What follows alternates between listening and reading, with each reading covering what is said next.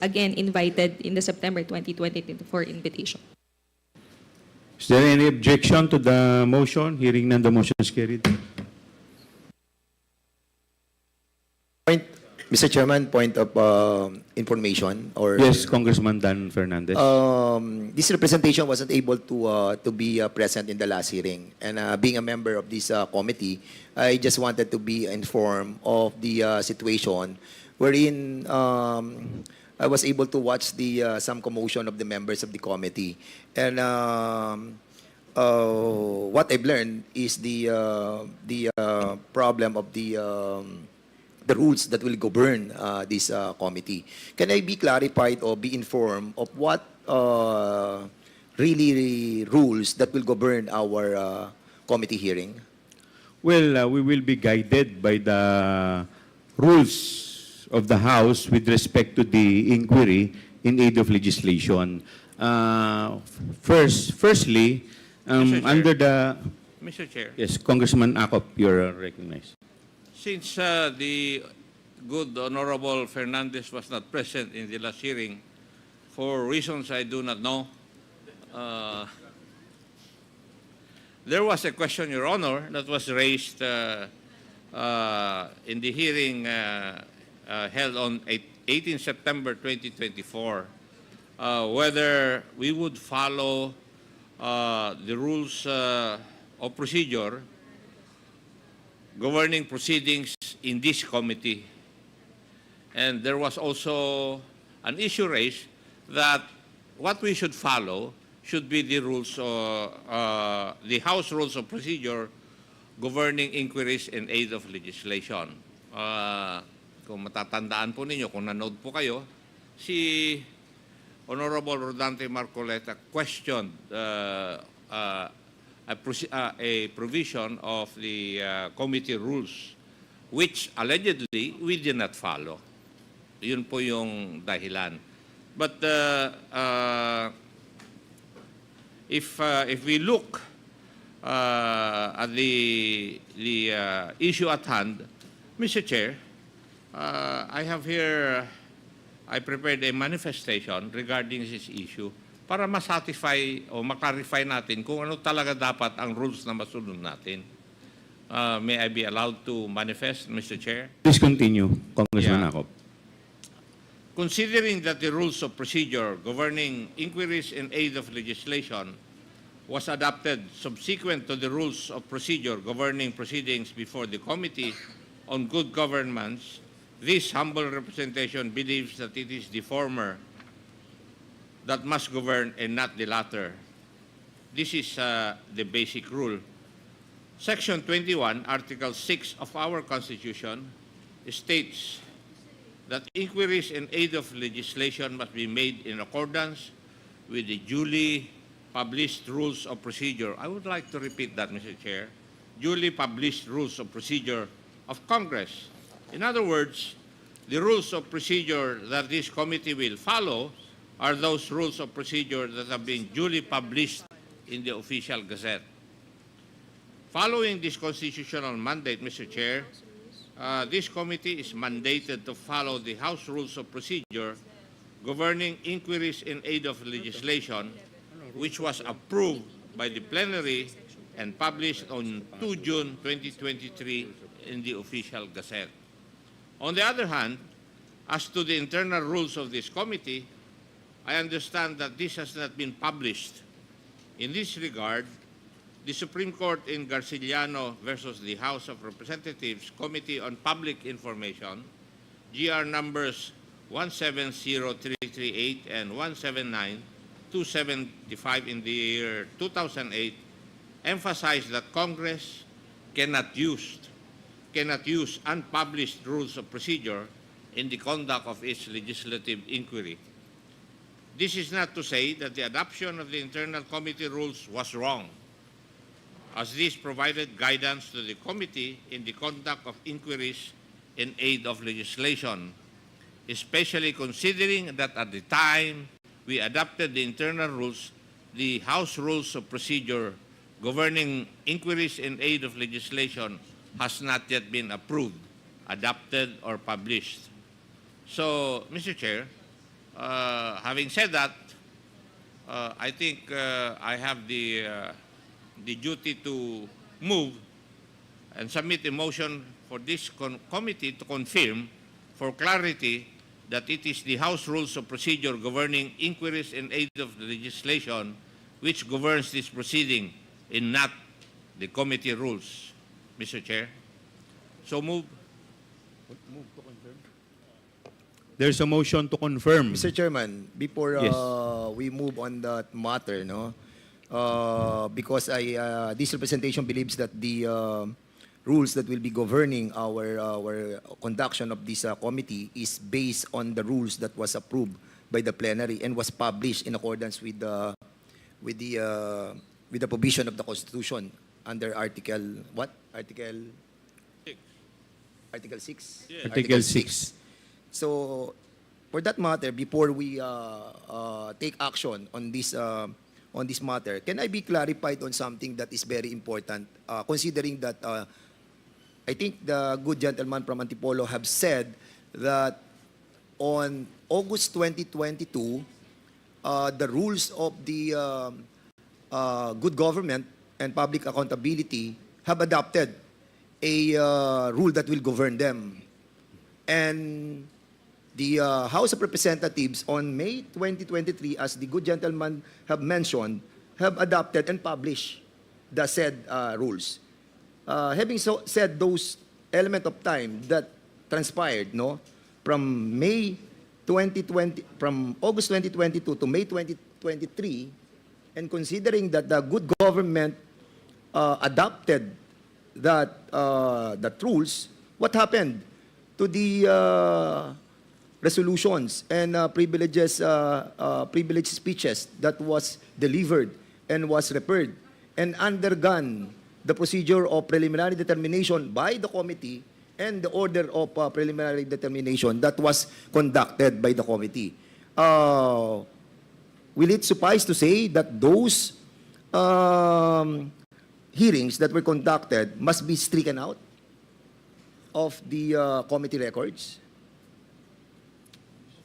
Congressman Akop. Mr. Chair, for the benefit of the gentleman from Laguna, as I've stated in my manifestation, noong wala pa pong na-approve na House Rules on Inquiry, ang ginagamit po natin ay yung internal rules which was approved by the committee. Yun po. But when the House Rules governing legislative inquiry by Congress was approved, then it already superseded yung ating internal rules. That is the stand of this representation, Your Honor. Thank you. And in, With the, if I may add, okay, Congressman. go ahead. I'm Yes. sorry. Yes. Thank you po. If I may add the manifestation of Congressman Akop. Basahin po natin yung section 18 ng ating internal rules dito po sa in aid of legislation. Sabi po dito, the committee tasked to conduct an inquiry may adopt internal rules of procedure. Ang ginamit pong word dito is may. So ibig pong sabihin dito, hindi po tayo obligado. Pwede po natin gamitin yung internal rules of procedure natin. Pero hindi po tayo obligado. So ano po ibig sabihin? Ang talagang obligado po talaga tayo dito ay ang gamitin natin ito pong House Rules na pinasa po sa plenaryo at duly published. Dahil yun po, pag hindi po natin ginamit yun po ay magiging inconsistent po sa ating saligang batas. I think, Mr. Chairman, no, with that explanation from the good gentleman from Antipolo and the chairman, accordingly, if you're going to look at the section 34 ng rules natin, these rules that have been adopted by the committee must be also submitted to the plenary. And if it is been proven that it is inconsistent, with our own rules, it is devoid of constitutional requirement as mandated by the Constitution. And one point of information as well, Mr. Chairman, because I'm trying to look at it right now, that these rules that was adopted by the good government is somehow redundant, repetitive, and I think it is preposterous, considering that we have established under our own rules a committee on rules that establish the determination, preliminary determination. We have 30 members on the committee on rules, and all the resolutions, all the privileged speeches that are being delivered on the plenary are being referred to the committee on rules. And one of the function of the committee of rules is to determine if there is a present of being referred to that specific committee. And in that case, Mr. Chairman, I believe that this representation believes that making a rule that is inconsistent with the rules that is being adopted by the plenary is somehow well, it's not abusive, it's not arbitrary, but somehow will have this House of Representatives spend so much effort, time, and resources for that matter. Kaya I think, Mr. Chairman, I submit to the position of this body, especially of Chairman Acop and the chairman of this committee. Maraming salamat po sa impormasyon. Thank you po. We will now rule on the pending motion. Mr. Chairman, Yes, I second the Congressman. motion of the Honorable Ako. Okay, is there any objection? Hearing none, the motion is carried. We will now confirm that it is the House Rules of Procedure governing inquiries in aid of legislation that will govern in these proceedings. Okay, settled na po yan. We will now proceed to the interpellation proper, but before we proceed, this humble representation is in receipt of a letter dated September 23, 2024 from the Office of the Vice President, which was signed by the Honorable Vice President Zara Z. Duterte. This letter was received on September 25. This is duly noted. We will now proceed to the interpellation proper. The first to interpolate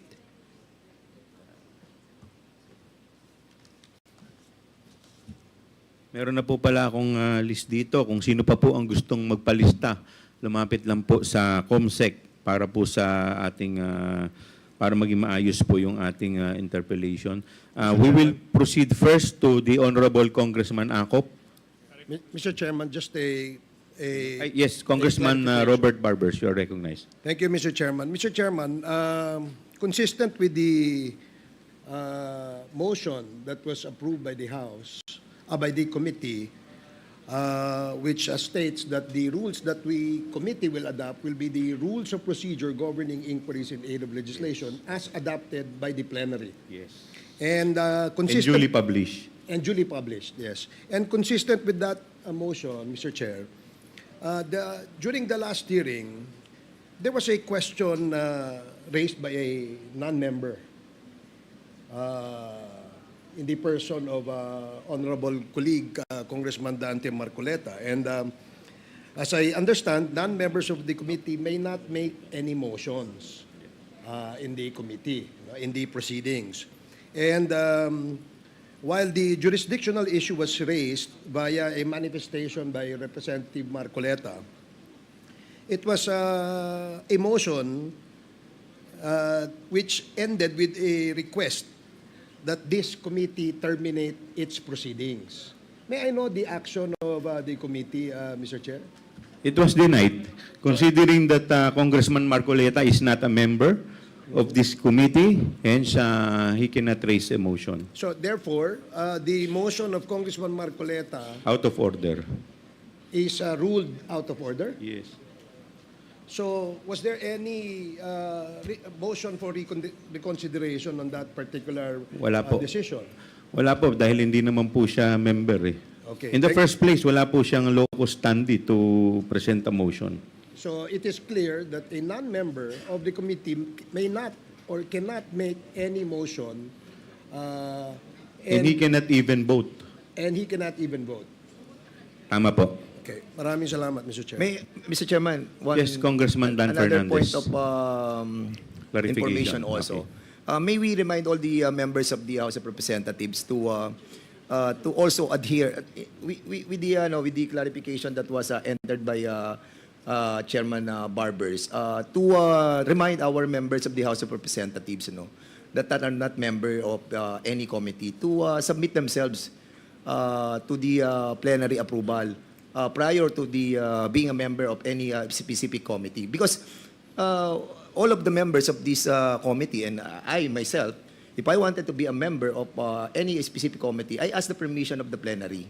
And with that, we can avoid some confusion and debate in the committee itself. And that entails time element. Kasi aside from na-disturb po yung discussion, is entails also the intention of delaying the investigation that every committee are conducting. With that, Mr. Chairman, I hope that it's a clarification to all the members of the 19th Congress. Maraming salamat po. Mr. Chair, just a parliamentary inquiry. Yes, Congressman Barbers. May I know if Congressman Fernandez and myself is a member of the committee? Yes, you are both members.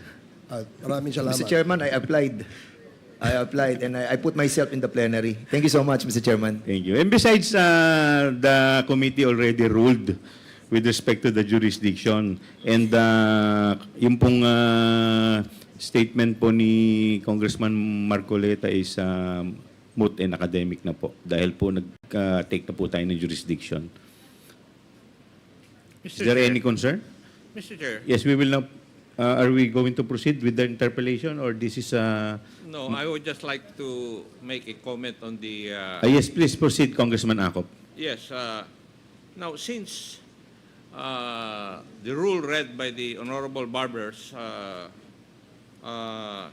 stated that non-members of this committee may not make any motions, and we had a non-member state a motion, the question is, what should we do with the motion?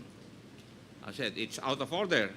Now, are we not supposed to move to strike it out of the minutes, Mr. Chair? Is there any motion? Do I hear a motion? I think it is incumbent upon us to have a motion to strike it out from the records of this committee because this will take a bad precedent, Mr. Chairman. Yes. So I move that we strike out the motion that was delivered and manifested by Congressman Marcoleta. Is there any second to the motion? Second. Second, Mr. Chair. Duly seconded. Is there any objection? Hearing none, the motion is carried. We will now proceed to the interpellation. Congressman Acop will be the first interpellator. Please proceed, Congressman Acop. Thank you, Mr. Chair. Most of the questions that my staff has prepared would concern Madam Gina F. Acosta, the Special Dispersing Officer of the Office of the Vice President.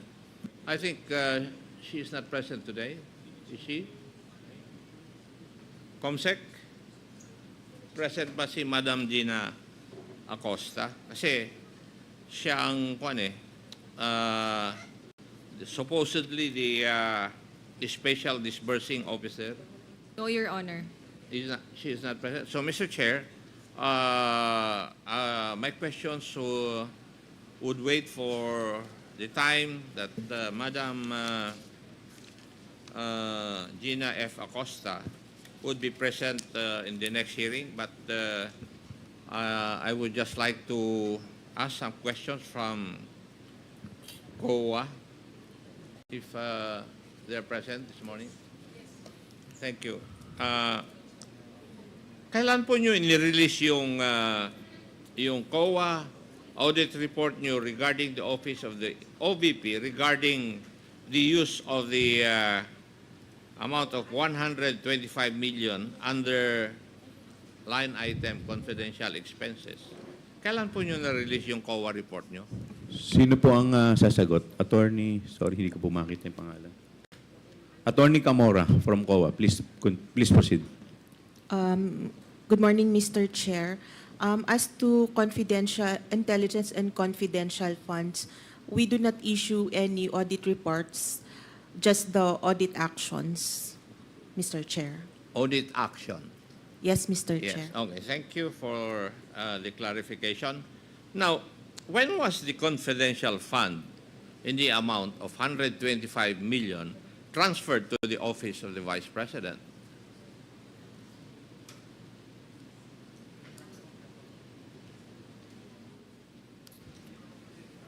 Sino po sasagot? It was in December. Attorney Camora? Mr. Chair, may I be clarified? The cash advance, Mr. Chair? Yes. When was the fund, the 125 million amount transferred to the office of the Vice President?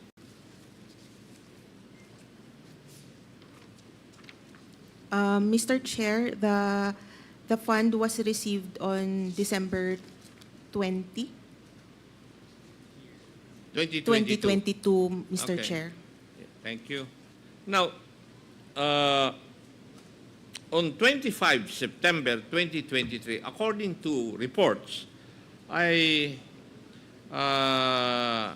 po ay nag-confirm, maybe because of reports, na galing po sa Office of the Vice President na the amount of 125 million confidential funds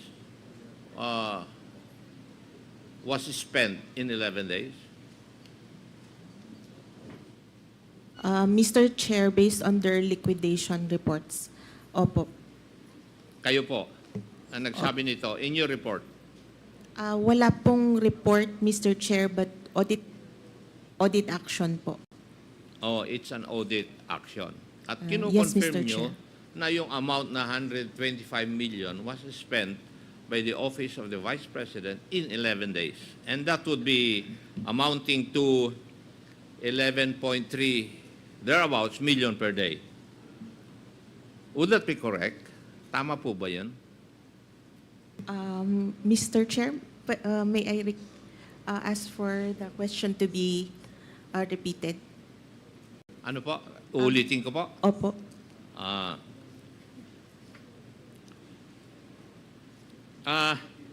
Kayo po nagko-confirm na in-spend in your liquidation in the liquidation report that was submitted to you, kayo po nag-confirm na in 11 days naubos po yung 125 million confidential funds. Tama po. Tama po, Mr. Chair. And that is equivalent to spending 11.3 million a day. If it was spent, or if the amount was spent in 11 days. Tama po rin po. Tama po, Mr. Chair, based on Yes. their documents po.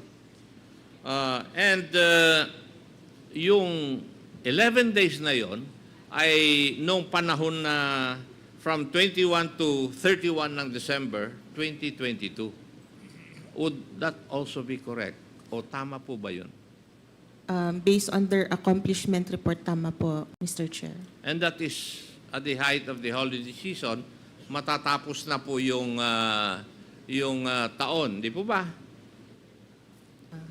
Tama po, Mr. Chair. At lahat po ng ahensya ng gobyerno nagmamadali na ma-spend yung kanilang pera na nasa kanilang opisina.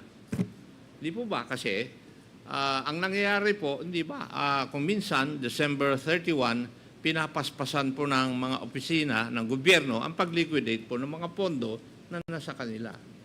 Hindi po ba tama yun? Alam ko po yun dahil naging controller po ako ng Philippine National Police noong Chief PNP si Senator Lacson at yun ang nangyayari eh. Kayo po ang sasagot, hindi na po siya. That's correct po, Your Honor. Yes. Paki-address niyo po yung chair sa antakantayin niyo po na recognize kayo. You are Miss Sofia Gemora.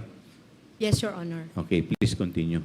Kasi minamadali po nila ng mga ehensya dahil if you notice, yung buwan ng Disyembre, normally it has four non-working holidays. So, 4 na ang nabawas sa 11 days para gastusin mo. Tama rin po ba? If I may add, Your Honor, to what Attorney Camora had said earlier, with regards to the 11 days report of our audit team, we are the audit team of the Office of the Vice President. So, looking at the records or the recording in the financial statements, we found out that the cash advance was drawn on December 20, 2022. And on December 31, looking at the financial statements, there was an expenditures recorded of the same amount, the 125 million. So that was the reason why we, of course, it's correct to say that that was the 125 million was expended in 11 days. Your Honor. Thank you, Madam. Now, because of this, the COA issued a notice of disallowance dated 8 August 2024, this allowing the amount of 73,287,000 from the 125 million confidential funds disbursed by the Office of the Vice President in 2022. Tama rin po ba? Tama po, Mr. Chair. Now, may I know kung ano po yung mga dahilan po ninyo bakit nag-issue po kayo ng notice of disallowance doon po sa expenditure on confidential funds by the Office of the Vice President? Pwede po bang malaman yung rason po ninyo? Attorney Gamora. Mr. Chair, our reasons were indicated po at the ND. I'd like to make a rundown po. Yung may issue po sa payment of rewards nila, may issue sa payment of charging payment for tables, chairs, desktop computers, and printers to the confidential fund, and also a non-submission of the revised accomplishment report, Mr. Chair. Yun po yung official reason why you COA issued a notice of disallowance. Tama rin po. Tama po, Mr. Chair. Now, may I ask, meron po siguro kayong breakdown ng expenditure of the confidential funds. Meron po ba kayo? Mr. Chair, meron po sa accomplishment report. Yes, and yung breakdown po ng expenditure ng 125 million, nasa inyo po sigurado yun. Tama rin po. Tama po, Mr. Chair. Now, may I know kung saan po nagastos ng Office of the Vice President yung 125 million? Was it spent in accordance with the rules, regulations, and protocol on the expenditure or on the use of confidential funds? Nasunod po ba yun? Yes, Mr. Chair. As indicated sa accomplishment report po, na-liquidate naman po nila based on confidential expenses as required by the joint circular po, Mr. Chair. If I may, alam naman po ninyo yung section 4.8 of Joint Circular number 2015-01 Yes, Mr. on the Chair. use of confidential funds. Opo, Mr. Chair. Now, categorically, yung po bang items na kung saan ginamit yung confidential funds ay naaayon po dito sa circular na ito? Opo, Mr. Chair. Kung naaayon sa circular na ito, bakit kayo nag-issue ng notice of disallowance? Mr. Chair, as to yung first finding, meron po kasing specific requirement ang joint circular na document na hindi po nila na-submit or nag-submit sila pero hindi po sufficient siya to answer the requirement of the joint circular, Mr. Chair. Na-mention kanina ni Chairman, the Honorable Joel Chua, na in the accomplishment report of the President, if I remember it right, meron pong ginamit na, yung surveillance in 132 places. Tama po ba, Mr. Chair? Yung Areas po yun. narinig ko na yun. 132 areas po. Yes. Yung 125 million, parang ginamit po yan in 132 areas. Yes, and accordingly, it was 100% compliance. Hindi po ba sa tingin ng COA, medyo kwan ito? Medyo imposible? Mr. Chair, parang based on other parang okay lang naman po siya. Kami po ay gumagamit din po ng intelligence fund. Nanggaling po ako sa service At alam ko na mahirap gawin ito. I will conduct surveillance in 132 areas in 11 days. Tapos kayo ngayon sa COA, sinasabi ninyo na posible pala ito. Samantalang kami on the ground na gumagawa nito noong ako'y nasa serbisyo, nahihirapan po kami. So, what is your basis na pwedeng sabihin na posible ito, Madam COA?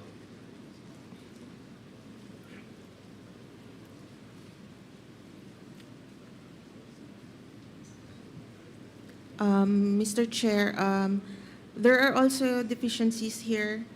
No, tinatanong ko lang po kayo kasi sa mata po ng COA, yung mag-conduct ka ng surveillance activities in 132 areas in 11 days, para sa amin po na gumagawa nito in our use of intelligence funds, no, ako po yung nasa serbisyo, nahirapan po kami Tapos sa mata pala ninyo, posibleng-posible pala ito. Tama po ba yung aking kaisipan? Mr. Chair, ang identified lang po ay number of areas, pero pwede din pong i-consider yung kung ilan po yung kung ilang tao po yung pinag-spendan ng funds, Mr. Chair. But the liquidation report does not say so. Yes, Mr. Chair. But, In-assume na lang ninyo yun Mr. Chair, meron po silang submitted na mga documentary evidence. Okay. Mr. Chair, those would be the questions that I would ask, I have asked from COA. Yun po yung aking nihanda. The others would pertain to Madam Gina F. Acosta. So, marami pong salamat, Mr. Chair, for the opportunity to interpellate. Thank you. Thank you po, Congressman Acop. The next interpellator is the Honorable Congressman Rolando Valeriano.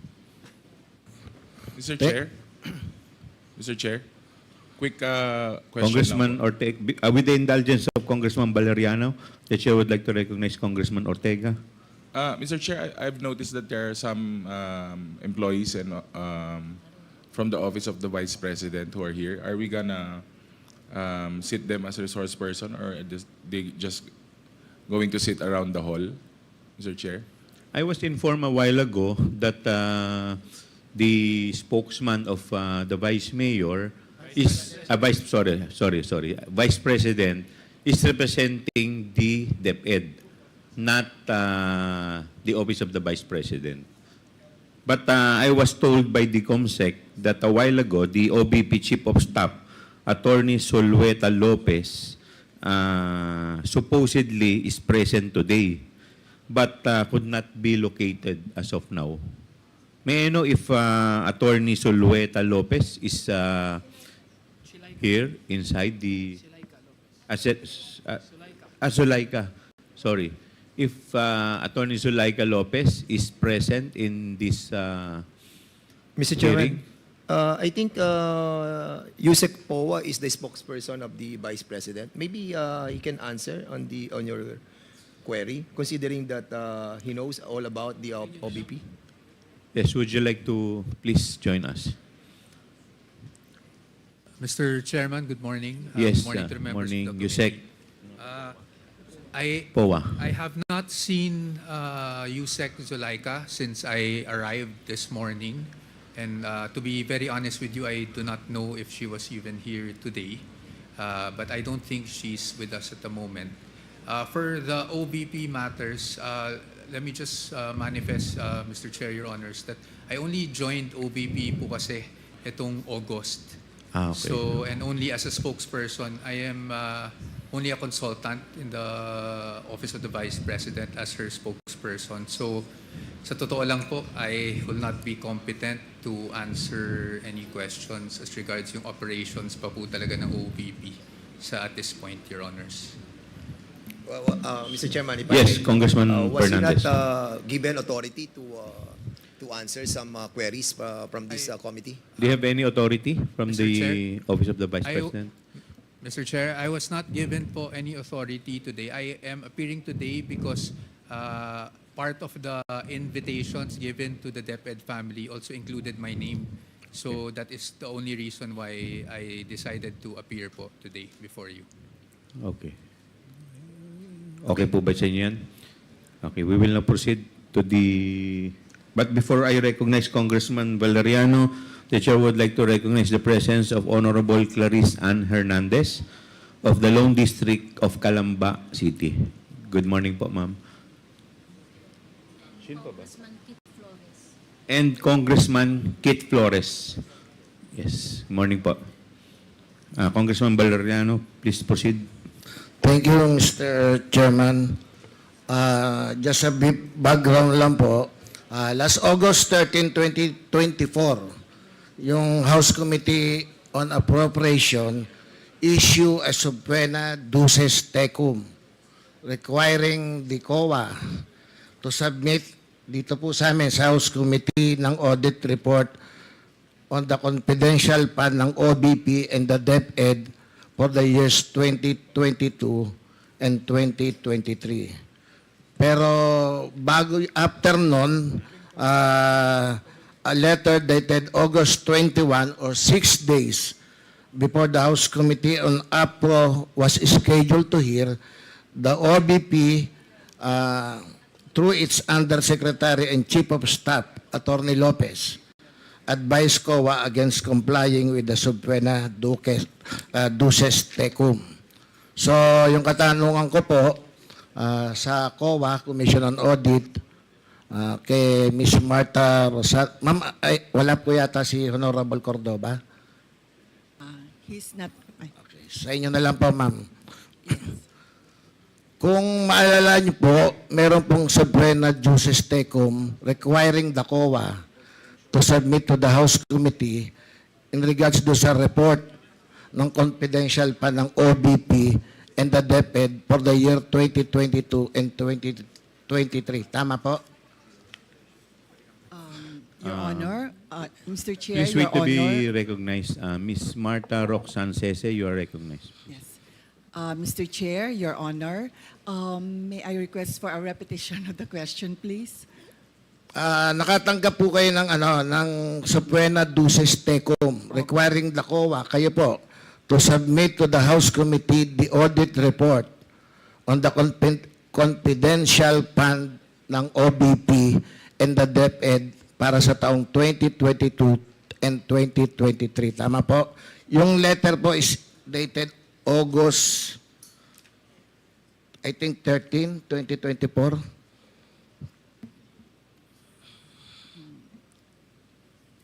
August 21. Tama. Your Honor, may I please refer first to the legal services sector representative because I am not privy to that very document. May I know who will answer? Attorney Camora, please answer. Yes, Mr. Chair, nakatanggap po kami ng subpoena. Yan. yung August 21, 2024, you received a letter from the OBP directly to Chairperson Cordoba. And it was personal. Ang sinasabi po ron, kung maalala nyo, pinipigilan ang COA na mag-release ng details. Tama po? Tama po, Mr. Chair. Sino po ang nag-receive ng letter? Mr. Chair, sa Office of the Chairperson po. Sa Office of the Chair. Binigay po ba, anyway, wala si Chairman pero baka kaya niya pong sagutin. Binigay po ba kaagad ito personally kay Chairman Cordoba or dinaan pa sa kanyang mga staff? Mr. Chair, hindi ko po alam kung kailan nabigay kay Chairperson, pero na-receive po ng ICFAO ng office namin, and then we elevated po the matter to the Chairperson. Yes. Ano po ang naging aksyon ng COA in regards to that letter? We complied with the subpoena do Sistecom, Mr. Chair. So, ang discretion po kung lawful at reasonable ang pag-comply sa mga subpoena or kung lawful excuse not to comply ay tanging tama po, nasa inyo, nasa COA lang. Yes, Mr. Chairman, pong COA rules. Yeah, at bilang constitutional independent body, hindi po maaring diktahan basta-basta ang COA. Tama po? Being an independent body, tama po, Mr. Chair. Lalo na po kung ito'y in relation to the constitutional duties ng COA, gaya ng pag-o-audit sa ahensya ng kahit anong government agency. Tama po? Tama naman po, Mr. Chair. Under the presumption of regularity, ang COA ay kailangan mag-comply sa mga subpoena as a matter of course. Tama po ba? Tama po, Mr. Chair. So, did the COA reply? Yes, Mr. Chair. We replied to the subpoena do Sistecom. Okay. Nagkaroon po ba ng exchange of correspondence na sagutan yung OBP tsaka yung COA in regards po do sa request nila? Mr. Chair, parang wala na pong response po. So, sinunod niyo po ba yung directive ng OBP not to comply with the subpoena? Mr. Chair, yung hindi po. Ang nag-comply po kami is yung sa subpoena to Sistecom. So, ang COA po ay sumunod sa subpoena because they agree that Congress does have the power to subpoena these documents. Correct?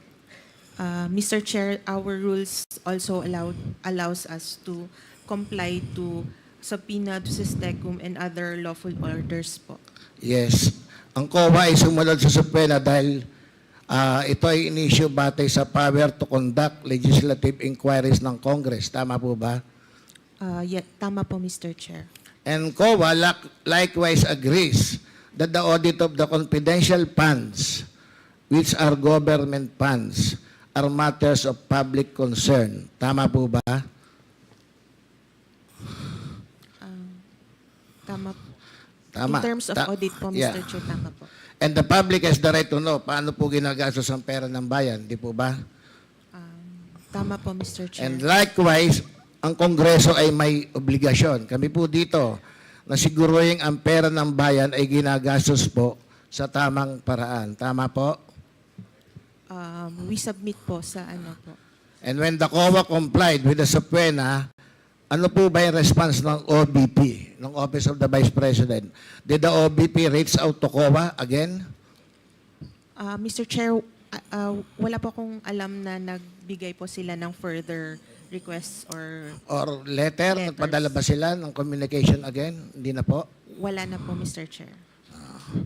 Were further attempts made by the OBP to force or compel COA not to comply with the subpoena, even a phone call or what?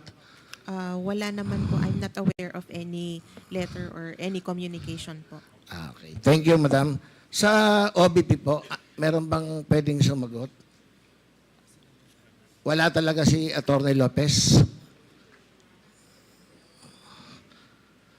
Comsec, how about Attorney Lemuel G. Ortoño. Andito po.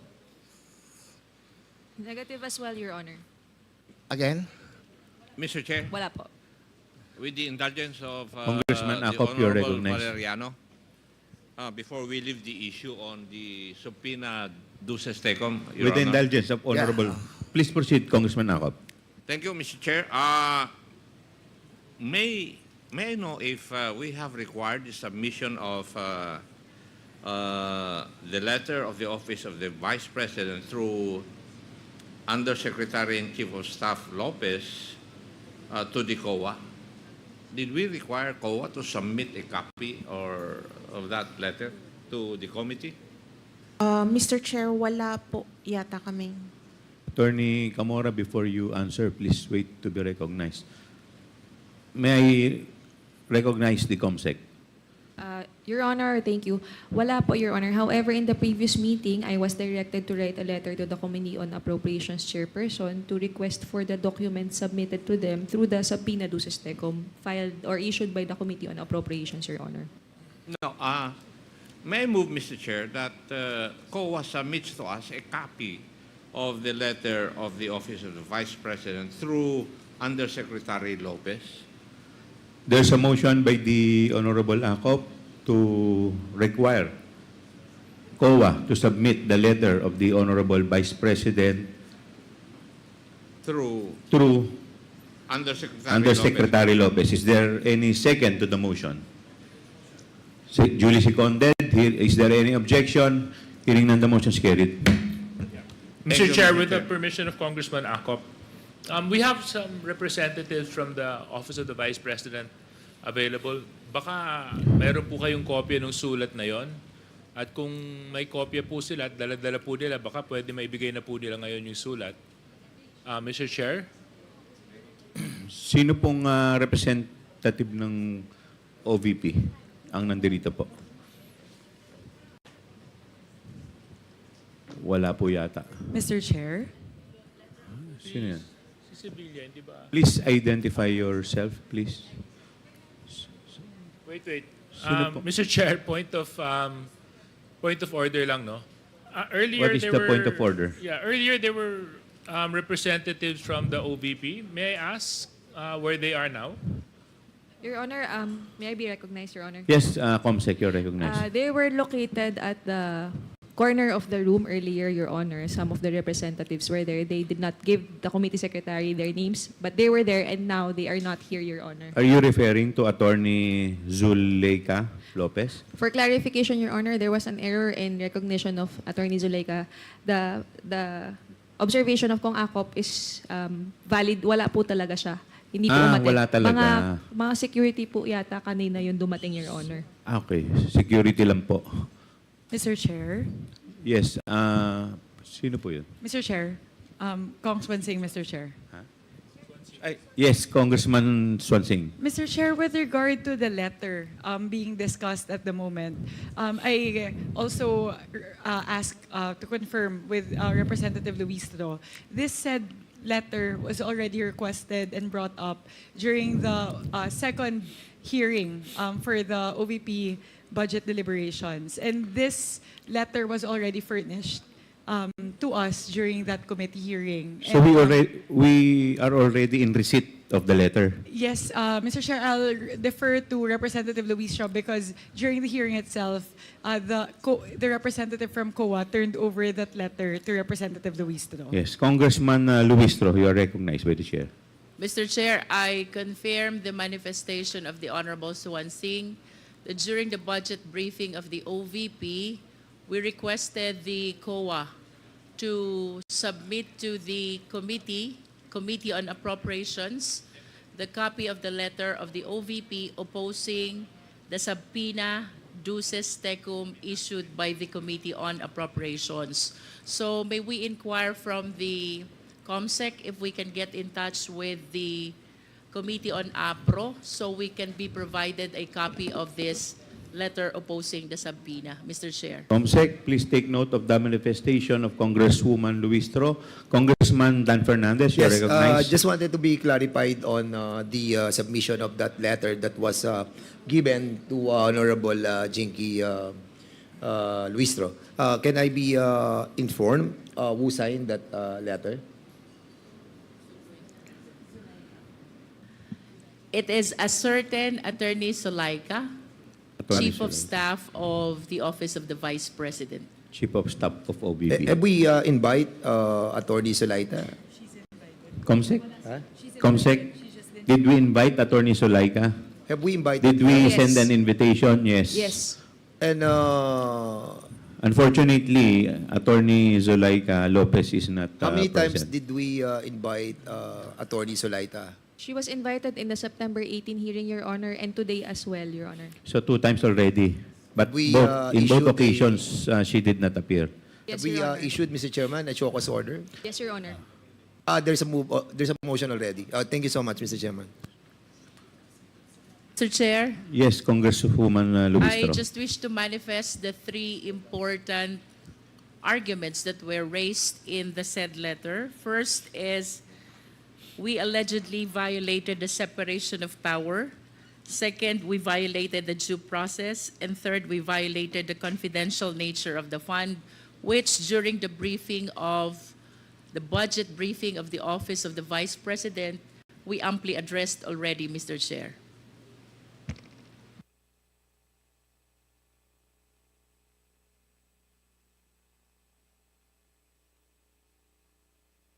Nagmanifest lang, di ba? Mr. Chair, while we are waiting for the copy of that letter from the Committee on APRO, I shared the 3 arguments which were raised in the said letter. First is the separation of power rule. Second is the due process. And third is the confidential nature of the fund. During the budget briefing, Mr. Chair, we amply addressed already these 3 issues. Okay, duly noted, Congresswoman Luistro. Mr. Chair. Yes, please continue your interpellation, Congressman Valeriano. Ang problem po, yung kasunod ko sana ng tanong in regards do sa letter na ginawa ni Attorney Lopez ay sa OBP na or any representative from the Office of the Vice President, pero wala po sila kahit isa, Mr. Chair. So, tinatapos ko na po yung pagtatanong ko. At meron na po bang representative from the OBP? May I be recognized? Wala pa rin po, COMSEC. May I be recognized, Your Honor? Yes, COMSEC, I you're was recognized. informed by the registration that there was one representative who signed in the registration. Her name is Marie Cristel Axalan, while the rest did not register, Your Honor. And they are not here anymore. Marie Cristel Axalan signed the registration, Your Honor. She signed in the registration, Yes. but she is not physically present. She was here a while ago. She was here. Some of them were here a while ago, and now they cannot be located, Your Honor. Okay. So with that, Mr. Chair, tineterminate ko na po yung ibang katanungan ko at antayin ko na lang po sa susunod na hearing pagka dumating na po yung Office of the Vice President. Salamat po, Mr. Chairman. Thank you. Mr. Mr. Yes, Chair, can I just, Congressman, Deputy Speaker Jay Suarez, you're recognized. Thank you very much. Mr. Chair, with the indulgence of our next interpellator, I just want to go back dito sa COA natin. Attorney Camora, opo, nabanggit niyo po kanina na nakapag-submit po ng documents tungkol po doon sa liquidation ng 125 million in 11 days, no? Attorney Camora. Tama po, Mr. Chair. Can you please submit to the committee the documents that were submitted? Mr. Chair, since it was already subpoenaed by the Committee on Appropriations, we can only comply through subpoena din po. Okay. It was subpoenaed by the Committee on Appropriation. Yes, Mr. So Chair. nasa Committee on Appropriation po yung documents, tama po ba? Yes, Mr. Chair. Okay. Maybe we can ask the COMSEC to request for a copy of the said documents. Yes, Mr. Chair. Actually, that was the next motion that I was gonna push forward, is that we request a copy of the documents that were transmitted to the Committee on Appropriations, just so that we can go through these documents. No? Thank you very much, Mr. Chair. Mr. Chair, Of course, and of course, it should also include the 32 areas, no? Yes. Did you submit the list of the 32 areas covered by the period of December 21 to December 31, 2022? Mr. Chair, we can provide the copies to the committee upon issuance of subpoena din po. Upon the issuance of subpoena. Duces tecum. Do I hear a motion for the issuance? So moved, Mr. Chair. There's a motion to issue a subpoena duces tecum with respect to the 32 areas covered covering December 21 to December 31, 2022 with respect to the 125 million confidential fund. Is there any second to the motion? second, Mr. Chair. Duly seconded. Is there any objection? Hearing none, the motion is carried. Yes, Mr. Chair. Congressman Luistro, you're recognized. I wish to go back to the letter opposing the subpoena issued by the Congress, specifically the Committee on Appropriations, Mr. Chair. I wish to manifest that the letter is dated August 21, 2024. So I humbly submit that during this time, Attorney Powa is already connected with the Office of the Vice President, and I wish to believe that he can enlighten us with respect to the questions to be propounded by the Honorable Valeriano, Mr. Chair. Attorney Powa, could you please join us? Mr. Chair? Yes, may I be Attorney Powa. recognized? Yes. I confirm the statement made by the Honorable Congresswoman that I was already, in fact, the spokesperson at that time, August 21, I believe. However, Mr. Chair, I really do not have the competence because I am not an employee of the OVP. I was only engaged to be the spokesperson at that point. And so I was not part of the drafting of such letter and was not part of anything with that letter. But if there's anything that I can contribute, then I will be willing to do so, Mr. Chair. Would you like to proceed, Mr. Congressman? Chairman, Valeriano? opo, baka... Mr. Chair, with the indulgence of Yes, Representative Congressman Go ahead. Nika Sonsing. Very quickly lang po. May I ask Mr. Chair a clarificatory question on the motion a while ago? How many areas po yung covered nung subpoena duces tecum? 132 areas. Okay. Yun lang, Mr. Chair. Just wanted to clarify because I heard 32 po. So we just wanted to make sure 132 is correct. That's correct, Mr. Chair. Thank you very much po. Thank you. Just to be clear, the motion was duly approved with respect to 132 areas. Okay po ba, Powa? Mr. Yes, Mr. Chair. Attorney Again, Powa. my apologies. But again, I just have to at least state for the record, Your Honors, that the Vice President really did not authorize me to represent her or the OBP in this proceeding po. I really am here because I was part of the invitees doon po sa DepEd invite na pinadala po. So with that, Mr. Chair, hindi rin niya pwedeng sagutin yung mga tanong ko in regards to the OBP, to the Office of the Vice President. Opo. Mr. Chair, Yes, please continue. Gustuhin ko man po kasi hindi po talaga ako authorized. So I'm afraid whatever I say might also be questioned later on, Your Honors. Okay. Hindi talaga po ako inauthorized ng Vice Presidente natin eh. Okay, thank you po. We will now proceed to the next interpellator, the Honorable Dan Fernandez. Yes. Wala naman po akong masyadong tanong, Mr. Chairman. Medyo nakaka-worry lang po talaga itong 125 million for 11 days. For the information of everybody, I became the mayor of Santa Rosa, and yung confidential fund ko is like 7 million per quarter. And it's really hard for me to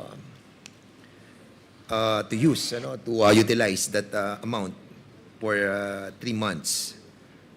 And this amount is so huge that needs to be investigated rightly. Dito po sa Mr. Chairman, you have presented something, and I tried to secure the documents that you have presented a while ago. So I'll be dwelling on this information that you have given this committee. I hope that the COA have the liberty to say something on this disallowed portion of that 125 million, and that was issued by COA, no? Yung 73 million. Doon po ba sa purchase of information, lumalabas po dito that 14 million is the purchase of information, and this was spent for 11 days. So basically, it is 1.2 million per day for the purchase of information. What do you mean by purchase of information? Can you kindly explain to us what is a purchase of information? Mr. Chairman. Sino pong sasagot? Attorney Camora, please answer. Mr. Chair, based po on the joint circular regarding the guidelines on COA, confidential funds, purchase of information pertains to those information necessary for the formulation and implementation of program activities and projects relevant to the national security and peace and order. And with the submission of the Office of the President, or Office of the Vice President, regarding to this 14 million that was submitted by them, you deem it right to disallow the 14 million Mr. Chair, 14 million purchase of purchase information. of information. It's not part of the notice of disallowance, Mr. Chair. The 14 million is not part of the 73 million? It was allowed po in audit, Mr. Chair. The purchase of information was allowed? Yes, Mr. Chair. The only 14 million for the purchase of information, you allowed it? yes, Mr. Chair. And your basis is what? Their documentary evidence of payment. What are the documentary evidence that was submitted to you, if you have the liberty to say it to us? Mr. Chair, since it's already on the merits of the case, since it's already touching on the merits of the case, and we can only comment on those that we have submitted to the through the subpoena to SESTECOM. And since the notice of disallowance is not yet final, we cannot yet discuss on the merits of the notice of disallowance. Okay, I respect that. So, medyo na-worry lang ako dito sa purchase of information that amounted to 14 million for 11 days. And you have approved it. Yes, Mr. Chair. Mr. Chair, since it's not yet final, Did you it's have only this ito na lang po. Hindi naman to mag-incriminate sa inyo, no? So, yung bang 14 million, may kasama mga equipments na binili? ibang item po, Mr. Chair, ang equipments. So, yung purchase of information is all about information or data that you have gathered the that you have OVP. approved sa COA. Yes, Mr. Chair. Congressman Fernandez, if I just make Yes, point yes, of sir. clarification. Deputy Speaker, Jay. Yeah. May I just be informed as to what type of information was purchased?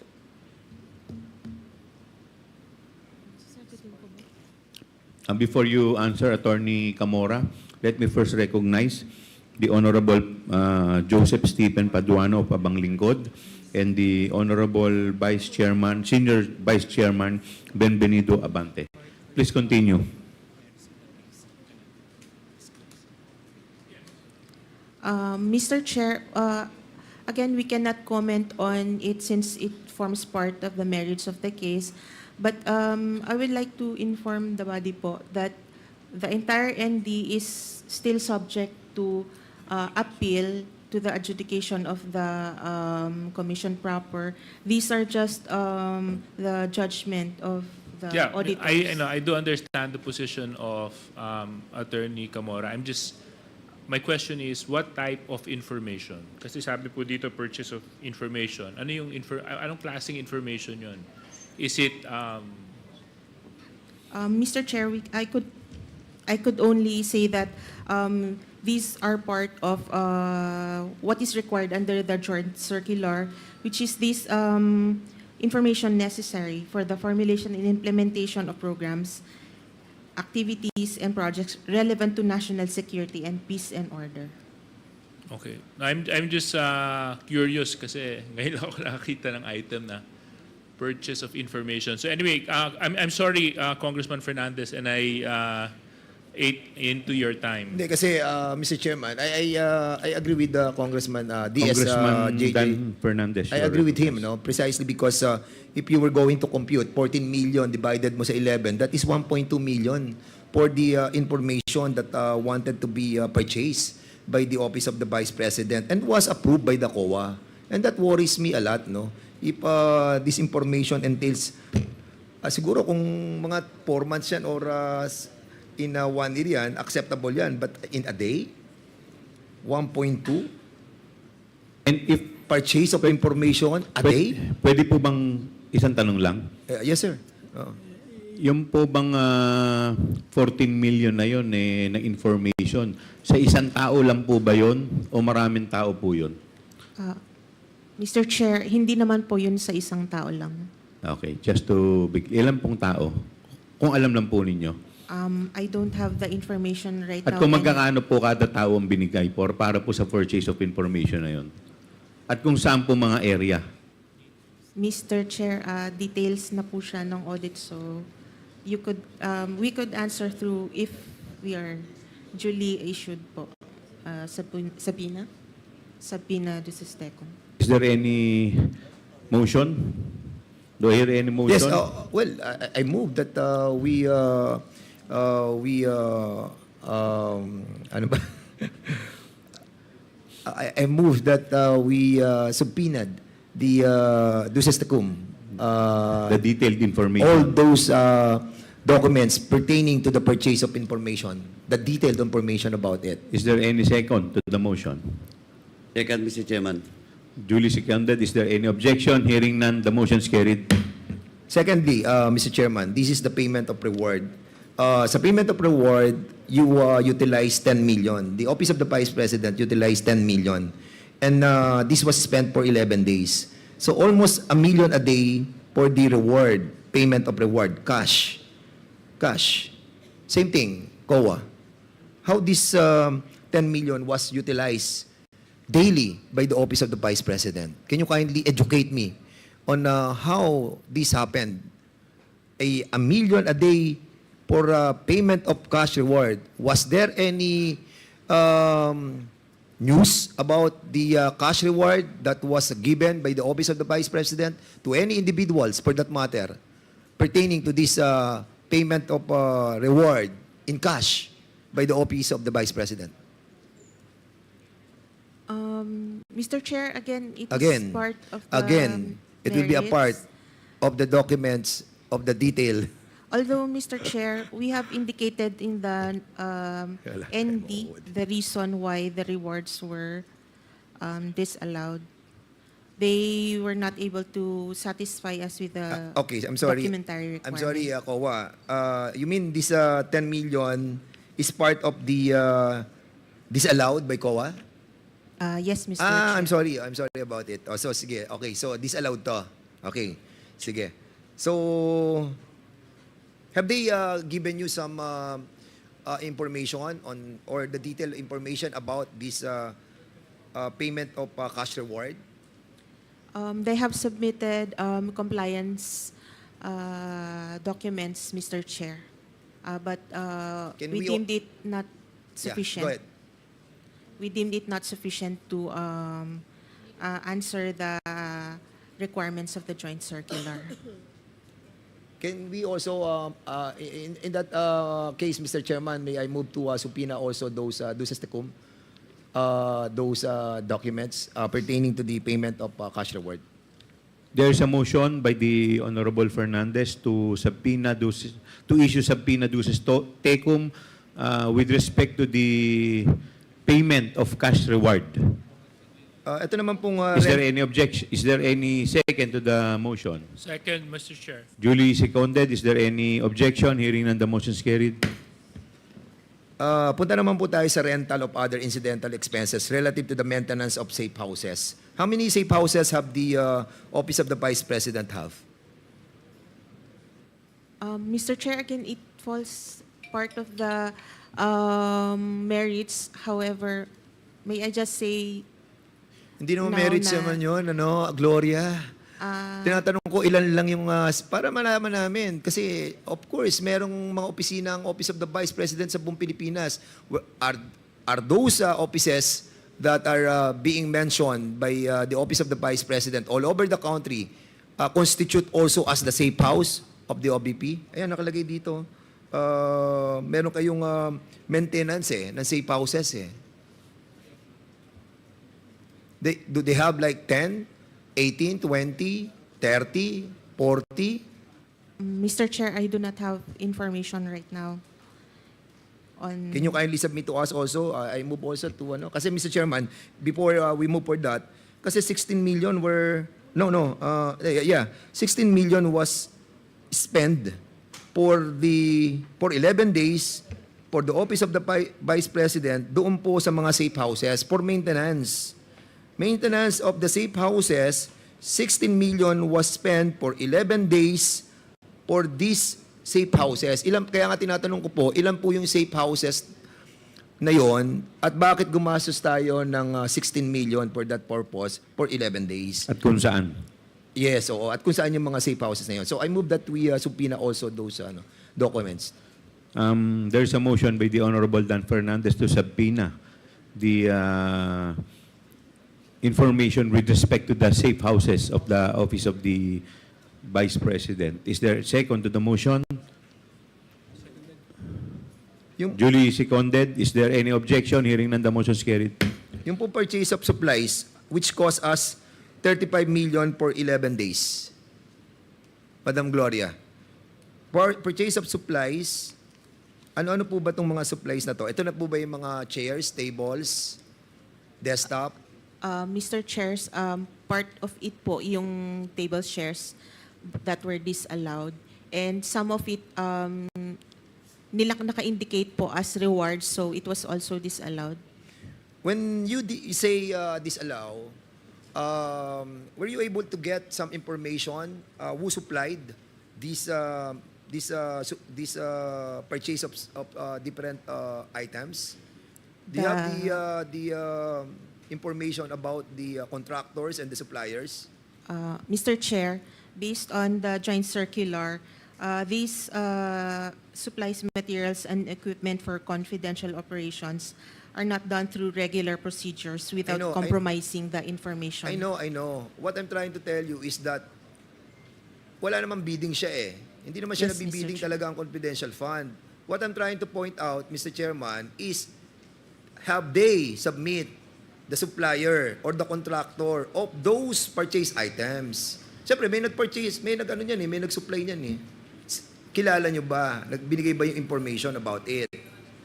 We only received documentary evidence of payment, Mr. Hindi mo Chair. sinasagot ang tanong, Gloria eh.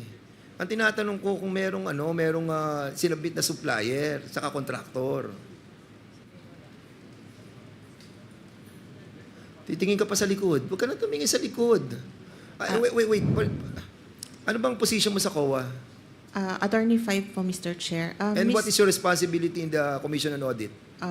Review of the audit po. Ha? Review of the audit. Review of the audit. Ano ginagawa ng review of the audit? Tinitingnan ko Chair, yung... So, nakikita mo na, huwag ka na tumingin sa likod. So, anong nakita mo doon? So, binigay sa iyo yung 35 million na purchase ng goods for 11 days. Siyempre, nakita mo, 35 million, 11 days. Wow, ang bigat nito, 35 million, 11 days. Sino yung nag-supply nitong mga supply na to? Di ba? Yan ang trabaho mo eh. So, yes. sino yung mga supplier? Mr. Chair, kasi... Sino yung mga supplier na nakita mo? sa merits na po kasi... Oh my Merits goodness. na po Ang kasi... point not po the ni merit. Congressman Dan Fernandez, hindi ka ba Hindi, nagtaka? Yun po yung yun po yung gusto niyang ipunto. Hindi po ba kayo nagtaka na nagkaroon ng purchase na worth 35 million in 11 days? Tama po ba yun? Yes, oo. 35 million. Ako naman, kahit ako, mayor ako eh.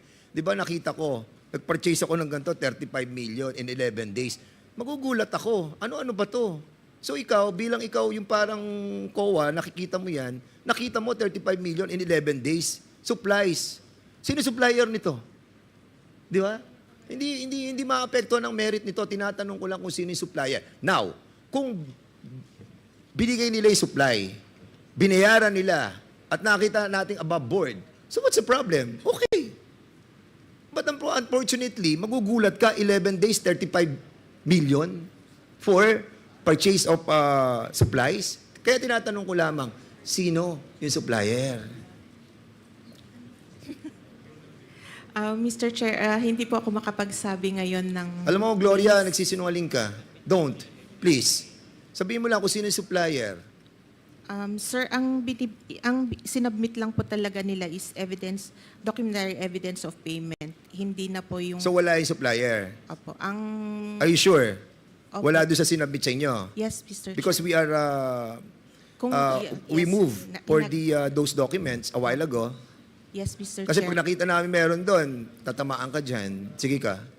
Mr. Chair, ang sinubmit po nila sa amin is yung documentary evidence of payment, but wala po yung mga Wala yung supplier. suppliers Okay, po sige. nila. I will accept that momentarily. Okay. Mr. Chairman, punta po tayo dun sa, sa provision of medical and food aid. 40 million for 11 days. Again, wala rin yung supplier dito? Wala din po, Mr. Chair. Kaya part din po siya ng Did you ask disallowed the Office of the Vice President to submit all the contractors and suppliers of all these supplies and the medical and food aid? We asked them to explain po the... Hindi, but did you ask for the supplier? Normally, Chair, hindi po. Why? We just do our audit based on the requirements under the Sige, joint I will circular. accept that. But Mr. Chairman, at least I think it is imperative for us to find out the contractor and suppliers of all those supplies that was purchased by the Office of the Vice President. Not because ano tayo, what do you call this? Medyo hindi natin pinupuntirya. Tama. Thank you for that word. Hindi natin pinupuntirya yung mga supplier and contractor. What we are after, Mr. Chairman, is the amount, the huge amount that is what's spent for 11 days. And this is something extraordinary. Hindi naman po siya ganun kasimple that 40 million will be spent on medical and food aid, 11 days. Tapos yung supplies, 35 million for 11 days. Purchase of information, 14 million for 11 days. And ito pa, yung lastly, yung payment of incentives on traveling relative to the confidential operations. How does it work? Paano nagbabayad ng incentives or traveling? Can you kindly explain it to us? Because we spent 10 million in 11 days. Mr. Chair, they gave an explanation on this po that those are actually rental of transport vehicles related to confidential activities po. And accordingly, hindi tayo kumukuha ng mga receipt galing sa mga operators ng mga vehicles. Mr. Chair, ang requirement lang po kasi is documentary evidence of payment. Okay, thank you so much. With that, Are you done? Yes, I'm Dan Fernandez, sir. Tapos na po ba kayo? Okay. Am I done? Okay. I think for the meantime, Mr. Chairman, I'll be refraining from asking more questions, considering that I spent almost 5 minutes in the interpellation. So I'll be yielding back my time. Thank you so much, Mr. Chairman. Thank you po. We will now proceed to the next interpellator, the Honorable Deputy Speaker, Jay Suarez. You're recognized, sir. Mr. Chairman. Honorable Paduano, what's the Mr. pleasure? Chairman, with the indulgence of Deputy Speaker JJ, may I ask a clarificatory question lang po with regards to the witness, resource persons present in today's hearing.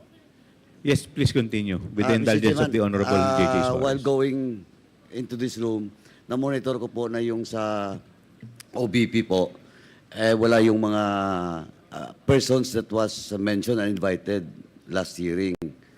Particularly yung SDO po, yung Gina Acosta at saka yung Julieta Villa del Rey, which is the chief consultant. But as Chairman Acop mentioned, may show cause na daw to ngayon. Yung dalawa. Tama po ba? Yung dalawa mismo. Yung chief accountant at saka yung SDO. Tama. Comsec? Yes, Your Honor. There was a motion kanina. 5 po yung inisyuhan ng show cause orders, Your Honor. It was Attorney Zulaika Ortonio Sanchez, Miss Acosta, and Miss Julieta Villa del Rey. Now, Mr. Chairman, just to ask this question. So we cannot, the OBP, the Office of the Vice President cannot answer queries from this representation of the members of this committee as of now? Who is the highest Wala po kasing official? representative dito eh. Ang Wala? Office of the Vice, wala po. Wala po ba? How about the spokesperson, which is Mr. Michael Pua?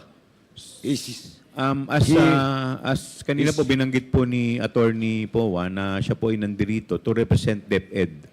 You're here to represent the Fed, not the Office of the Vice President? Mr. Chair. Please, Attorney Powa. Yes, yes, Mr. Chair, that is correct. I am here again because I was part of the list of invitees as far as DepEd is concerned po. How about sa OBP? You're not already part of the Office of the Vice President? Wala po ako sa list ng invitees. No, but hindi, yung official function mo ngayon. I'm just a consultant po of the Consultant Office of the ng- Vice President. Of the Office of the Vice President. Consultant for what? A spokesperson po. Spokesperson Opo. ng OBP? Opo. And you cannot answer queries from this committee with regards to the OBP confidential fund? Mr. Chair, I'm afraid I'm really not authorized by the Vice President or anyone from the OVP to represent But them with here. regards to the DepEd, you can answer queries? You can answer queries? Yes, Your Honor. Okay. So walang OBP dito? Kanina po may nagpakita, but unfortunately, nawawala na po yata.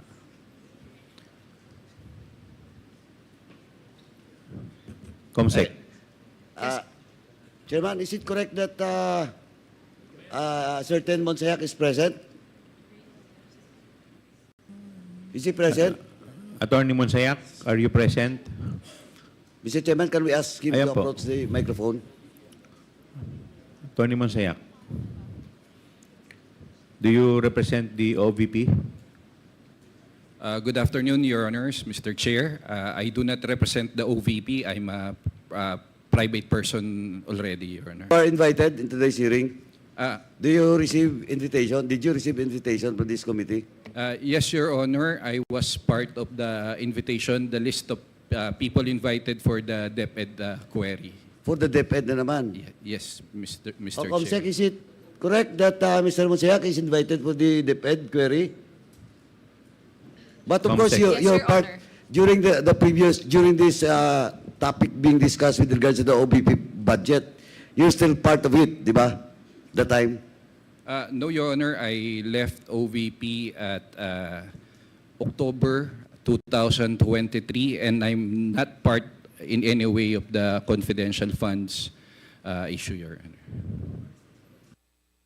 Comsec. Anyway, Mr. Chairman. Your Honor, Attorney Reynold Monsayak was invited from the DepEd roster as Assistant Secretary for Procurement, Your Honor. Just to clarify. Okay. Congressman Paduano. Thank you, Mr. Chairman. Thank you. The chair would like to recognize the Deputy Speaker, Jay Suarez. Please proceed to your interpellation. Thank you very much, Mr. Chair. Mr. Chair, I just wanted to follow the line of questioning started by Congressman Dan Fernandez. Again, to the COA. Ma'am, magandang tanghali po sa inyo. Can you show the slide, please? Yeah. Ma'am, sinubmit po sa COA ang accomplishment report ng fiscal year 2022 sa confidential funds. Tama po ba ito? Tama po, Mr. Chair. Okay. Ayon sa accomplishment report, fully spent ang 125 million. Tama po ba ito? Tama po, Mr. Chair. Okay. Ito pong 125 million ay naka-breakdown into more specific items. Am I correct? Tama po, Mr. Chair. And to enumerate how the 125 million was spent, item 1, purchase of information. Item 2, payment of reward. Item 3, rental of other incidental expenses relative to the maintenance of safe houses. Item number 4, purchase of supplies. Item number 5, provision of medical and food aid. Item number 6, payment of incentives for traveling relative to confidential operations. Is this correct? Tama po, Mr. Chair. So, can you confirm that this is the breakdown reflected in the accomplishment report printed on the screen right now? Yes, Mr. Chair. Yan po yung nasa utilization report. Opo. Napansin ko lang po, ma'am, na kung titignan po natin yung mga amounts, very specific, no? Whole number po siya. 14, 10, 16, 35, 40, and 10. Walang butal, ma'am? Buong buo? Mr. Sakto Chair, lahat? dito po sa accomplishment report nila, ganyan po, buo-buo. Buong buo, oo. Hindi ito estimate or budget, di ba?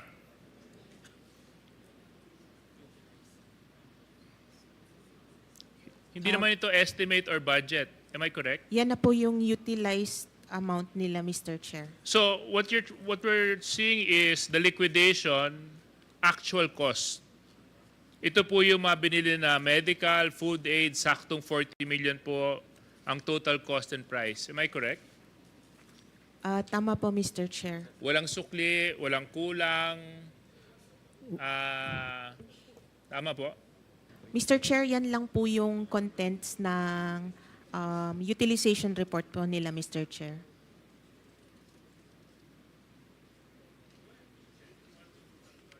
Sususugan ko lang po yung tanong ni Deputy Speaker. When you say utilize, ibig sabihin, nabili na, nagamit na. Tama po ba? Yes, Mr. Chair. Okay.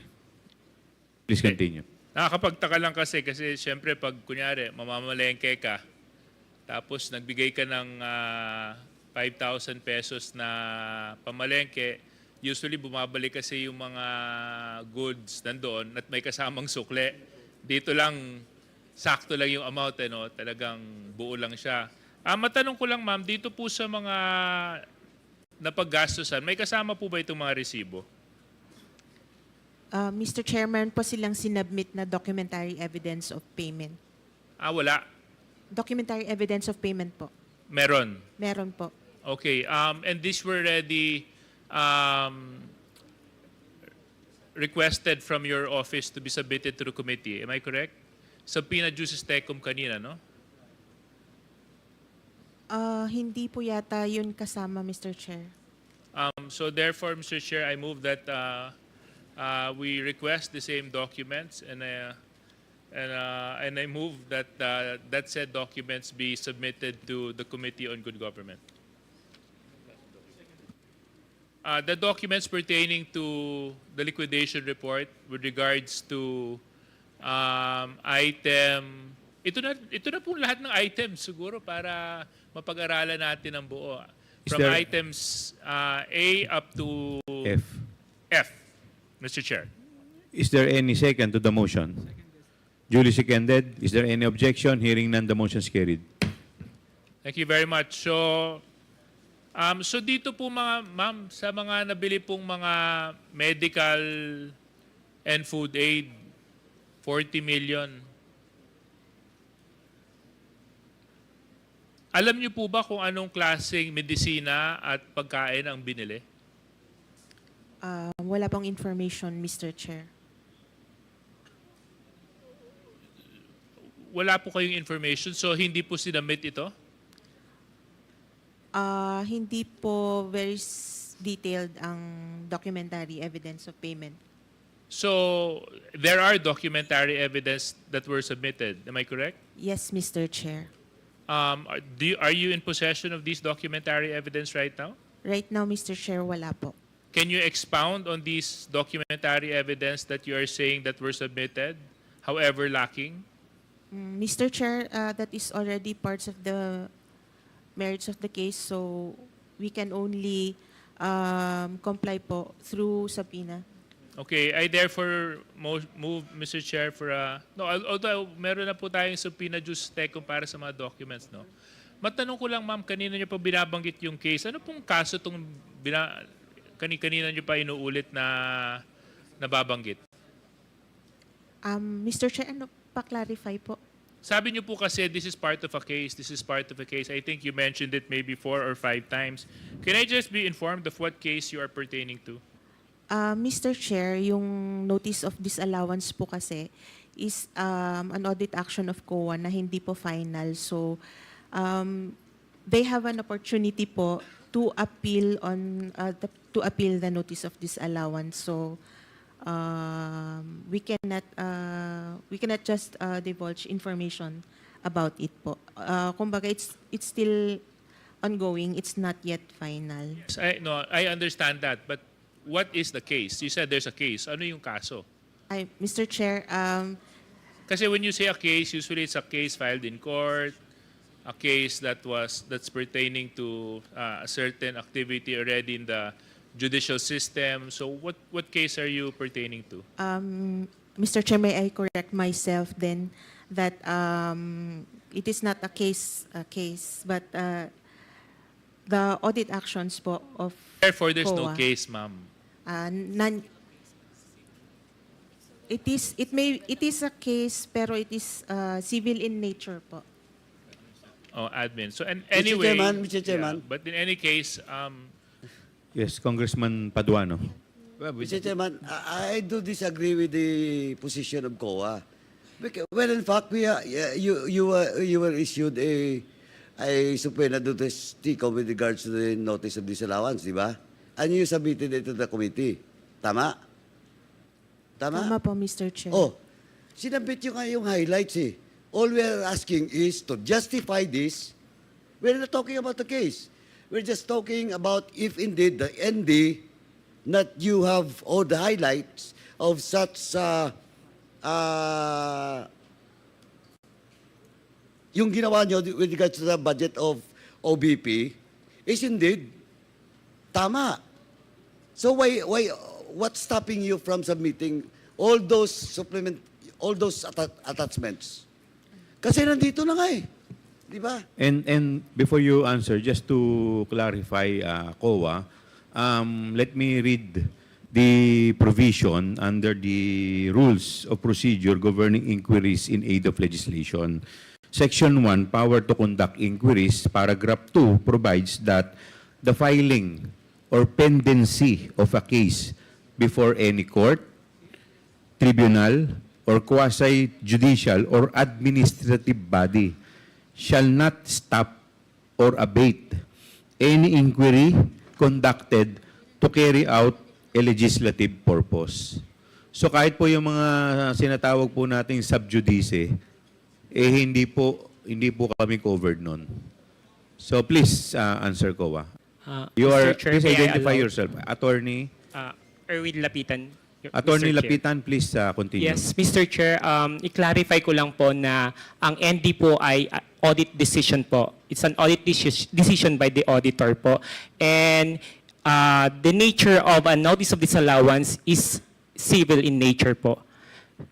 There is no case. get filed? It's actually a case before the No, Quasi. you cannot prosecute.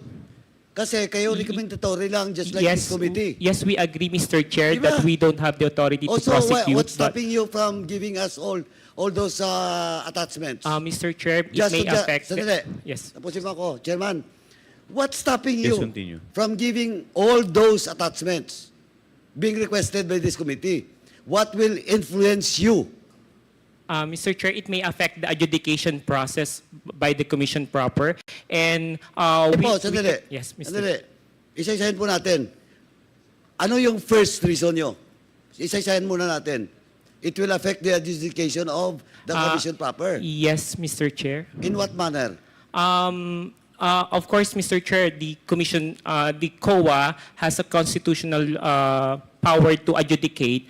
Therefore, any information that may affect its adjudication procedures or processes, and considering that the notice of disallowance is not yet final, then But you know, inquiries in aid of legislation, kailangan namin dito mga dokumento. Now, eto, notice of disallowance, di ba? And di nyo, eto yung highlights. Oh, how can you justify to us if you cannot submit yes. the attachments and the documents that gives the result of this notice of disallowance? Simply, it cannot influence Yes, Mr. the commission proper. Yes, Mr. Chair, we will comply upon issuance of the subpoena. Hindi, nag-issue na nga eh. Yes. Di ba, Mr. Chairman, nag-issue na nga? Yes, we already... Hindi, ang hindi ko lang ma-accept, yung reasoning nyo na it will affect the possible decision of the commission proper because well, in fact, sabi ko nga kaya nung nakaraan pa, it will take 6 months, di ba? Tama, 6 months, di ba? Before it goes through with commission proper, di ba? Mr. Kasi Chair, the appeal process... Kaya nga may appeal because of the appeal, di ba? Now, ang hindi ko maintindihan, but yung sasabihin, you will give that reason na you cannot submit because it will affect. Well, in fact, I talked to your chairman yesterday, and it is not a valid reason. And please don't push me to invite your chairman dito. Thank you, Mr. Chairman. Thank you very much. Before you Mr. Chair. continue, Deputy Speaker, the Chair would like to recognize the presence of the Honorable Edward V.P. Maceda of 4th District, Manila. Please continue, Deputy Speaker. Thank you very much, Mr. Chair. You mentioned, Attorney Lapitan kanina na there's a process of appeal, no? Has an appeal been made? As of today, as of this date, Mr. Chair, we don't have information on whether the concerned agency appealed. Okay, so in other words, wala pa. Are you gonna give a different answer, ma'am, or Attorney Gamora. Mr. Chair, in addition to what my colleague has mentioned, usually po pag nag-appeal yung agency, of course it's the CP that makes a decision, so they ask the sectors, the office from where the NP Ma'am, ano lang? My question is, just yes or no. Po. Has an appeal been made? Yun lang naman po yung tanong ko. So, As far as- Umapila daw po ba sila? As far May as appeal na ICFO po ba? po, wala pa pong order sa amin na mag-comment on any appeal po. okay, so in other words, wala pa rin. On the part of ICFO, wala Yeah, pa po. kasi wala pa rin kayong, okay. So, going back lang po tayo dun sa tinatalakay ko kanina. Kanina meron po nabanggit na, can you show the slide please? So, ito nabanggit po ito ni Congressman Fernandez kanina. Yung rental ng safe houses, again, saktong 16 million po ang total. Kowa, can you please inform us how many safe houses are we talking about? Wala po akong information on the number of safe houses, Mr. Chair. So, wait, okay. I'm trying to digest this. Walang number of safe houses? Mr. Chair, since our audit is just based on the joint circular, we just determine based on what is required under the joint circular, No, Mr. but Chair. you conducted an audit, correct? So, and Yes. in your audit, you should have determined the specifics and details of the items, correct? Mr. Chair, it's not one of the items required under the joint circular. What is required is the documentary evidence of Correct. payment. So, in the documentary evidence that was presented to you, the question is, how many safe houses? It was not identified in the documentary evidence of payment. What was identified were the number of people who received the payment po. So so medyo suspicious po itong 16 million para sa safe houses. Kasi kayo na rin ang nagsabi na walang documentary evidence ang isinubmit patungkol sa mga detalye dito. Yes, Mr. Chair. Okay. Based on your audit experience, aren't these red flags? Mr. Chair, hindi pa ganun ka-extensive ang experience ko, but since these are confidential Okay, anyway, funds, so kunyari mag-focus po tayo sa 35 million na purchase of supplies. Again, do you know the details of these supplies? just what is included in the documentary evidence of payment, Mr. And in the Chair. documentary evidence that was submitted, what were the specifics of these supplies? There's no identification, Mr. Chair, So basta bumili lang ng supplies. based on the document, Mr. Hindi Chair. sinabi kung ano, kung ilan, kung anong klase, kung saan gawa, basta bumili ng supplies. It's not a requirement po under the joint circular, Mr. Yes, Chair. no, I mean, I'm asking you to say yes or no. Correct. So basta nagsubmit na sila, bumili kami ng supplies. Kasi, you know, we need to thresh this out because if we want to come up with a law, it is important for us to find out where the loopholes in auditing are. Diba? Kasi dito nakikita natin, may mga specific amounts na malalaki, kaso lang, based on documentary evidence, hindi supported kung paano ginastos. Hindi supported kung may resibo, hindi supported kung ilan. So I think, you know, this is another piece of legislation that we can push forward, Mr. Chair, dahil ito naman pong ginagawa natin is in aid of legislation. Ito din po, balikan din po natin, no, ma'am, ito pong provisions ng medical supplies and food aid. Nabanggit po ba kung kanino po ibinigay o sino yung mga recipients itong food aid na po ito? Mr. Chair, naka-identify yung names dun sa documentary evidence of payment, pero hindi po pwedeng mag-divulge ng mga pangalan. Okay. But yung... Mr. Chair, can I interject, please? Please In relation continue. to- In relation to the questions of Vice the Chair DS. Abante. Ano nakalagay sa documentary evidence? Ano nakalagay doon? Nakalagay ba doon yung liquidation nila on, for example, yung 35 million na supplies? Is that properly liquidated in the documentary evidence? Mr. Chair, yung liquidation report po nila is maraming documents po. The documentary evidence of payment is just that po, yung evidencing the payment. But the liquidation report, there is the liquidation report. There are these Iba other yun, iba yun. reports po. Iba yung liquidation report. The Yes, documentary Mr. Chair. evidence. Yes, Mr. Chair. So, Supporting document. ano pagkakaiba nun? Yung liquidation report po is yung parang cover letter po, yung pinaka-liquidation voucher nila. Naka-specify po doon kung sino yung it is certified correct by kung sino man yung SDO, certified nung kanyang immediate supervisor, and then certified by the accounting that the Oo, supporting certified. documents are Pero complete. I just would like to know, kanina, Deputy Speaker JJ asked about the 35 million supplies, no ha? Okay, and then he asked about kanino binigay yan?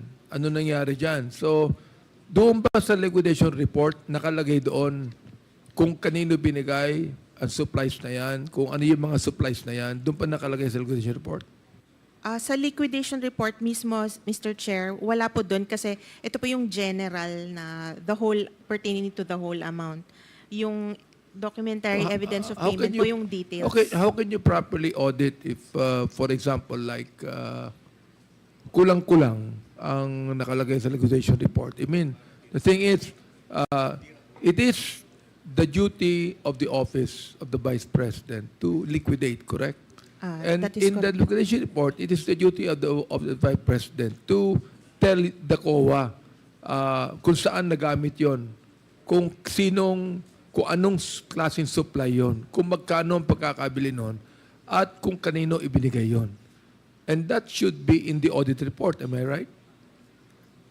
Mr. Chair, wala pong audit report pagdating sa confidential fund. We just issue the audit actions after we audit the liquidation report. This is very interesting, Mr. Chair. Why don't you have an audit report? Mr. Chair, we just, based on the joint circular, andun po yung functions ng ICFAO.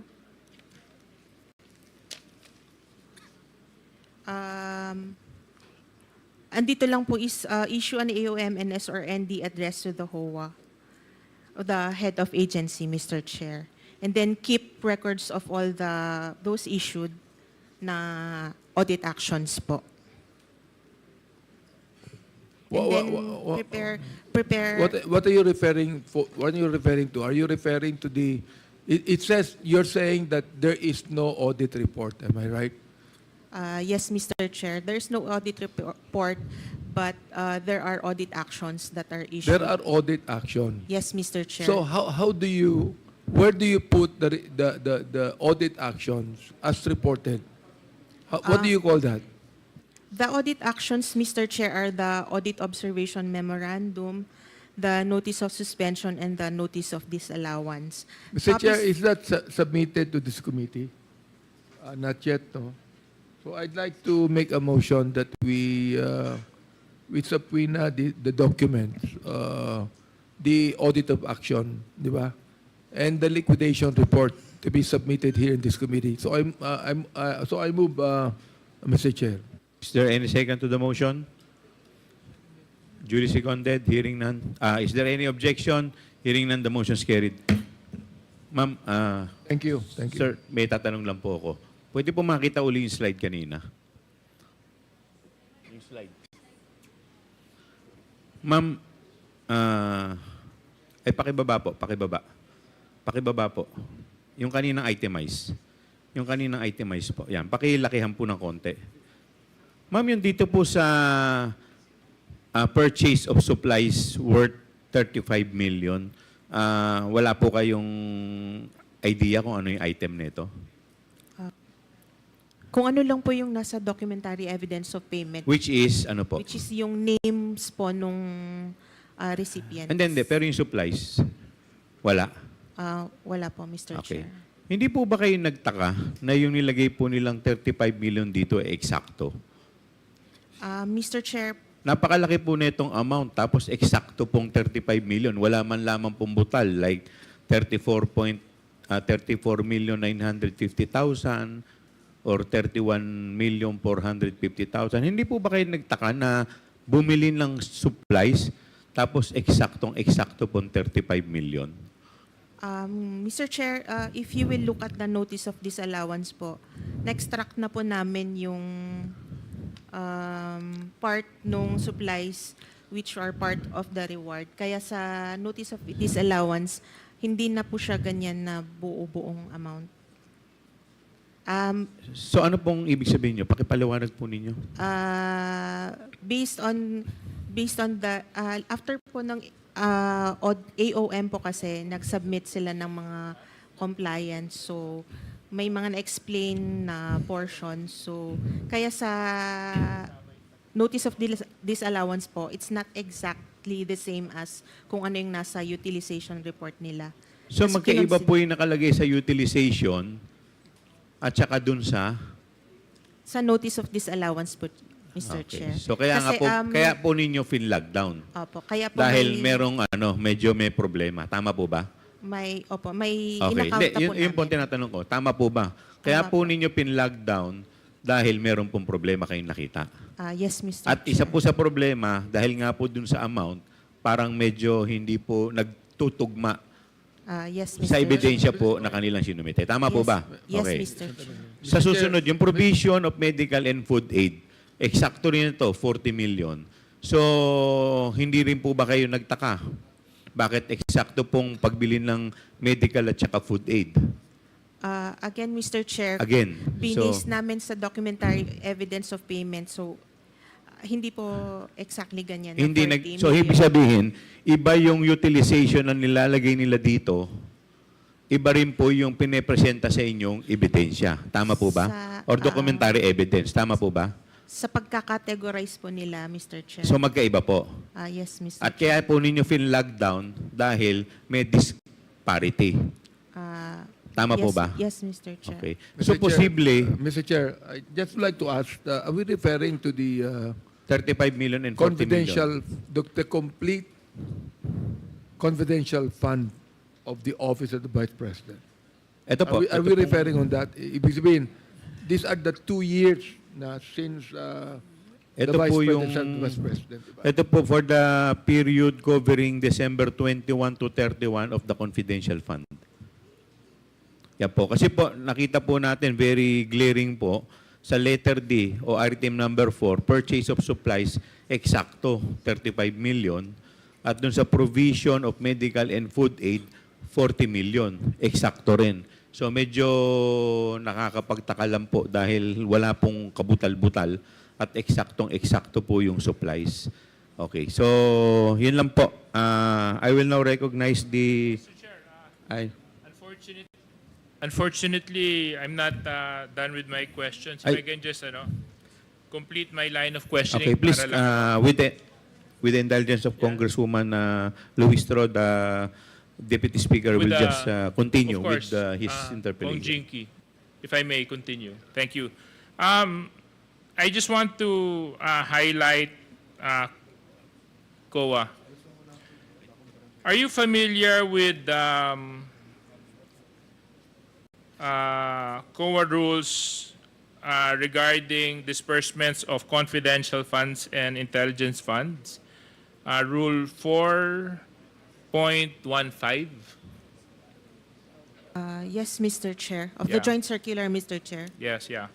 Nakasulat po dun sa 4.15.3 that the details and supporting documents on transactions that are classified are in the custody of the agency and kept in the vault, which may be inspected by the ICFAU if the circumstances so demand. Am I correct? 4.15, Mr. Chair. Point 3, yeah. Yes, Mr. Chair, this pertains to classified information. This pertains po to intelligence fund. Yeah. So maybe under these circumstances, this would fall under those circumstances wherein we can demand the documents of the transactions. Mr. Chair, when it comes to confidential funds, the documents are submitted to the ICFAO. Okay, fantastic. So pakisabit na lang po sa amin at nag-subpoena na naman po kami. No? Ma'am, balikan lang po natin yung line of questioning ko kanina.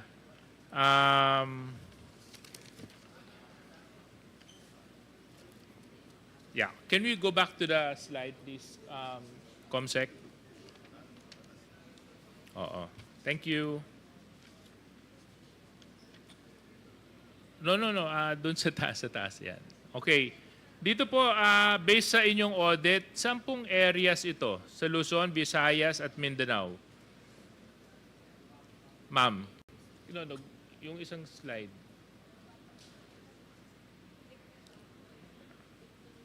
Yung ginawa po yung surveillance activities, would you know which areas were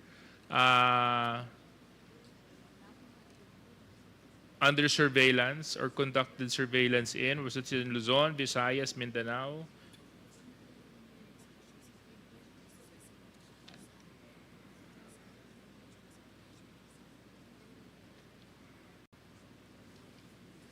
Mr. Chair, ang information lang po namin is yung nasa utilization report.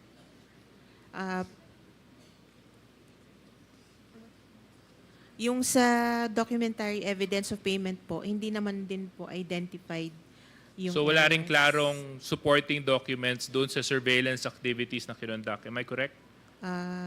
Yes, Mr. Chair. Okay. Kasi nakakapagtaka lang, no, ma'am, di ba? So, kung titingnan din po natin yung amount at saka yung timing, kailan po ba ito?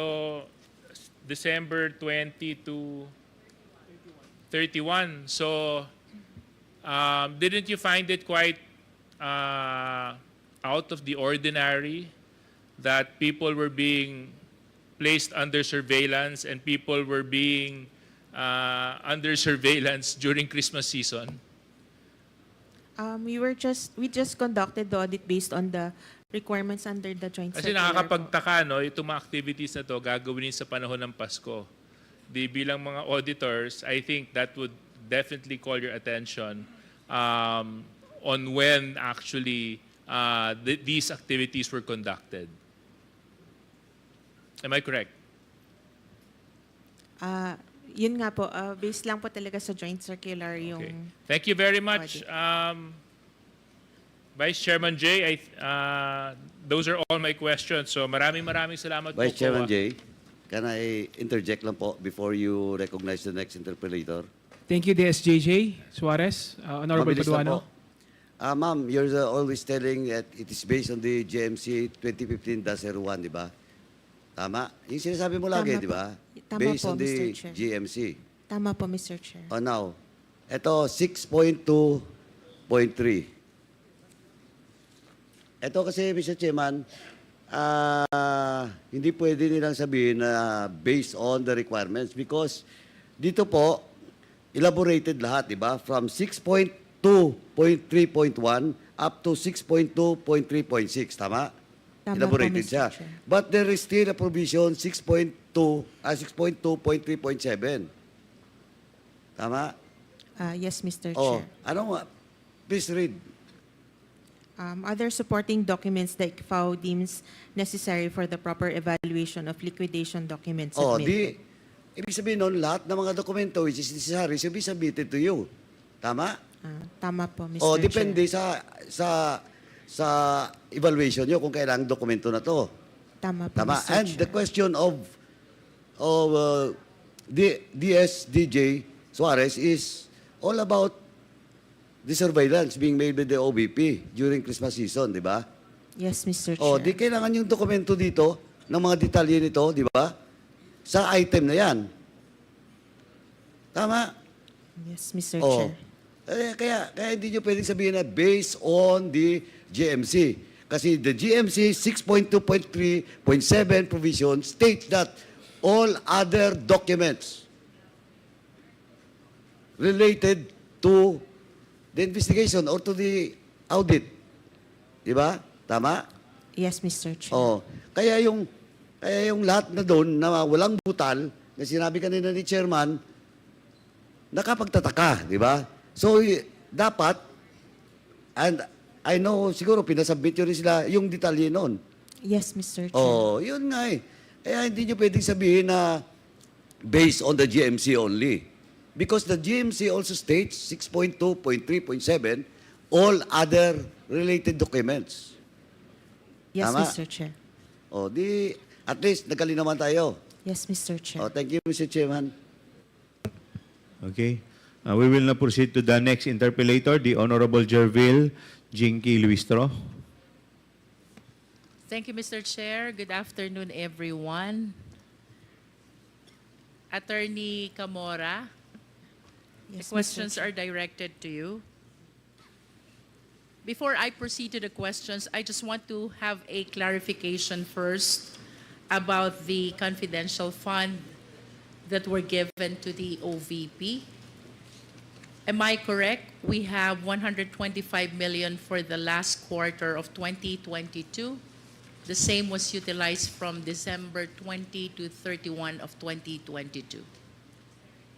Yes, Mr. Chair.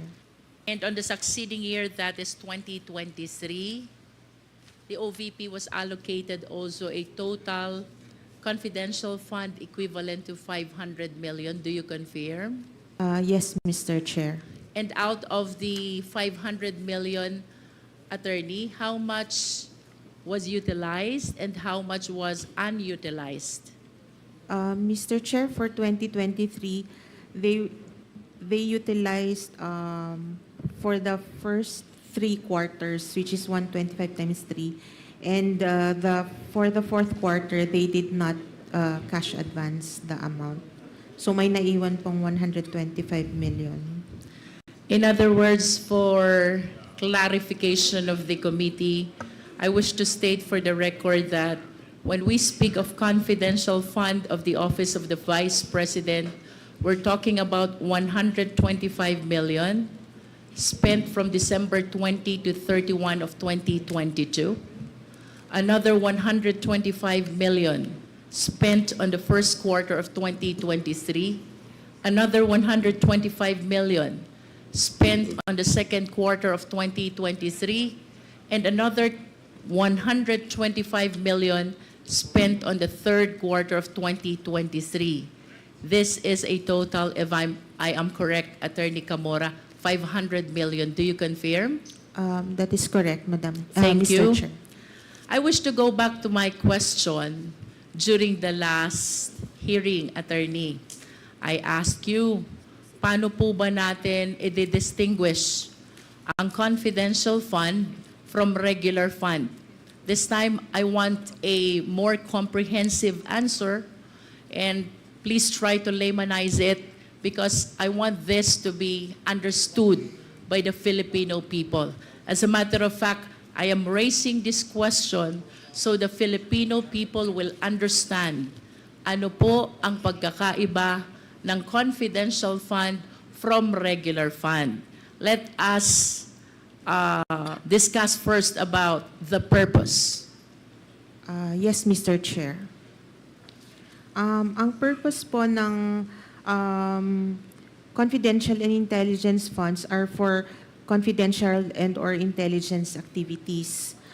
While yung sa regular funds po, it is for the attainment of programs, activities, and projects other than confidential fund and or intelligence activities. Ito po yung regular na perang ginagamit ng mga government agencies. And if you will agree with me, Attorney, if I would say that when we speak of confidential fund, it has something to do with the national security, peace and order surveillance activities. Am I correct? That is correct po, Madam Chair. And when we speak of regular funds, any other funds except something which has to do about security, peace, and order.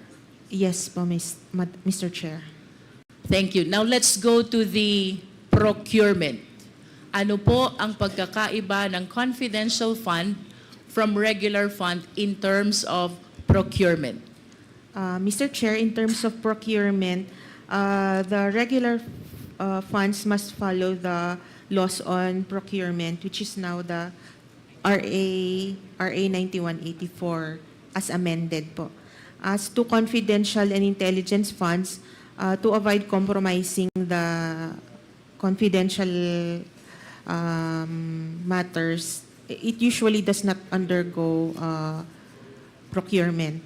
And do you agree that we have this joint circular which regulate the utilization of confidential fund? Yes, Mr. Chair. Can you share with us what is that joint circular? It is the joint circular issued by the Commission on Audit, the Department of Budget and Management, the Department of the Interior and Local Government, the Governance Commission for GOCCs, and the Department of National Defense. Kanina, attorney, you mentioned about Republic Act number 9184. This is the procurement law as amended, tama? Yes, Mr. Chair. And you would agree with me if I would say, under the procurement law, before you proceed to procurement, there has to be a posting. Yes, Mr. Chair. There has to be an invitation to bid. Yes, Mr. Chair. There has to be a pre-qualifying process for the bidders. Yes, Mr. Chair. There has to be a bidding. Yes, Mr. There Chair. has to be a post-qualifying. Yes, Mr. Chair. And all of this will happen before we issue the notice to proceed. Yes, Mr. And if Chair. I may add, we also require the parties to execute a contract. Am I correct? Yes, Mr. Chair. And all these formalities are not present when we speak about confidential fund, correct? Yes, Mr. Chair. That is for the reason that we wish to protect matters concerning national security, peace and order, and surveillance. Tama Yes. po ba? Yes, Mr. Chair. Okay. Now we proceed to number 3, about liquidation. Ano pong pagkakaiba ng confidential fund from regular fund? Liquidation po for confidential intelligence funds is provided under the joint circular 2015-01. For regular funds, it is COA circular number 97-002. Can we laymanize it, Attorney Camora? Kapag po ba tayo'y magli-liquidate ng confidential fund, anong dokumento ang nire-require natin from the agency? The requirements are all indicated po sa, na-mention po kanina, 4.8 of the joint circular. In substance, would you agree with me that what we are requiring if it is a confidential fund, one is financial plan, is that correct? Yes, Mr. Chair. 2 is the accomplishment report, is that correct? Yes, Mr. Chair. And 3 is the certification of the head of the agency. Is that yes, correct? Yes, Mr. Chair. Whereas when we speak about the liquidation of regular fund, what requirements do we ask from the agency?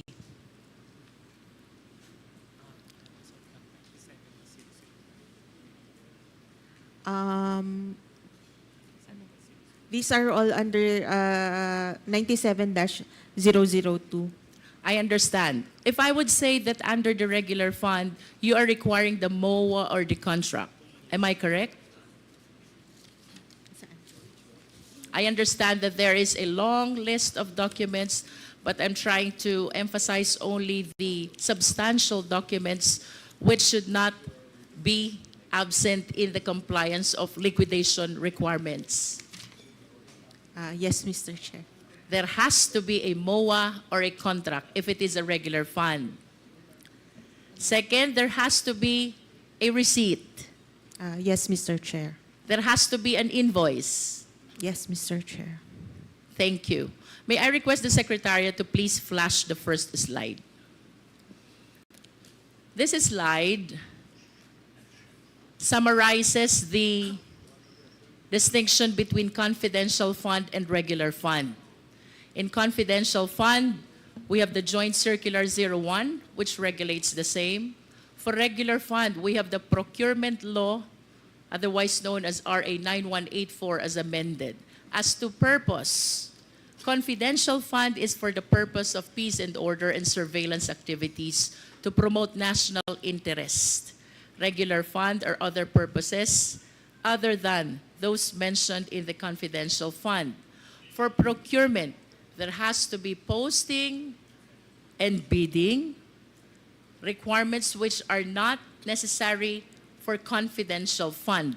And for liquidation, in confidential fund, it is enough that there is a financial plan, an accomplishment report, and a certification of the head of agency. Whereas in regular fund, there has to be a receipt, an invoice, a copy of the MOA, a copy of the contract.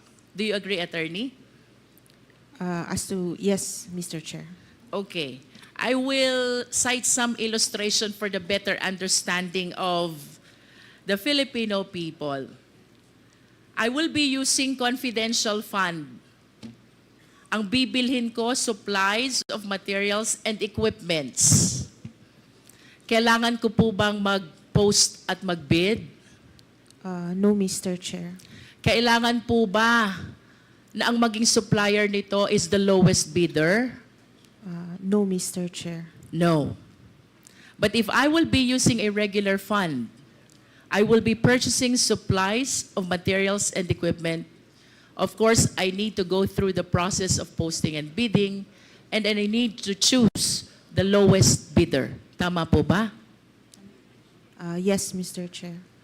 And then, attorney, I will be renting a safe house for surveillance activities. So this is a confidential fund. Yes, Mr. Chair. Kailangan ko po bang mag-posting at mag-bidding? No, Mr. Chair. No.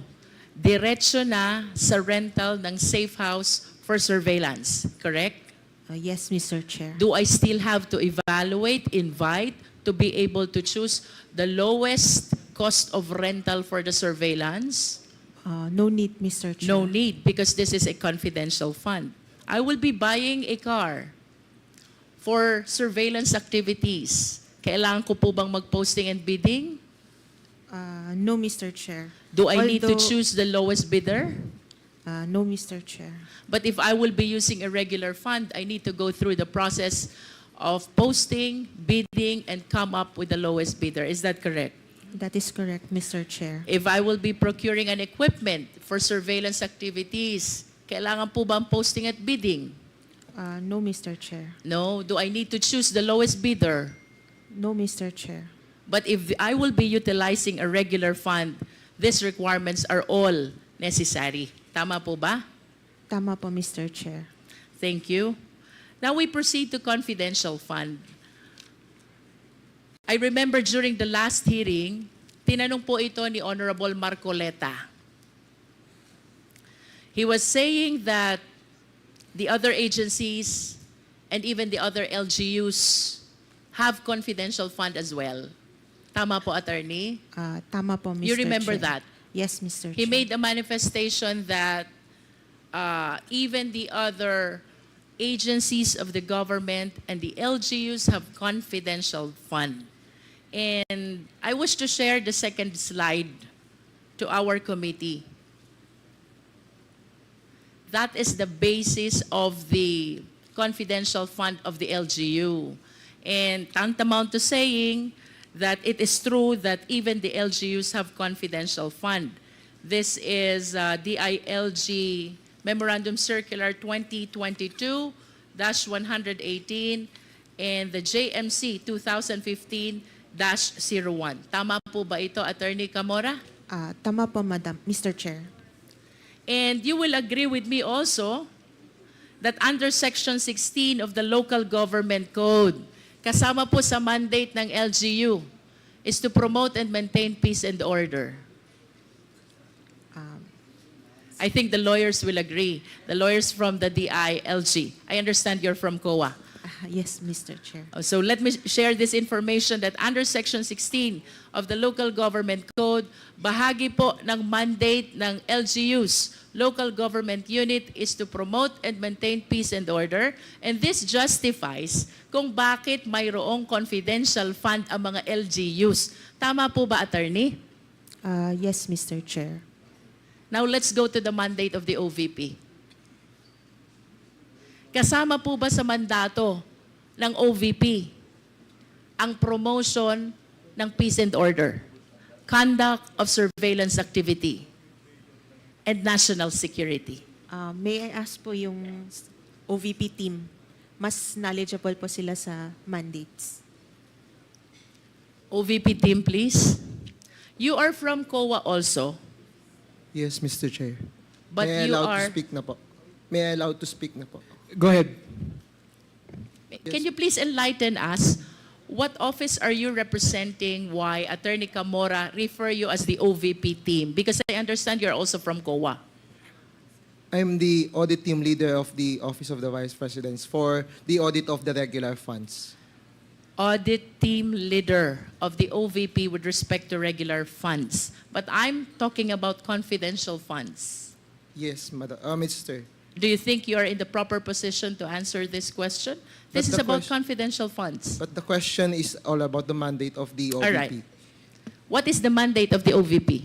Based on the notes to a financial statement of the AR, Annual Audit Report, the OVP, as the second highest office in the land committed to the service of the nation, OVP performs executive, ceremonial, and advocacy functions, collaborating with stakeholders and organizations in both public and private sectors to develop and promote programs that uplift the lives of the Filipino people. That's the mandate of the Does OVP. it in any way mention about the peace and order, surveillance activity, and national security? Based on what I've said The po, question is answerable only by yes or no. no po. It does not. Yes, Madam. So you confirm that matters concerning peace and order, national security and surveillance is not part of the mandate of the OVP. Do you confirm that? Mr. Chair, yes po, based on the mandate provided. Yes. And why do you think the OVP was given confidential fund, considering that it is not part of the mandate to promote peace and order? I think I'm not the right person to answer the question because I think it may course due to the Department of Budget and Management because they're the one who provided the confidential fund in 2022. I understand. But let me state for the record that nowhere in the law, not even in the Constitution, provide that the OVP has the mandate of promoting and maintaining peace and order, conducting surveillance activity, and even matters concerning national security. That is for the record, Mr. Chair. Now, talking about confidential fund, may we please flash the third slide? Kanina po pinag-usapan natin that under Section 16 of the Local Government Code, ang mandato ng LGU is to promote peace and order. And that justifies kung bakit ang mga LGUs ay mayroong confidential fund. Now, I wish to share this slide showing the LGUs which have the huge or the biggest number of confidential fund. This is representing year 2022. Davao City has 460 million. Cebu City has 7.38 million. The City of Manila has 120 million. Makati City has 240 million. And Quezon City has 75 million. Nakakapagtaka lang po kung bakit nalampasan pa ng Davao ang City of Manila, ang Makati, ang Quezon City. For Makati, Davao almost doubled the confidential fund. For City of Manila, it almost tripled the confidential fund. Ang Cebu City po was way left behind because it is only 7.38. So I just want to state for the record the huge disparity of the confidential fund of the Davao City as compared with the other LGUs. We have on the screen Cebu City, 7.38, City of Manila, 120 million, Makati City, 240 million, Quezon City, 75 million, while Davao, it skyrocketed to 460 million. May we request the Secretariat to please flash the fourth slide. This is the history of confidential fund of Davao City. 2016, it is 144 million. 2017, it is 294. 2018, it's 420. 2019, it is 460. 2019 up to 2022, it is 460 million. I just wish to state for the record, Mr. Chair, that while we acknowledge that the LGU is entitled to confidential fund because under Section 16 of the Local Government Code, bahagi po ng mandato nila is the promotion of peace and order. I just wish to state for the record that during this time, 2018 to 2022, the mayor of Davao City, I believe, is no less than the vice president. And I wish to state for the record as well that the confidential fund that we're discussing about the OVP last quarter of 2022 and the first 3 quarters of 2023, the one in disposal is no less than our vice president as well. I wish to express I wish to lament that it seems to us that the confidential fund is being used comfortably. We have to emphasize that it is addressing a very important reason, and that is the promotion of peace and order, conduct of surveillance activities, including matters concerning national security. And if this is the case, Mr. Chair, I believe that the COA has to be very strict concerning the very loose, the very light, and the very few requirements which are being imposed in procurement and even liquidation of confidential funds. What I wish to point out, Mr. Chair, maluwag tayo sa confidential fund because we give value to matters concerning peace and order and national security. However, Mr. Chair, I observed na ito pong kaluagan na ito ay nagiging dahilan kung bakit ang COA ngayon are issuing the notice of disallowance and even this Congress is prompted to conduct an inquiry in aid of legislation.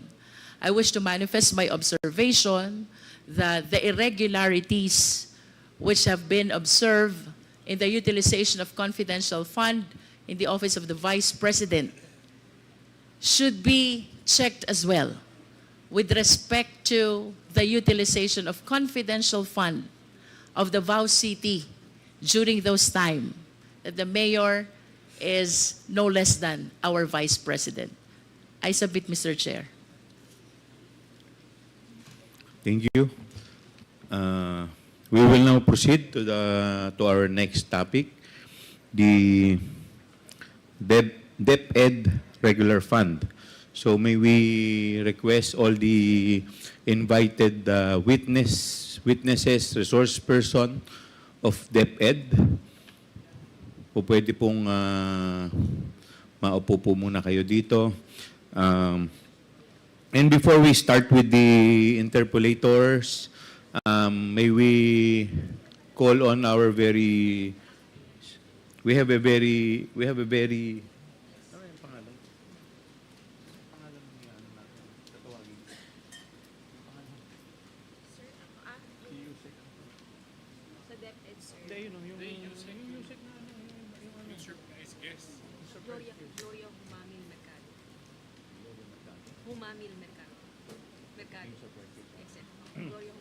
Okay. The chair would like to call on Yusek Gloria Humamil Mercado. Yes. Nakaupo na po ba yung mga resource person natin sa DepEd? Now, before we start the interpolation, maybe we can ask the COMSEC to administer the oath to Yusek Mercado. COMSEC. Ms. Gloria Mamil Mercado, please stand up and raise your right hand. Do you swear to tell the truth, the whole truth, and nothing but the truth in this committee? I will. So, to help you God. Thank you, Your Honor. The oath has been administered. Okay, I understand, ma'am, Yusek, that you have a statement. Meron po kayong statement na sasabihin. You are now recognized.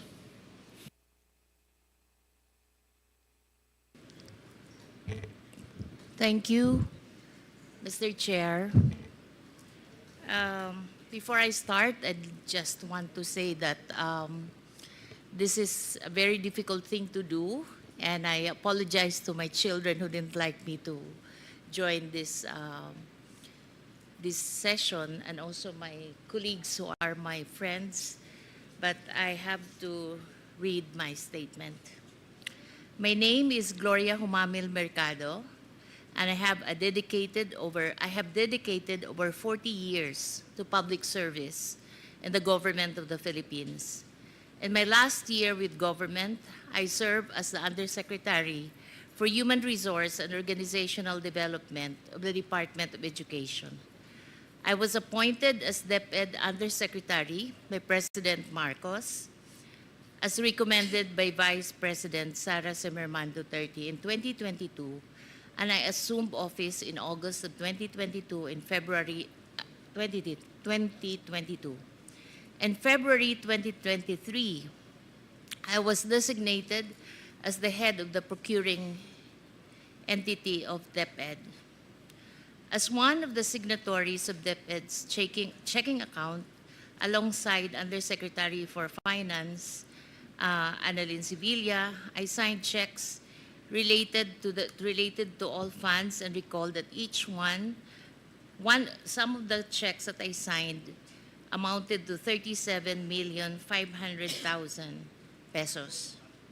Between February 2023 to September 2023, I received a total of 9 envelopes labeled Hope, my concurrent position in DepEd during that time. These envelopes were handed to me mostly by Assistant Secretary Sunshine Fajarda, which she says came directly from Vice President Duterte. What she would typically say as she hands the envelope, it would appear that I received this envelope by virtue of my office as Hope. Attorney Fajarda is the wife of Edward Fajarda, who is the Special Disbursement Officer. Although the exact date evades recollection, sometimes during the course of my tenure with DepEd, a member of my staff informed me that an inquiry was made by one of our officers in the field that Mr. Fajarda had made inquiries about the bank accounts of several individuals, and if divulging such information to him was permitted. My office confirmed that it was upon the instruction of the Office of the Secretary. Evidently, it would appear that regional directors and other employees on the field would also receive sums on top of the regular salaries. Sometimes in October 2023, as the likelihood of a bidding failure for DepEd computerization have become apparent, I was approached by Attorney Monsayak, and he suggested in the presence of other officials who was with me that the bidders should just discuss among themselves. Mag-usap-usap na lang para hindi masayang yung pera ng 2023. I firmly asserted that the procurement must be implemented and conducted in strict adherence with the rules. Sometimes in the 3rd or 4th week of October, I was summoned by Zulaika Lopez, the Chief of Staff of the Vice President and Undersecretary of the OBP. I was informed that I should tender my resignation effective that day. I refused to resign, and I insisted on departing from service through voluntary retirement.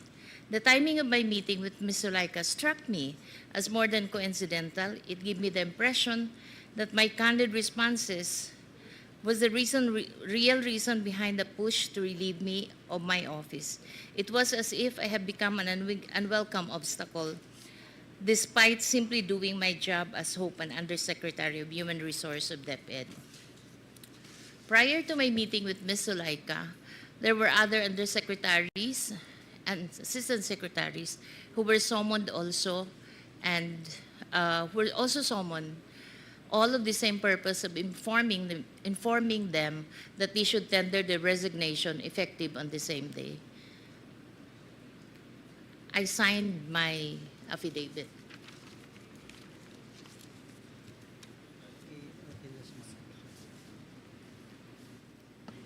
Can we request for the copy of the affidavit, Mr. Chair? Comsec, could you please get, or, yes, pwede po ba makahingi kami ng affidavit? Thank you po, ma'am, sa inyong statement.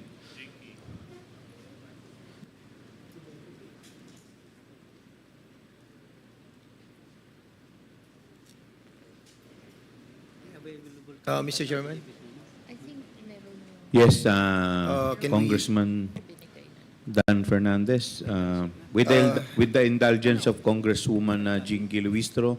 Yeah, we don't have a copy yet of the affidavit, but I heard the name of Attorney Monsayak, and a while ago, Congressman Chairman Caraps mentioned his name as the former official of the OBP. Can we invite also, if Attorney Yeah, Monsayak, yeah. could you please can we invite take a him seat? over? Because your name was mentioned in the affidavit of Miss ano? Miss what's your name, ma'am? Mr. Chair, I'm Dr. Mercado. Dr. Mercado. Your name is Gloria. Yes. Gloria Mercado. Okay, thank you so much, Mr. Chair. Yes, may I request the COMSEC to please reproduce the affidavit of Yusek Mercado Mr. and Chair. furnish all the members of the committee with a copy. Yes, Congressman Rodriguez. Mr. Chair, in the same line of the administrative matter raised by Honorable Fernandez, I believe another USEC is here also present with us, the Attorney Poa, and he was also mentioned in the affidavit. Perhaps we may ask him to join us here in the... Yes, Attorney Poa. Thank you, Mr. Chair. You are invited. Please take a seat. COMSEC, po pwedeng paki-assist po si Attorney. Baka ayaw tumabini. Ay, sir, siguro pwedeng pakiwalay po kayo. Baka magkalabitan po kayo. Baka pwede po maghiwalay po kayo para at least para maiwasan po natin yung lambingan dito. Paghiwalay na lang po natin. Yes. Pwede pong, sir, pwede pong atras, hindi. Doon din po si Monsayak. Paki-atras, atras na lang po yung mga dito. Siguro sa gitna na lang po si Attorney Monsayak.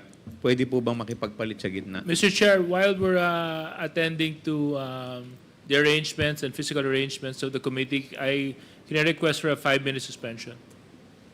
5-minute suspension is declared by the chair.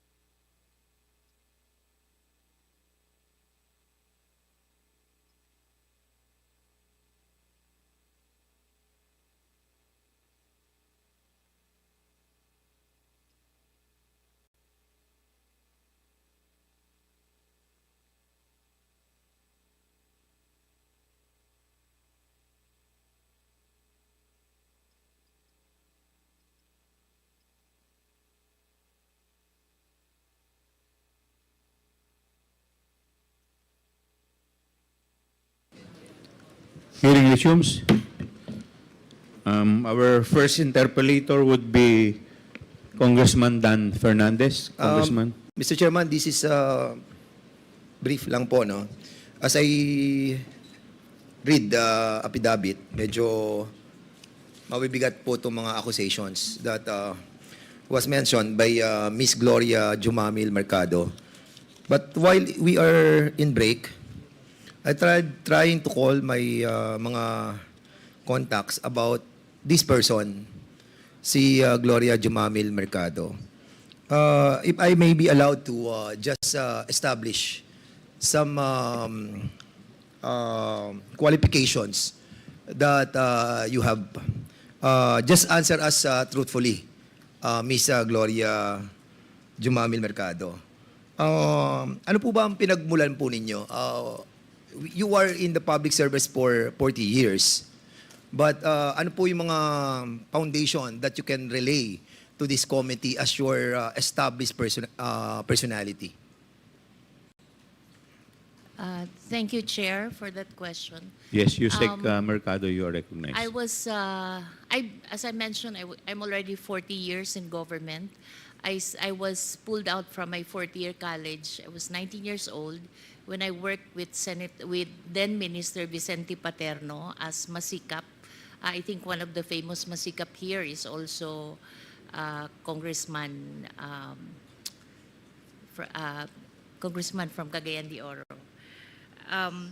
So I started working in Mindanao as a field worker, and I rose the rank up to an assistant secretary on mostly on merit.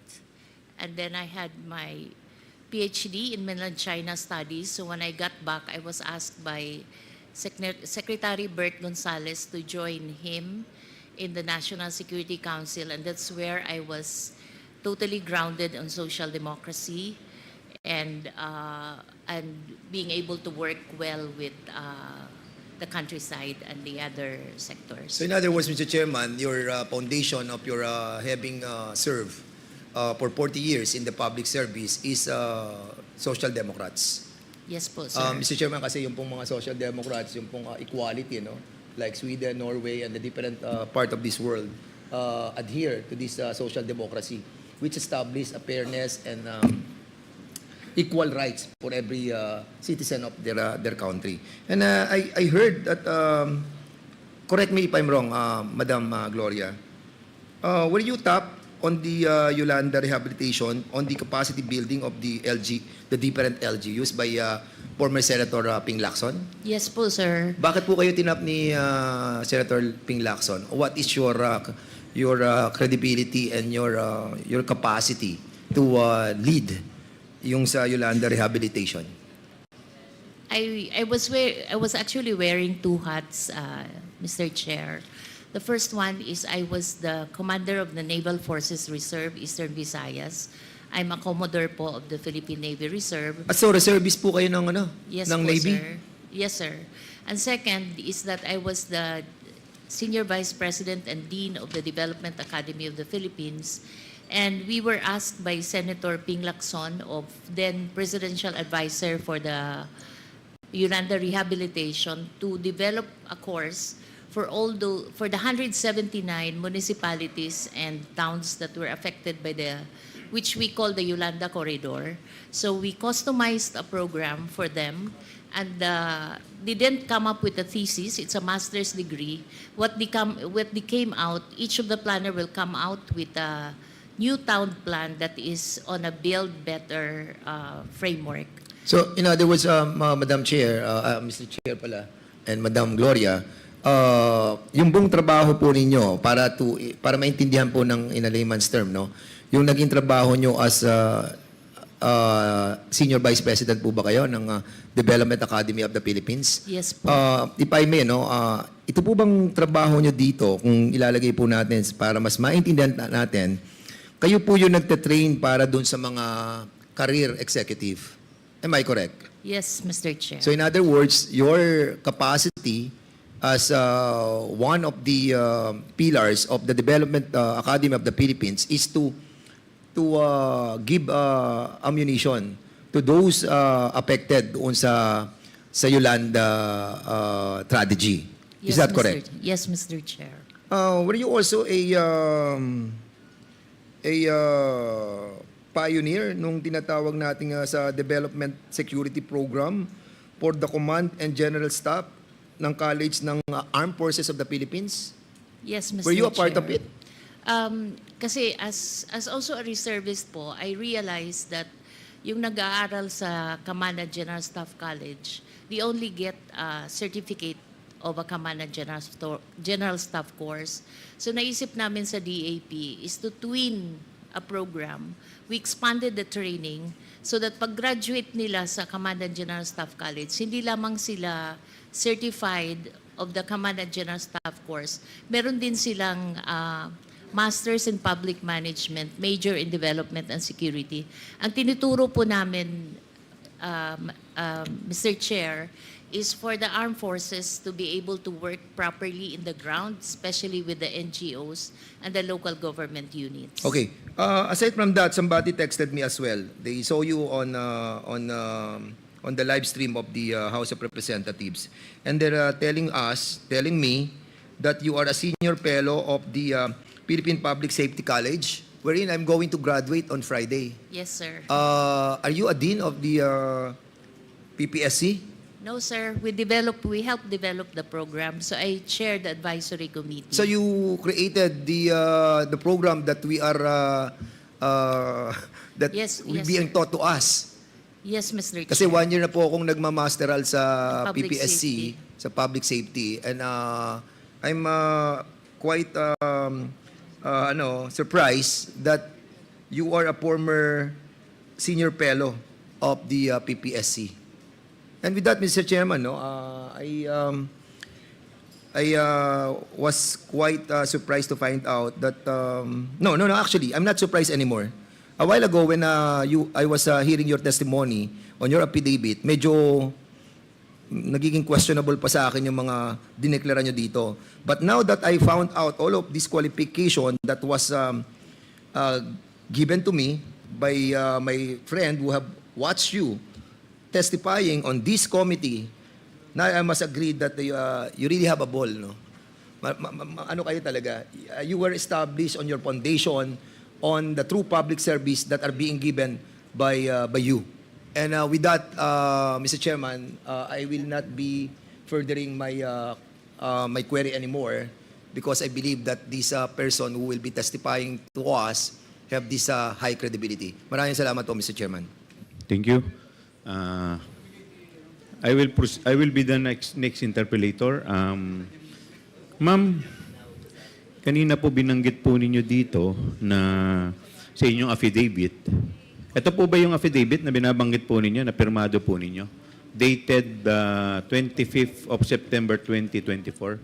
Yes, Mr. Chair. Okay. Ito po yung pirma ninyo na nakalagay po sa taas ng Gloria Humamil Mercado. Pirma po ba ninyo ito? Yes, Mr. Chair. Okay. So alam naman po ninyo at ito po ay under oath. So Yes, ibig Mr. sabihin po nito at kanina rin po kayo po ay nag-take ng oath. So lahat po ng sasabihin ninyo po dito ay dapat pawang katotohanan lamang. Tama po ba? Yes, Mr. Chair. Okay. Kanina po binanggit po ninyo dito na kayo po ay by the way, ano po yung inyong educational background? Pwede po ba malaman namin? I have a bachelor's in economics and a master's in National Security Administration. National Security And a Administration. PhD po in Chinese Studies. And PhD. In Chinese Studies. Chinese Studies. Okay. Sabi po ninyo dito kanina, sa inyong number 2 affidavit, I was appointed as DepEd Undersecretary by President Ferdinand Romualdez as recommended by Vice President Sara Zimmerman Duterte in 2022. Bakit po paano po ninyo nakilala si BP Sara? At bakit kayo po ang napili niya na irekomenda bilang Undersecretary ng DepEd? Thank you, sir. Thank you, Chair. We actually went through a selection process. There was an advertisement by the CES board that the Department of Education is going to recruit undersecretaries, assistant secretaries. So we saw that ad. I was currently working with the Office of the Presidential Advisor for streamlining government processes.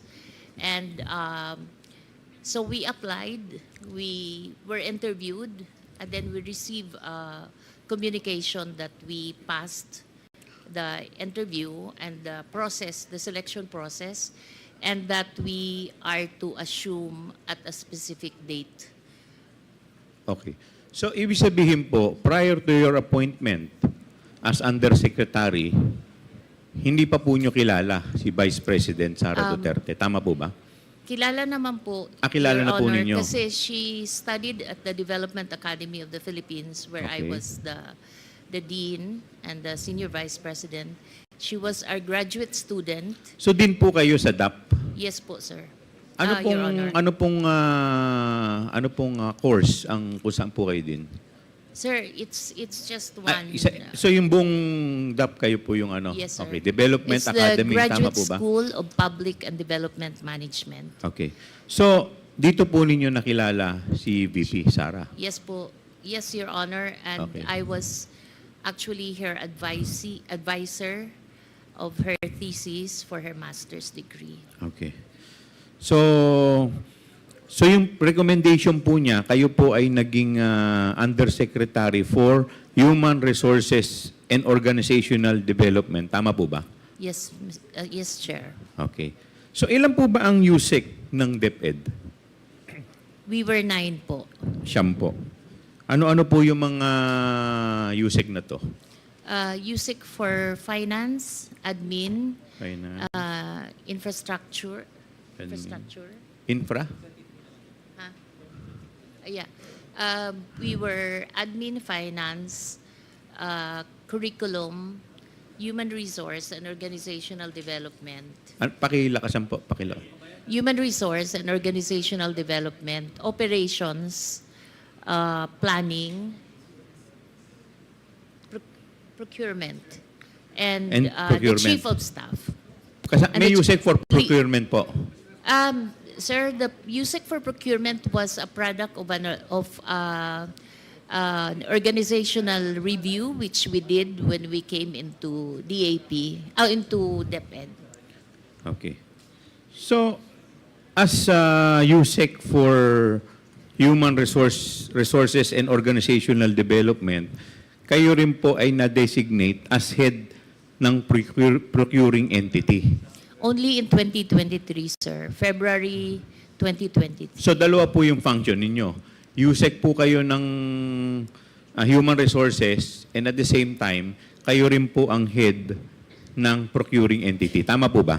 Yes, Mr. Chair. Okay. Bakit hindi po yung USEC for procurement ang head ng procuring entity or ng HOPE? Bakit po yung sa human resources po? Kayo po, yung opisina po ninyo, ang pagkakaalam ko sa human resources, kayo po yung sa mga recruitment ng tao, tama po ba?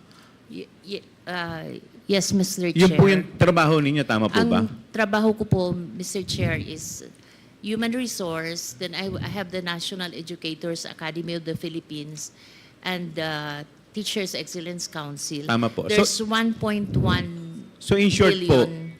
po, yung trabaho ninyo has nothing to do with procurement. Yes, Okay. yes, Mr. So ang Chair. tanong ko po, bakit po kayo ang naging head ng procuring entity? Bakit kayo po ang napili? I think it's a trust. It's a trust. So, kasi pwede naman yung finance, pwede naman po yung admin. Tama po ba? Okay. So, it's a trust. Okay. Thank you po. So, kanina po, binanggit po ninyo dito sa inyong paragraph 3 ng affidavit ninyo, sabi nyo, as one of the signatories of DepEd checking account, alongside USEC, Annalyn Sevilla, I signed check related to the department's confidential fund and recalled that each one amounted to 37,500,000.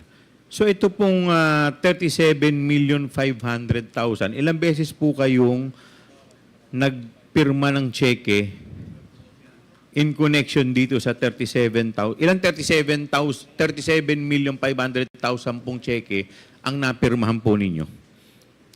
Habang hope po kayo. Mr. Chair, I'm not very sure if it's 2 or 3. Okay. It should be around that. 2 or 3. So more or less, mga nasa 54 million ang napirmahan po ninyo. Tama po? Yeah, but separate checks. Apo, dalawang check na worth 37 times 74. Apo.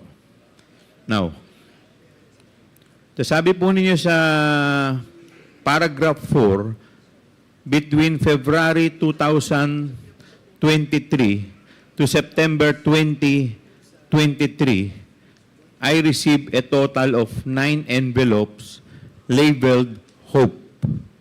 My current position in DepEd during that time. Concurrent, Ano po? Tama po ba? concurrent position. Yes. Your Honor. So tama po ba itong sinabi ninyo? Yes, Okay. Mr. Ano po Chair. yung laman nitong siyam na envelope na to? It's 50,000 pesos. 50,000. So 50,000 times 9. So for 9 months, ilang buwan po kayong naging Hope? 9 months? May I explain that?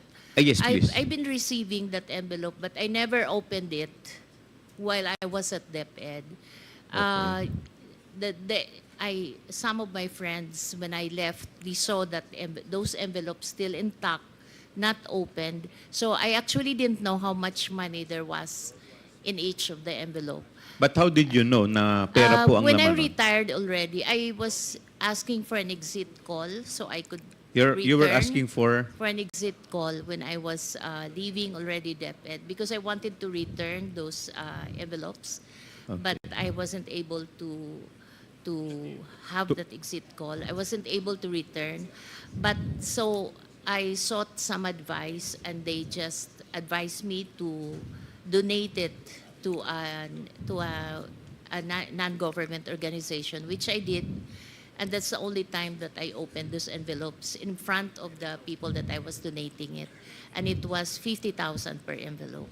So 50,000 times 9, It's 450 po. And 450. They issued me a receipt for that 450. Okay. Sino po nag-issue ng receipt?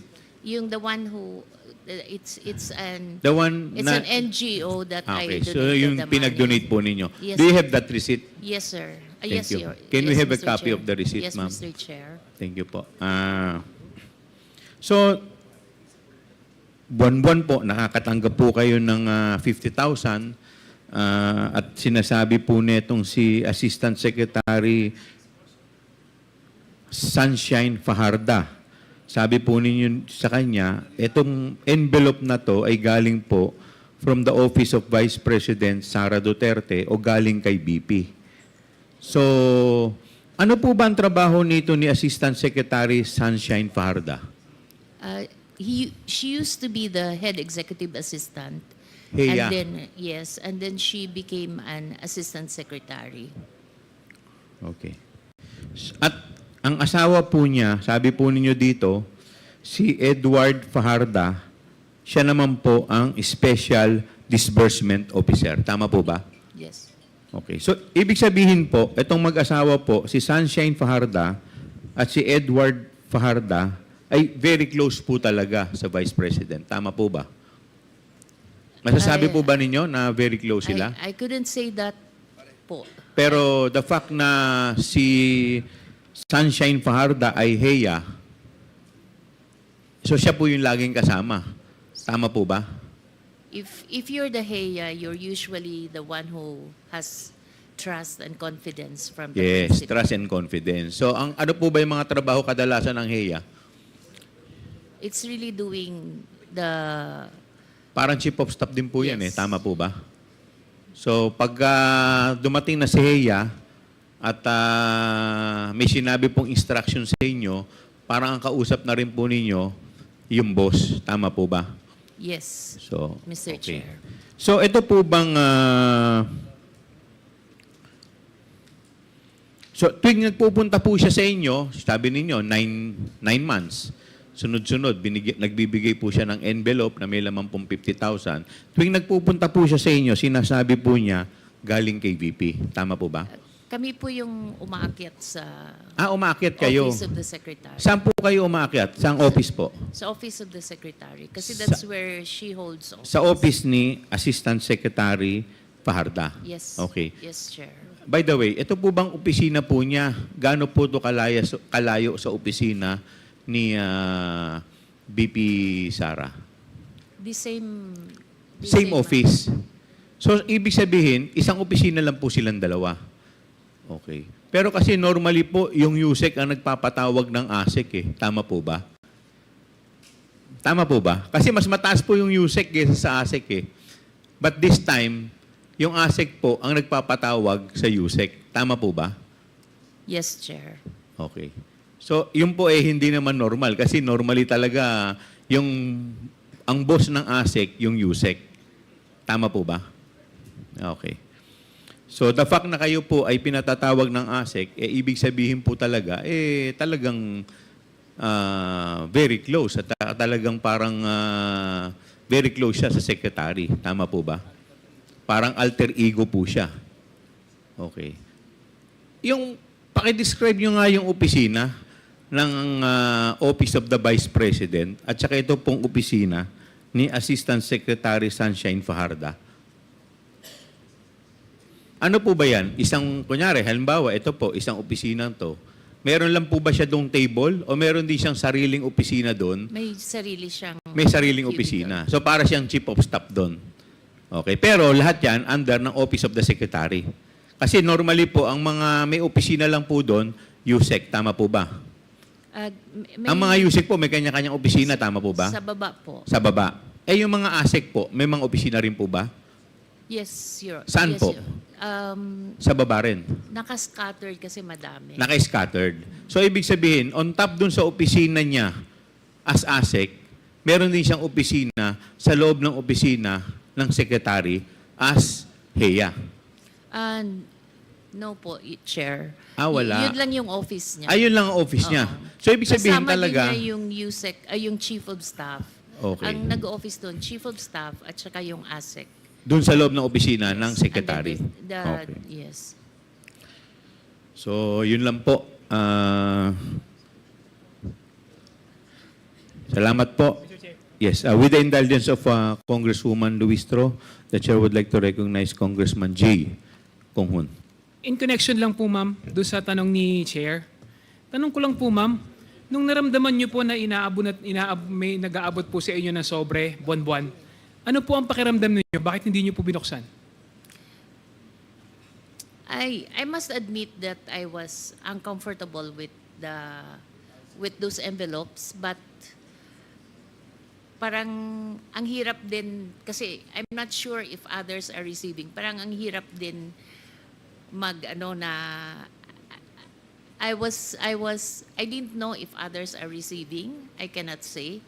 So ang ginawa ko na lang is I had this pouch that iniiwan ko lang sa office. Nilalagay ko lang doon yung mga binibigay sa akin na pera. Sa pakiramdam po ninyo, para po saan yun? Ang feeling ko is she has naman resources to give to she has probably personal resources that she can share to her people, and I'm not really, ayoko mag-speculate, but the only thing I could say is I wasn't comfortable with it. Hindi po ba kayo nagtataka? Kayo po yung head ng HOPE, ng procuring entity, tapos may natatanggap po kayo na buwan ng 50,000? As I mentioned, it is uncomfortable, and that's precisely the reason why I wasn't opening it at all. I was just putting it in one pouch. Thank you, Mr. Chair. The Chair Mr. would like to Chair, recognize Congresswoman Luistro. thank you. My question is addressed to Ma'am Mercado. Ma'am, do you confirm when you were still in DepEd, you were occupying concurrently USEC for HR and Hope. Yes. Sabay Mr. po yun. When were you appointed as Undersecretary for Human Resources and Organizational Development? We were all appointed together by the President July, but I only assumed Can you please state the year? July 2022 po. Okay. But I only assumed office in August 15, 2022 because I was still winding up my work with another office.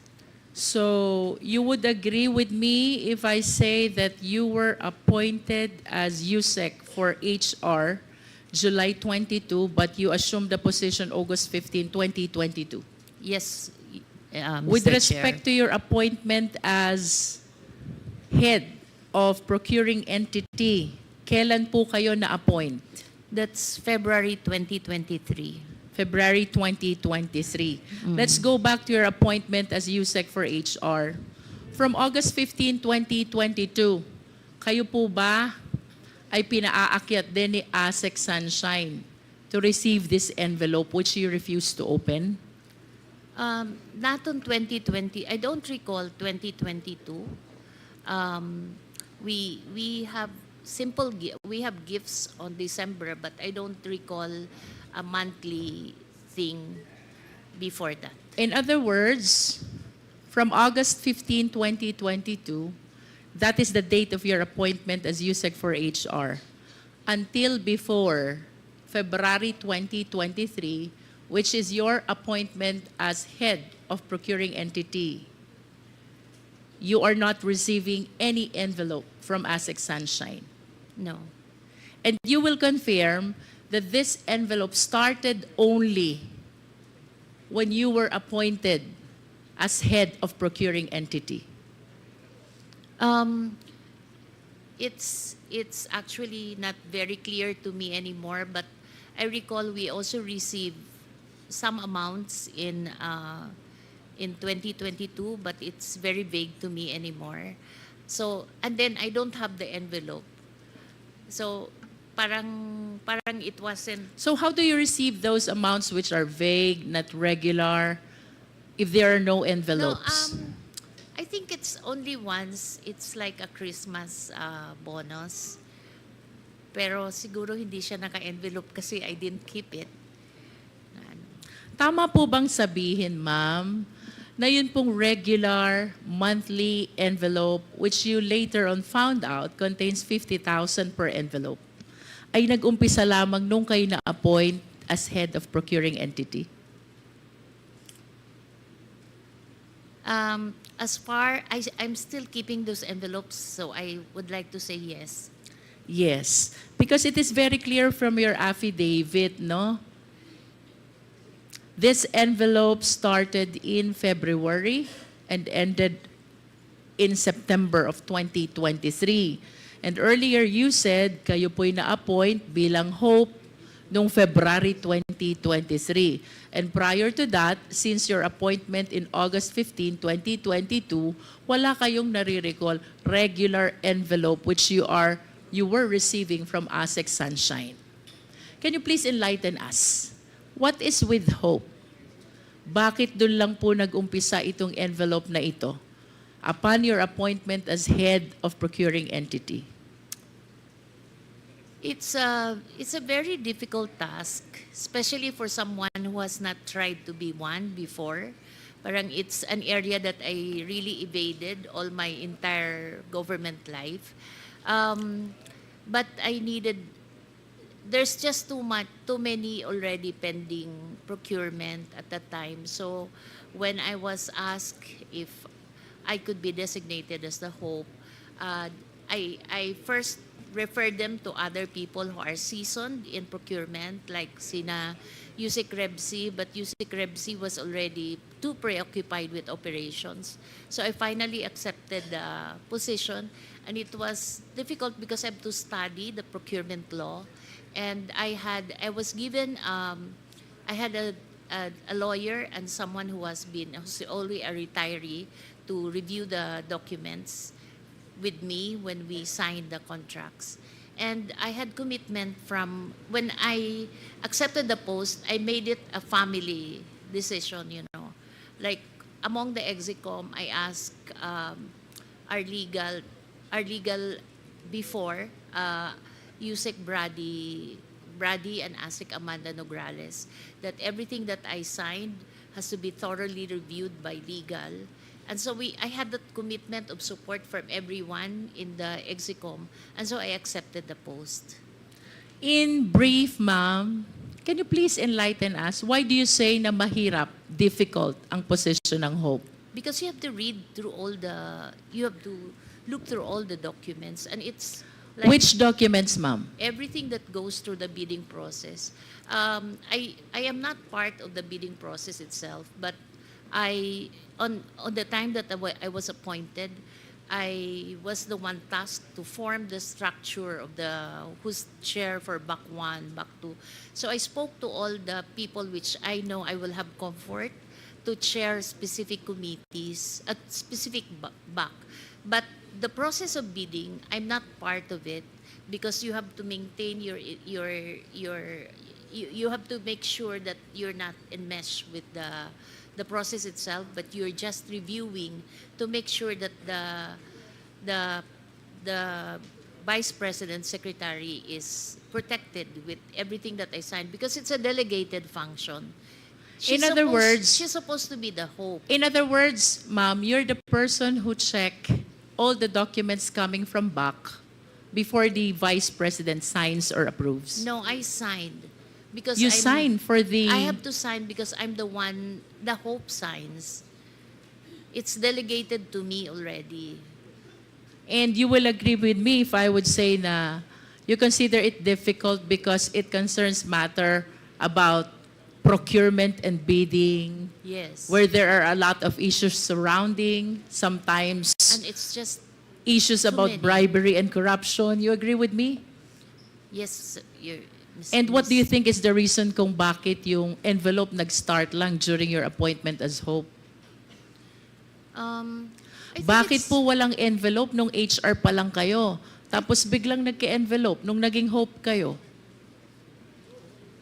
I think it's like an allowance maybe for an extra work because sometimes I have to stay until midnight to look at the documents when sometimes I have If one. that is just an allowance, ma'am, then the rest of the officials of the DepEd should be receiving also their respective envelopes. Do you think so?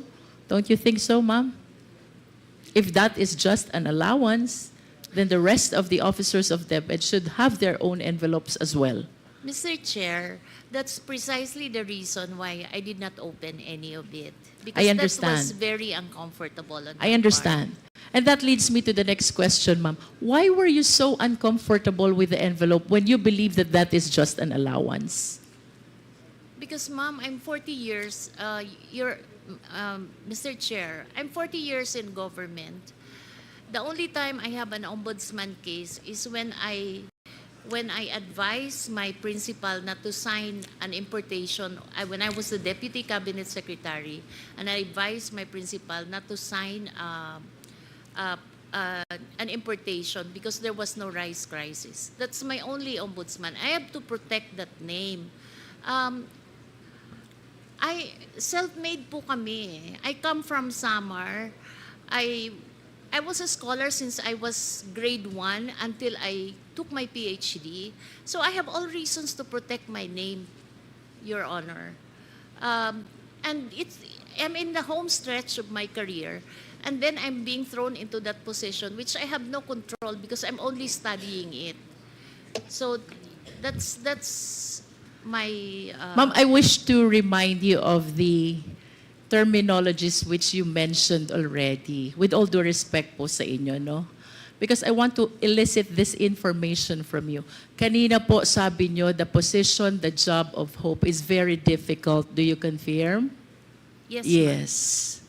And you did not open the envelope because you feel so uncomfortable. Do you confirm? Yes. And then recently you made mention na it was only once that I had this case with the ombudsman. Do you confirm? Yes, ma'am. And you also made mention that you wish to protect yourself. Do you confirm? Yes, And the Mr. reason, Chair. ma'am, is because you believe that that envelope is a bribe. Do you agree with me?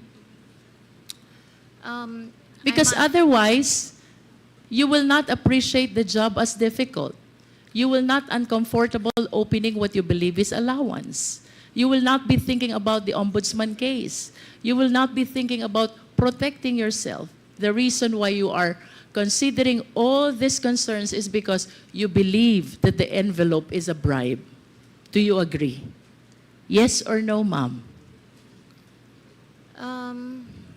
It's kind of harsh word to use, bribe, because if Or should I say, it is a means to influence your decision being the hope? it could be. You said yes to that?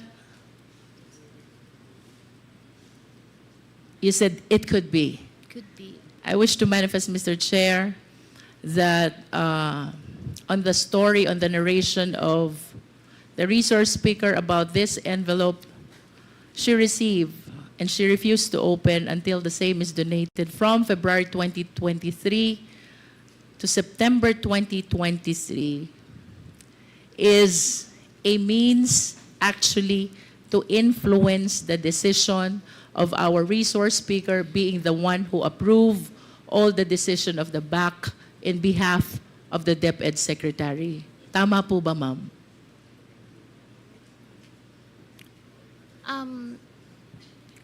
There was only one instance that I could recall na but there was no one spoke to me about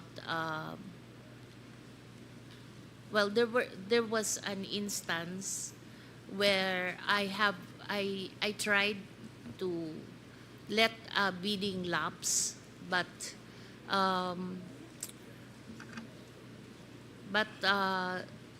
I ended up signing it because there was a protest. I'm not comfortable discussing it.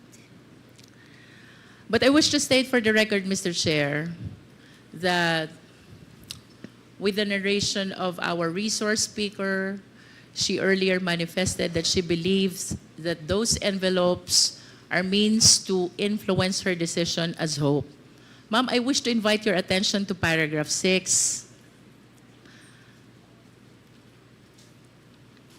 You mentioned in this paragraph that a certain attorney Reynold Monsayak suggested in the presence of 3 DepEd officials na pag-usapan na lang ang 2022 budget para hindi masayang.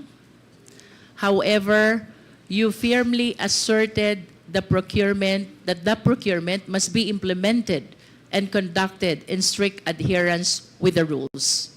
Do you confirm this? Yes.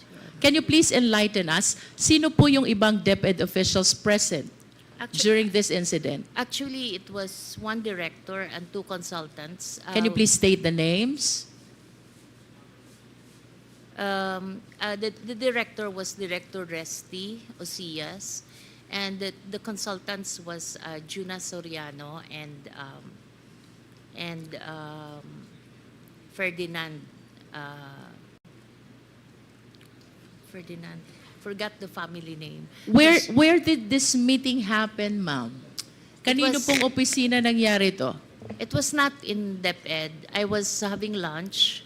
There was a training ongoing in one hotel. I don't recall anymore whether it's Linden or Discovery Suites, but it's just in Ortigas area. And I was having lunch with these people, and we were discussing a project. And then that's when I was approached. Does that project have something to do with the 2022 continuing no, fund? it was different. It was different. Yeah. But that lunch was shared with these 3 other DepEd officials along with Attorney Monsayak. No, Attorney Monsayak was not part of the lunch. I think he probably came out from the training, and then that's when he joined us.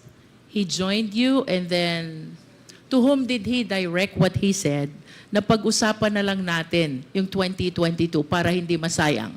Kanino po ba niya sinasabi ito? Sa inyo o doon sa 3 DepEd officials pa? It could be to me and the director because Director Resty was also a member of the BAC. How about the 2 others? Are they members of the BAC also? No, they're not because the consultants we were discussing a DepEd Guru program. It's an app that we were discussing.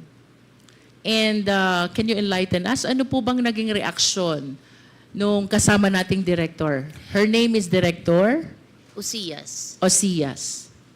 Well, I think his reaction was that parang ba't niya sinabi yun we're not, may other people there. I see. Parang ganon. Because those 2 other consultants are not part of Yes. the BAC.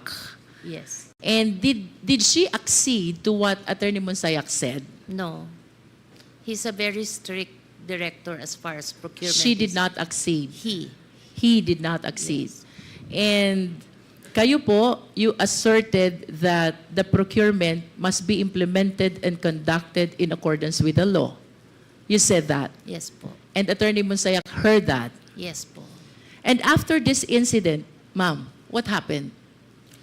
I left na. I left already. You left. But you recall that after some time, kayo po ay kinausap na ni Ms. Zulaika, ni Attorney Lopez, the Chief of Staff of Vice President Sara. Please enlighten us. What happened during that conversation? Parang a day, mga afternoon, I got a text.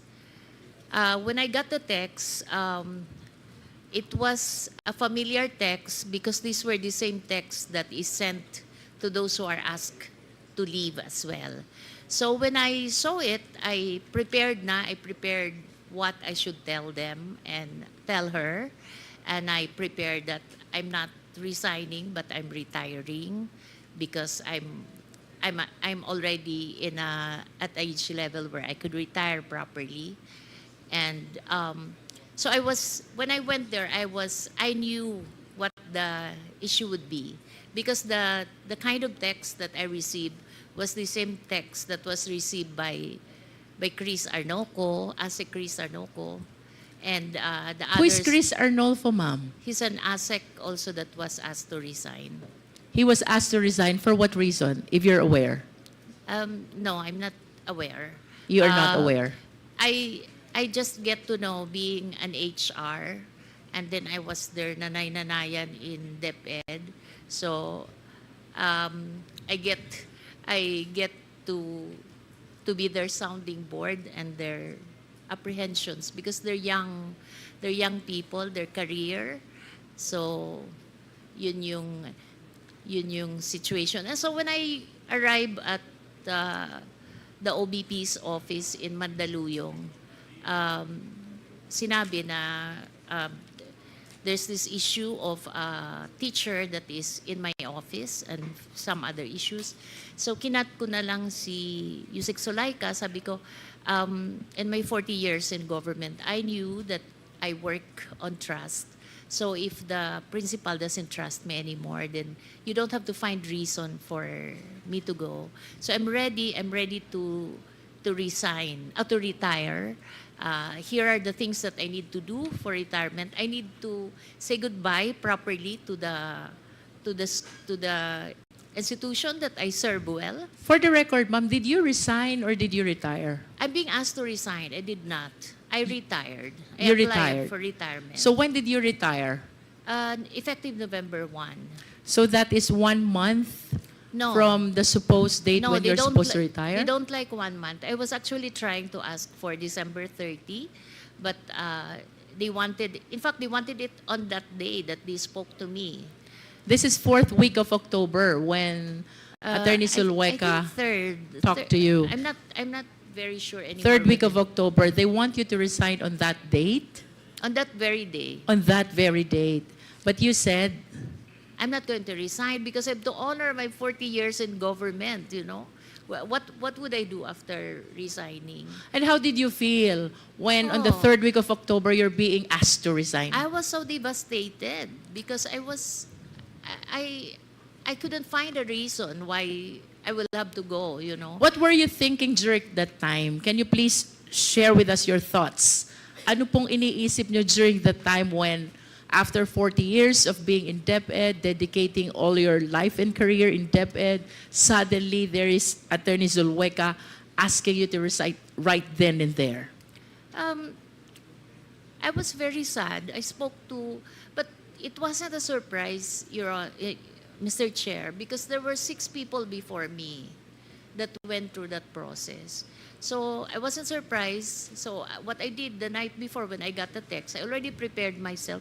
But I'm human and I worked very well for the past year. So I was really very devastated with what they did to me. And that's also the reason why I refused initially to face this panel, because I said I'm so wounded as a bureaucrat. So baka So I just didn't. Siguro what was hurting is that when I left, they were trying to. Marami kasing press that was running after me and asking why I left. So my children and I flew to Guam for 3 days just to evade the press, which nandun na rin sila sa gate namin sa village. And I think what was hurting is that they were trying to justify my departure by saying that I was favoring certain suppliers, which I told You don't believe that.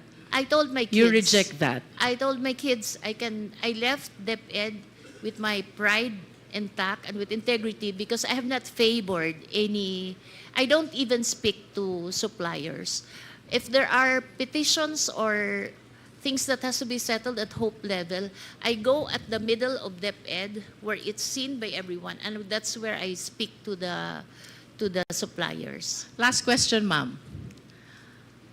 Sasang-ayon po ba kayo if I would say na yung pagtanggi nyo kay Attorney Reynald Monsayak na pag-usapan na lang yung 2022 continuing fund ang dahilan kung bakit kayo pinagre-resign ni Attorney Zulueta? That's very speculative, ma'am. From your point of view, ma'am, it can be right, it can be wrong, but from your point of view, It could be. it could be the reason. Dahil tumanggi kayo na pag-usapan ang 2022 Continuing Fund, posible na ito ang dahilan kung bakit kayo pinag-resign ni Attorney Zulueta. Thank you, ma'am. I submit, Mr. Chair. Thank you. The Chair would like to recognize the presence of our Senior Deputy Speaker from the 3rd District of Pampanga, Honorable Aurelio Dong Gonzales Jr., the Honorable Chino Miguel Almario from the Bao Oriental 2nd District, the Honorable Margarita Attorney Mix Nograles, Deputy Majority Leader of PBA Party List, and the Honorable Rodante Marcoleta from Sagip Party List. Yes, Congressman Rodriguez. Yes. Thank you, Mr. Chair. Before I proceed the interpellation of our witness, I'd just like to pick up on the point that Congresswoman Luistro just mentioned po, no, while she was on that matter of the reasoning perhaps of the request of, is it Yusek or Asek Munsayak? Asek Munsayak. You mentioned po kay attorney, upon questioning ni Congresswoman Luistro, that it is speculative to say that perhaps the reason that you were asked to step down was because of the request which you rebuffed po, no? But in your affidavit, you mentioned here that the timing of my meeting with Ms. Zulaika struck me as more than coincidental. It gave me the impression that my candid response to Attorney Munsayak's suggestion was the real reason behind the push to relieve me of my office. Of course, Mr. Chair, we understand the predicament that the good USEC is in. It was very difficult to be forthright in times like this with the allegations as heavy as this. But you have to be honest with us, po, Madam USEC, Mr. Chair. At the time, you did feel that there was a relation between the request for you to resign and your refusal to work on the procurement as asked by Attorney Bonsayak? No, not at the time. But because it was happening so fast, Mr. Chair. So parang it happened so fast. Events happen one at a time. There was so many things to close. I have so much things to move out from so I didn't have the time. But on a hindsight, when it's almost a year from now, many months already, you kind of find that reason na siguro yun yung events. Simply because I was getting information from my colleagues that they're saying that I was moved by the Vice President out because I was favoring some suppliers, and it hurt me so much because I have not spoken to any supplier. In fact, there was a supplier which I learned later was sister of our family lawyer and a family doctor, and I did not make a decision on that specific case. I raised it to the office of the Vice President to make the decision, just to make sure that there's no doubt on your decision for certain suppliers. So I made a confidential memorandum to the President, to the Vice President, saying that there are allegations of bribe in this specific case, so I'm raising it to you to validate the issues. So siya yung gumawa ng decision. So at that point, you would say that you feel then the reason that you were asked to step down was because of the allegations of favoring. No. So No, not at the time. I think they used it only when I left na. When I left na. Because they have to justify why I have to leave, Parang masyadong, the reason that was given was a little shallow. Okay. So you believe that the reasoning that you're favoring suppliers is shallow and belated. It was something that they were grasping at a latter time. So right now, if we ask you, what did you feel is the reason for Attorney Bonsayak to ask you, for Ms. Zulaika to ask you to step down? I think it's, I would believe that it's really the work on the procurement side. So, tama po yung sinabi ni Kong Jinky. She was hinting at that. You just had difficulty saying it. Yeah, But on a hindsight, yes. In hindsight. And you stand by your affidavit now when you say that it seemed as more than coincidental po, no? That the conversation of your resignation came right after your rebuffing of the, I wouldn't say advances, but the suggestion that you do not intervene with your duties in procurement. Yes. Okay. I just wanted to take up from that point now from Congressman Luistro. But so I'll start now over from your affidavit as a whole. Of course, these are very heavy accusations. This is a very heavy narration. And of course, Chairman Dan Fernandez has already given some insight as to your background. So it really gives us some credibility, an idea of who you are and why you would come out to say this. So with that, we'd just like to verify, of course. I know some of these questions were already asked prior, but we'd like to really test the narration. So, Madam Yusek, Mr. Chairman, you mentioned that at least 2 or 3 times po, you signed the checks. And this was for the amounts of 37,500,000. And you're sure that this is sourced from the confidential fund. How do we know po that this is... No, I'm not. I signed checks. The checks. Because when you sign checks, there's a document, there's a paper naman that says where what fund it is. And you mentioned that you are one of the co-signees. But only for checks. We have checks. no idea how the confidential fund is Of course. used. Yes. Or, I'm limiting my questions purely to the checks. It's Yes, that which you have yes. personal knowledge. So you mentioned here that you signed checks related to the confidential fund. And there were documents to prove that this is in relation to the confidential Yes. fund. Who else were your co-signers po in the check? Yusek Ann. Yusek Ann is here. She is present. May we ask si Ms. Chair, we are free to ask other resource persons po naman, no?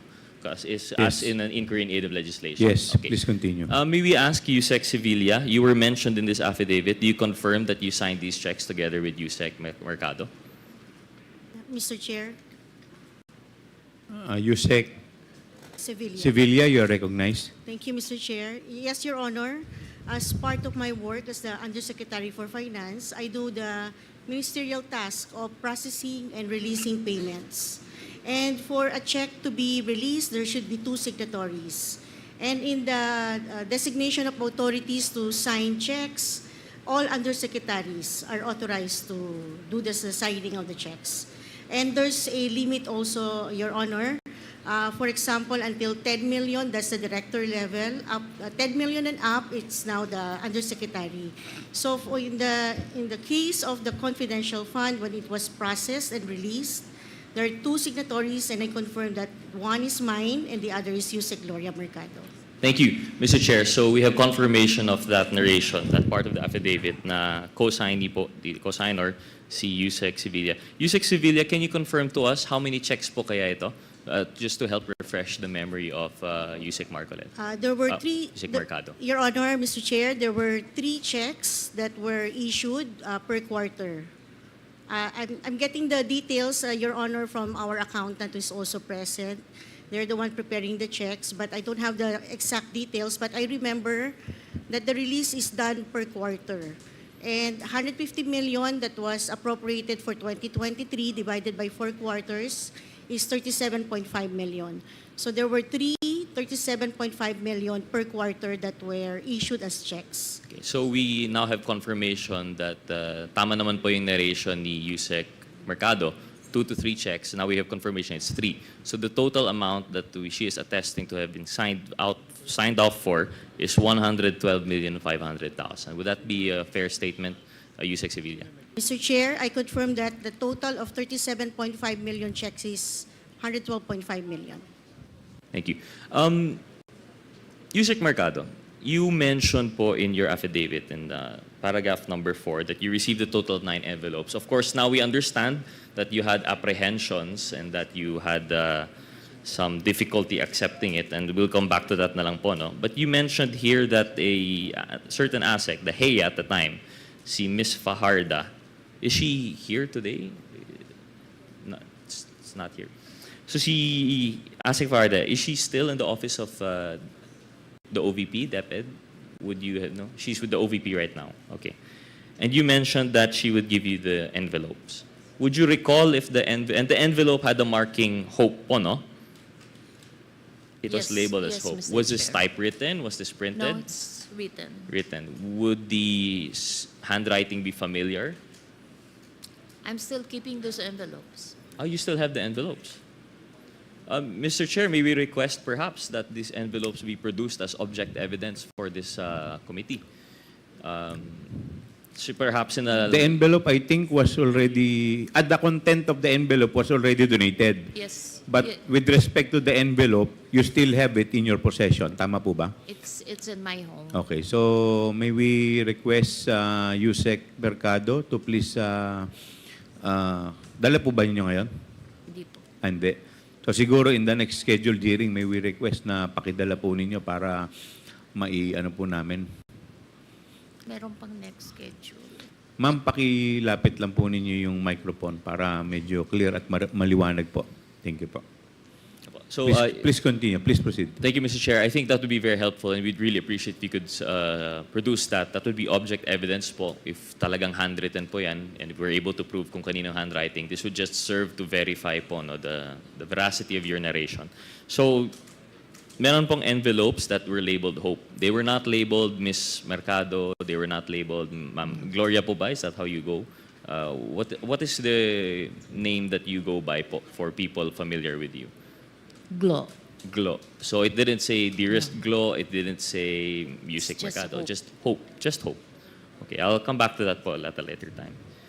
Going back po to the lunch of, you had the lunch, according to paragraph 6 po, no? You substantiated that your lunch was in Discovery Premier po ba? Or- I don't recall anymore whether it's Linden or Discovery, but just within those hotels. And you had that lunch with 2 other colleagues and then si attorney, 3 colleagues. Yeah, one of my directors, Attorney Resty, Ucias, and 2 consultants. 2 consultants. And then si Attorney Monsayak joined you Joined at a us, later time. b- Mr. Chair, may we ask si Attorney Monsayak? Good afternoon po, sir.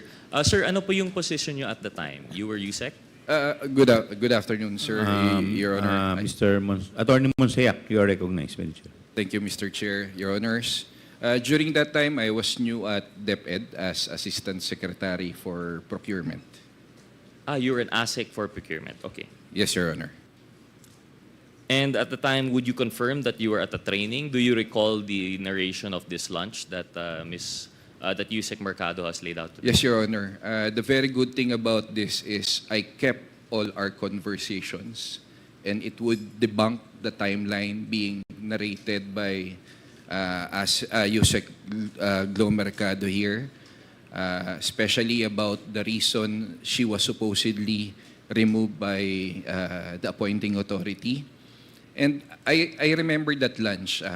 Your Honor, can I provide context for the narration? Hopefully, Mr. Chair, may I just clarify? My question is about the lunch po. No? Yung whether or not the reason for the removal or whatever. Yes. We'd like to hear that, but sir, Yes. perhaps at a later Yes, sir. time after interpellation by other members. Yes, sir. But my interpellation is purely on the lunch. If you could qualify the context po. Na lang. I remember the lunch. It was a training conducted at Linden Suites regarding procurement. It was the time that, because when the first bidding, 2022 bidding was conducted, the bid opening, I was not yet an employee of DepEd. So it was conducted, I think, August. I joined DepEd at October 1. But when I was there, I saw that all the bidders... Excuse me, can I... pwede po ba puputulin ko po muna? Yes, Your Honor. Attorney, nag-take ka na po ba ng oath? Opo, nag-take po oath kanina kasama ng mga iba pang resource Okay. persons. Attorney Powa, nag-take na rin po ba kayo ng oath? Yes, Mr. Chair, kanina po. Okay, so please continue. So naalala ko po yan, nung pumasok po ako, nakita ko po yung sa original bidding ng 2022, halos lahat ng bidders nadi-disqualify na. At yung 2022 funds, maglalaps na yan end of 2023. So nakita ko ho yan na nagpo-post qualification pa sila. Nandun ho si Yusek Glomer, kasama ho si Resty Ocias. Hindi ko ho kilala yung dalawa, no? So, una ho, wala akong dahilan o interes o inklinasyon na magbigay ng isang illegal na order sa isang publikong lugar na may mga tao na hindi ko man lang kilala. Ang naaalala ko po dyan, si Resty po ang kausap ko, sabi ko, ano ang plano nyo dyan? Kasi kung itutuloy nyo yung post-qualification at maglalaps yan, hindi na aabot yan sa December 2023. So, mag-decide na kayo kung ire-rebid nyo yan. Kasi kung ire-rebid nyo yan, hindi masasayang yung pondo, mayu-utilize pa yan bago mag-end yung 2023. Yan po yung mismong sinabi ko. Kumbaga, pinagde-decide ko na ho sila kung itutuloy pala nila yung post-qual nila na sobrang na-DQ na halos lahat ng mga bidder or magre-rebid na sila kasi tapos na naman yung period for post-qualification at marapit na rin mag-lapse yung 90-day maximum period for procurement. So parang sinabi ko, mag-decide na kayo kung ire-rebid nyo yan kasi kung ire-rebid nyo yan, aabot pa yan, hindi masasayang yung 2022 funds. So I remember that, Your Honor. Ang tanong ko lang ho, ba't naman ho ako mag-uutos ng illegal sa isang USEC na head of procuring entity na may mga kasamang tao na hindi ko man lang kilala? Thank you for the qualification. Can I just interject? Yes. Yes, thank you very much, Congressman Gutierrez. Yes, Deputy Speaker. Mr. Chair, just so that I can fix my timelines no, and my notes. At that time po, Attorney Monsayak, ano pong posisyon ang hawak ninyo? Assistant Secretary for Procurement po ako. So ASEC na po kayo at that time? ASEC lang po ako. Kailan po kayo na-appoint na ASEC? Nag-assume po ako October 1, Mr. Chair, Your Honor. October 1, 2023. October 1, 2023 po. 2023. So, head kayo ng procurement? Ay, hindi po. May boss po ako na USEC for Procurement po. Okay. So, but when you assume your position as ASEC, you're appointed as ASEC, no? Correct? Opo, Mr. You were Chair. ASEC for what? Procurement po. So for procurement. Okay, thank you very much. I just wanted to clarify that. No, thank you. So my apologies to Congressman Gutierrez. Please continue, Congressman Gutierrez. Thank you, Mr. Chair. Thank you, DS Suarez. So USEC, just to take over from there. Also, to get in line Mr. with Chair, sorry. I May I just- yield to my colleague. Congressman Mr. Pami Chair, may I Zamora. just clarify kung kailan eksakto yung lunch nangyari? Sir? Hindi ko na ho maaalala. Kanino po kasi- ninyo ina-address yung tanong nyo? Ay, kay Attorney Monsayak po, Attorney Mr. Chair. Monsayak, please respond. Your Honor, Mr. Chair, hindi ko na ho maalala yung actual lunch. Pero ang maganda po kasi dito, na-save ko ho yung mga conversation namin Alright, ni so what Yusek month Glo. So, sorry, with the indulgence of Congressman Rog, I'll just take like 5 seconds. What month was this, Attorney Monsayak, Mr. Chair? Please continue, Attorney Monsayak. Your Honor, I have to check on my records. Pero alam ko ho, bago pa lang ho ako sa DepEd niyan, siguro baka October lang din po yan. Anong year Saan po? ko Anong year? 2023 po, Your Honor. 2020, okay. Kanina si Ma'am Gloria, Ma'am, kailan niyo po sinabi, when did the lunch occur? USEC I Mercado. wasn't also very specific because I could not recall the exact date. But it should be October.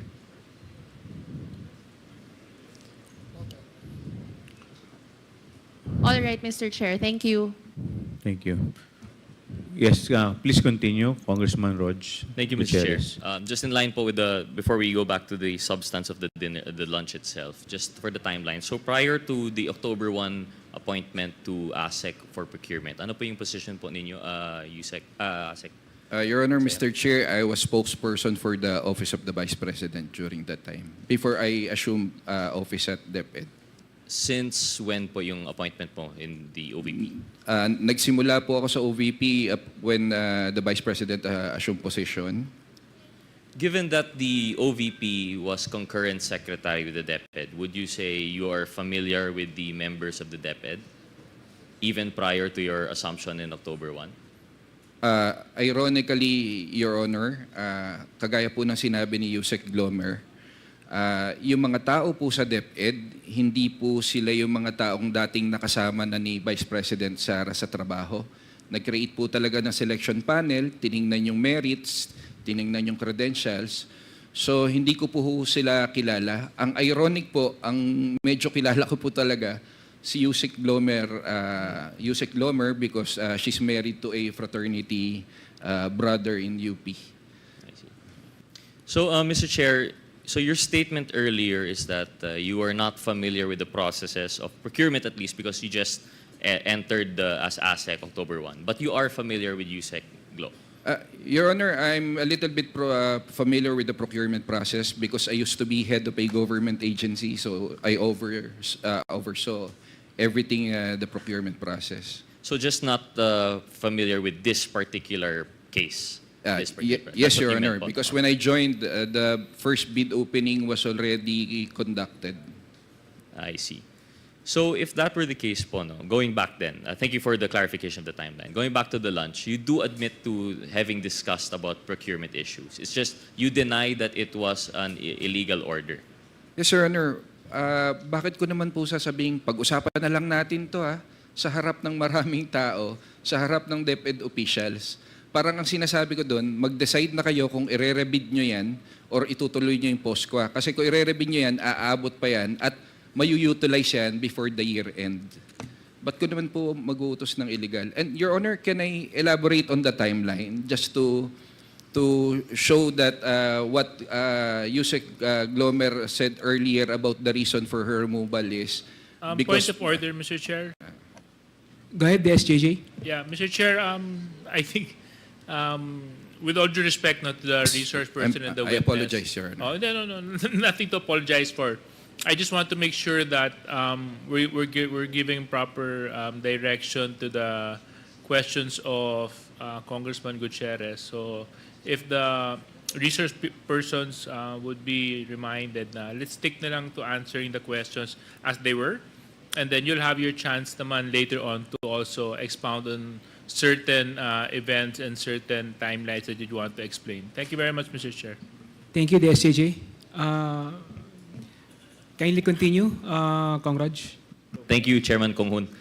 So yes, I do agree with DS Suarez. As much as we want to hear the timeline, perhaps at a later time, I'll just pursue my line of questioning. I'm sure Yes, Your Honor. some of my other colleagues would like to pursue po yung timeline nung resignation. Yes, Your Honor, But Mr. for Chair. the purpose of my interpellation, I'm satisfied with the answer of Yusek Mercado that as to her hunch as to the reasons which she was asked to resign, and as to the timing of which, given the lunch that happened in the Lint Suites. No?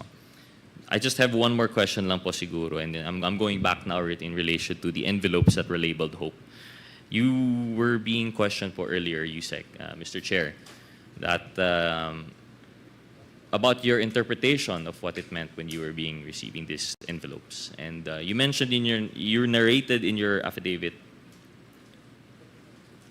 that the envelopes were handed to me monthly by Assistant Secretary Sunshine Fajarda, Sunshine, which she says came directly from the office of Vice President Sara Duterte. And you mentioned that you quoted, "Galing kay VP," is what she would typically say as she hands the envelopes.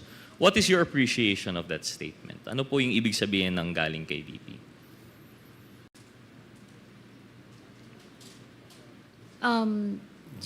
Mr. Chair, as I mentioned earlier, it's for me it's kasi meron naman siyang ang appreciation ko, the BP naman has other resources to share. So ganun lang kasimplistic yung tingin ko at first. It was only when I move out already that I give it a hard thought. Of course, I mean, this is just testing to your personal knowledge. We have no idea, we have no clue kung talagang galing kay VP po yun. All that happens is that it is accompanied by that statement by ASEC Sunshine. Correct? Siguro kaya mo nalilink doon kasi si ASEC Sunshine yung nagbibigay. Because she was Heya at the time. Yeah. So you would assume from the Heya's closeness, proximity of both personal relation and by office, that she would have no reason to lie as to the source of that fund. Galing kay VP. But you're right, it could be a valid source, could be not. But I noticed during the interpellation of Congresswoman Luis Toro, you really had an apprehension. You said that bribery was too harsh a word. Could you expound on that thought? I think it's just not in my language to say it's bribery because I have not experienced it. And I would tend to agree, Mr. Chair, because generally when you speak of bribery, it's when you are offered a gift, offered compensation to entice you to do or not to do something that's within your duty. However, that's just the more general term of bribery po, no? But we also have the other. We also have indirect bribery. And that's in the case when a person is offered a gift by not for any act to do or not to do, but by mere virtue of your public office. Would that be closer to what you were feeling at the time? Because there was no conversation. Walang sinabi naman po na itong envelope, gawin mo to, wag mong gawin to. But it was simply by virtue of your position. The envelope says it all. Hope. Yes. And more colloquially, kilala ang indirect bribery as payola. Did you have an inclination na ito ay payola? No. So you said yes to indirect bribery but no to payola. Would you care to explain? It's those are words that are not in my vocabulary, so if you excuse me. Of course. I will not belabor po, and I have a respect for whatever semantics you choose to prove. But I'm just giving the basis on the envelope only saying hope, and there was no gift or compensation to ask of what to do and what not to do. But it was merely by virtue of your position. It would appear that you're receiving this. One last question po on that. Would you know if other employees of DepEd received the same envelope? And would you know ano po yung nakasulat sa mga envelope po nila? No. I would know of one, but the rest I don't know. You know of one more. Would you be at liberty to divulge? Not the identifying marks, but at least yung level, yung position po niya. Was it the USEC level, ASEC level? ASEC level. ASEC level. So there would be confirmation of more than just the hope. Would you know kung ano po yung nakasulat sa envelope na yun? No. No, we don't get to see because we're called one by one.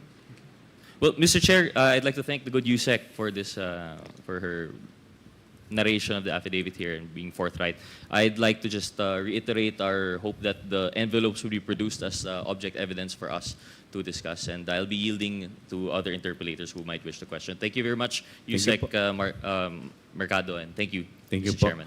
The Chair would like to recognize the next interpellator, the Honorable Johnny Pimentel, Vice Chairman. Thank you, Mr. Chair. Mr. Chair, I would like to discuss the matter regarding the audit observation memorandum issued by COA to DepEd. I have in my possession copies of two AOM, one dated February 1, 2024, another dated August 8, 2024. Now, the OM was sent to a certain Mr. Eduardo Fajarda, and this was received by Sunshine Fajarda on August 9, 2024.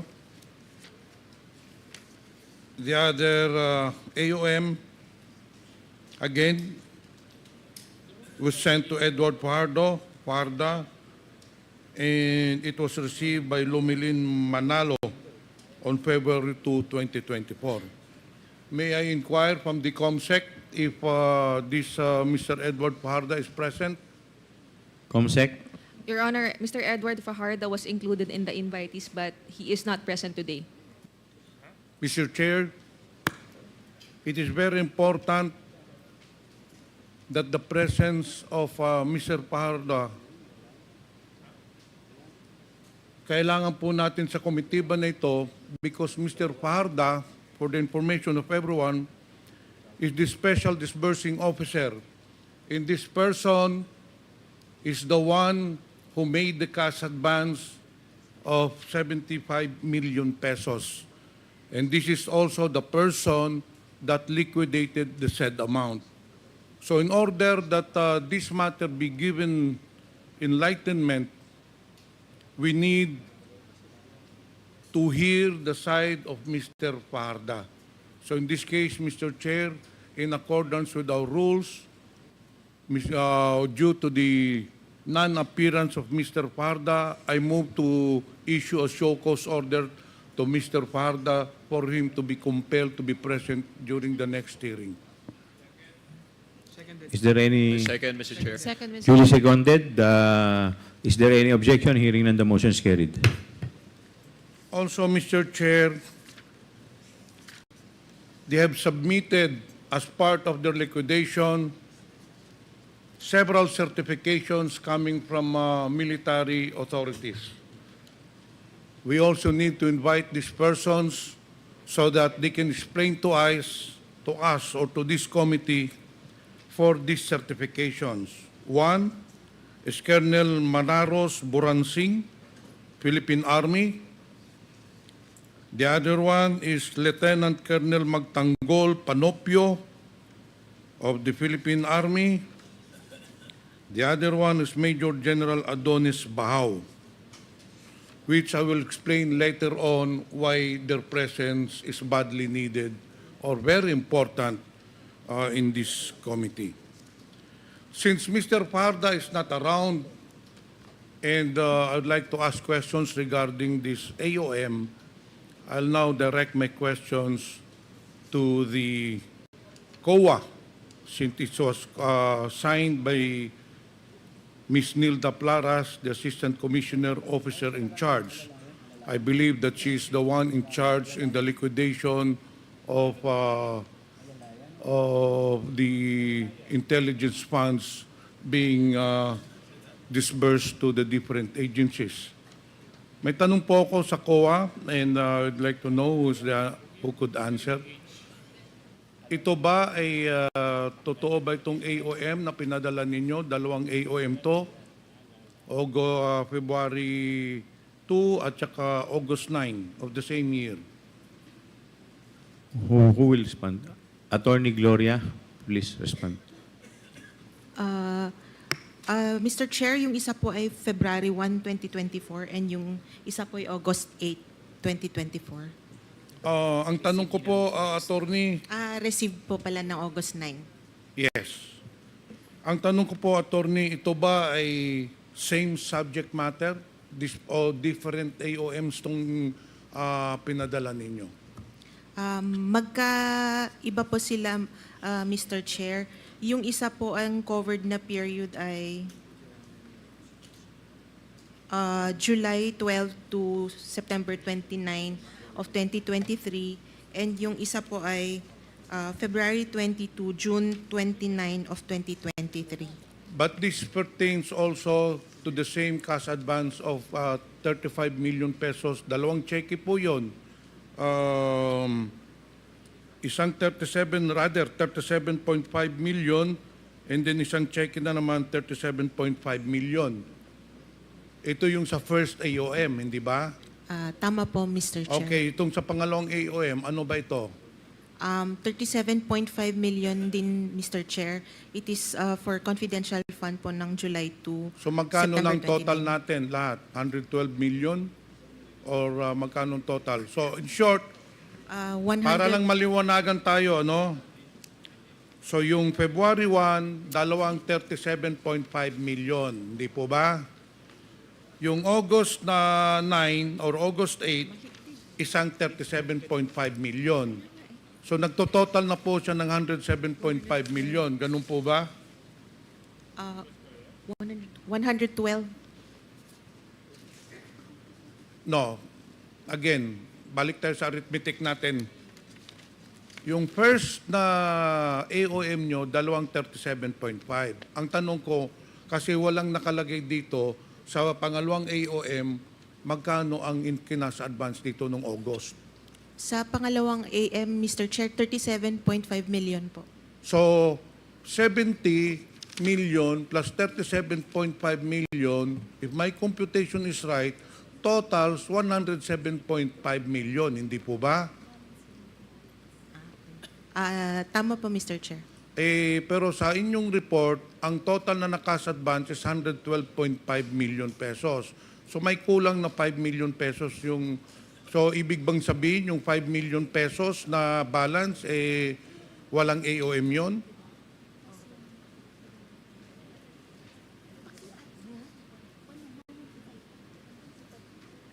Mr. Chair, 112,500 po ang total. Magkano? 112.5 million. Kaya nga, pero kinumpute na natin yung dalawang AOM eh.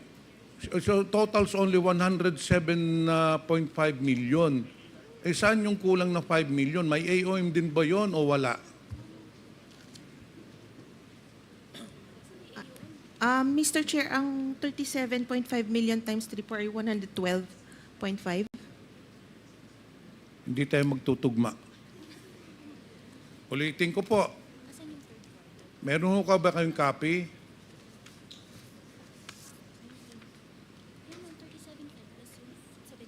You know, attorney, this is a committee hearing. I think next time you should come here prepared. You should do your homework. No offense meant, pero para maliwanagan po tayo. Dalawa ho ang AOM ninyo. Ulitin ko po. Yung isang AOM ninyo is 70 million pesos. Yung pangalawang AOM, sabi nyo 37.5. But the total cash advances as per your report is 112.5 million pesos. May kulang na 5 million pesos. So ano bang ibig sabihin ninyo dun sa report ninyo? Yung 5 million pesos, walang AOM yon. Wala eh. Mr. Chair, yung AOM po, ang total nung first is 75 million. Correct. I stand corrected. 75 million pesos pala. Okay, now. Para maintindihan ng mga nanonood, ng mga tao dito na simpleng kababayan lang po natin, ano ba ang ibig sabihin ng Audit Observation Memorandum? Ako na lang muna. Tell me if I'm correct or if I'm wrong. Ang Audit Observation Memorandum, ini-issue po yan ng COA dahil may nakita silang hindi sang-ayon sa INGAS, hindi po ba? May tinatawag tayong INGAS sa COA, yung Government Accounting Procedure or something. In short, it does not conform to the normal transactions. Every agency has a auditor, hindi po ba? Ngayon, ang COA, post-audit po kayo. Wala na po tayong pre-audit. Matagal na ho wala tayong pre-audit.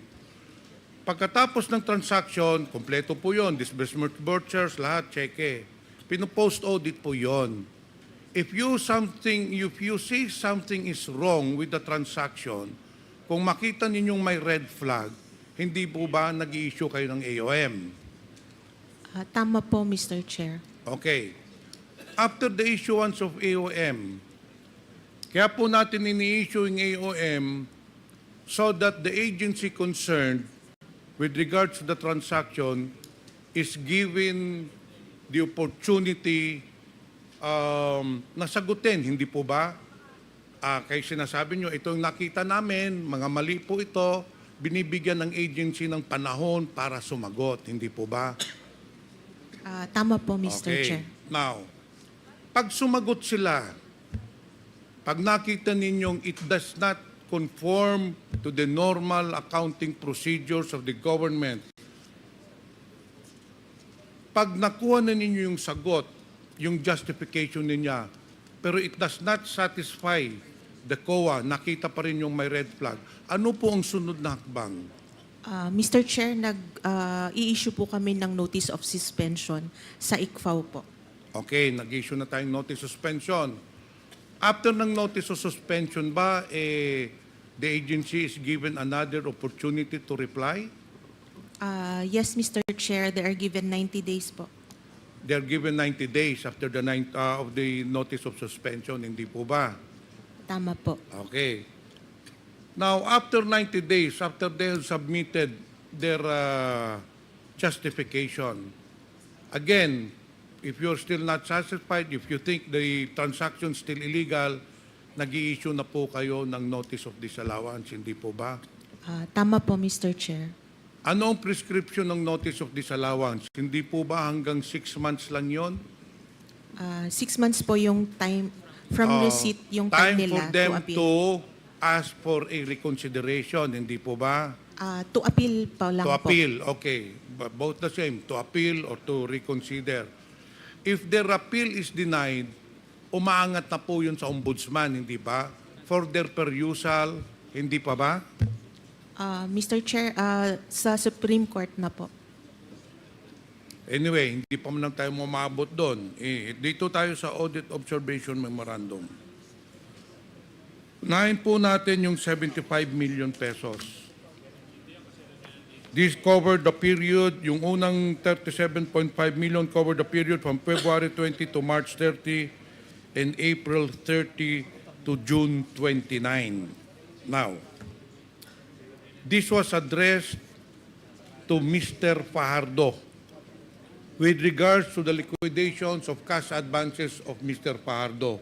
I want to put it on record that the two checks amounting to 75 million pesos were cash advanced or made na advance po ni Mr. Fajardo. Now, sa AOM po, ang nakalagay po dito, we noted the following deficiencies. The propriety and validity of the transaction could not be ascertained as the submitted LRs not fully supported with complete and proper documentation under Joint Circular Number 201501. Ang tanong ko po, dito sa unang OAOM, since you have already manifested in your AOM na may nakita na kayong deficiency, one is there is no document supporting the liquidation. Ang tanong ko po, nakasubmit na po ba sila ng supporting documents? Nakasubmit po sila, Mr. Chair. Are you satisfied with their, or you're still in the process of auditing the documents, or Do you have already findings with regards to the documents that have been submitted? Meron na po ba tayong findings? Nag-submit na po and evaluate na po namin yung compliance nila, Mr. Chair. So sa pagka ngayon wala pa po tayong findings, ine-evaluate pa po, hindi po ba? Mr. Chair, nakapag-issue na po kami ng credit notice. Naka-issue na kayo ng credit notice Yes, Mr. Chair. with regard to the 75 million pesos. Yes, Mr. Chair. Na-comply ba nila isa, item 4.12 requires that the disbursements from the confidential fund shall be supported, among others, in a sealed envelope. Okay na yan.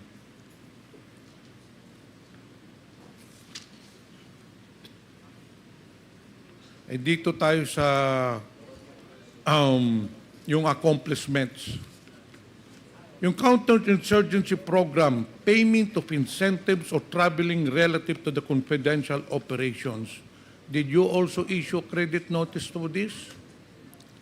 Mr. Chair, the credit notice is for the entire AOM po. But why would you issue a credit notice when in fact, in accordance with the joint circular, it is very clear that intelligence and confidential funds traveling expenses are not allowed? Part of their compliance is they've explained that it was for actually for transport for operation expenses. So you issued a Confidential. credit notice for the entire 75 million pesos. Yes, Mr. Chair. Okay, dito tayo sa pangalawa. Yung August 8. Again, the same findings. This is with regards to 37.5 million. May I know the status of this? Mr. Chair, as to the the AOM number 2024-171, we received their compliance on August 27, 2024, and the audit of the evaluation of their compliance is still ongoing, Mr. Chair. So you're still evaluating it. Yes, Mr. Chair. Ganun din po ang nakalagay dito. The proprietary of sanction could not be ascertained as the submitted LRs were not fully supported with complete and proper documentation. Ito ba ay pinatutunayan mo na may mga dokumento na? Mr. Chair, may information po ako na nag-submit po na po sila ng compliance. But since ako po ang nagre-review ng audit, hindi pa po na-submit sa akin for review. Wala ba kayong nakikita dito sa findings ninyo na labag sa batas o labag dun sa joint circular? On paragraph 5, nakalagay po dito, the confidential funds shall be used only for confidential expenses, including purchase of information, blah, blah, blah, blah. Ngayon, ito yung analysis ninyo. Analysis of the submitted accomplishment report revealed that the amount of 2,540,000 pesos was used for the purchase of information relative to car loan scams whose victims are mostly personnel of the Department of Education. Ito ang tanong ko. Sa tingin ba ninyo, sakop pa ba ng intelligence fund, confidential funds, ang pag-purchase ng information para sa car loan scams? Mr. Chair, that is why it is in the audit observation memorandum po kasi wala po siya sa mandate ng DepEd and so wala din po siya sa allowed na confidential expenses. Yes. Dito rin sa ano ninyo, ito dapat talagang pagtuunan ninyo ng pansin. Kasi kayo mismo nag-issue ng AOM, dito sa paragraph 5, based on your AOM, sinabi na ninyo, these expenses do not fall under item 4.81 of the joint circular, nor are intended to support the mandate operations of the Department of Education as defined under item 3.9 of the joint circular.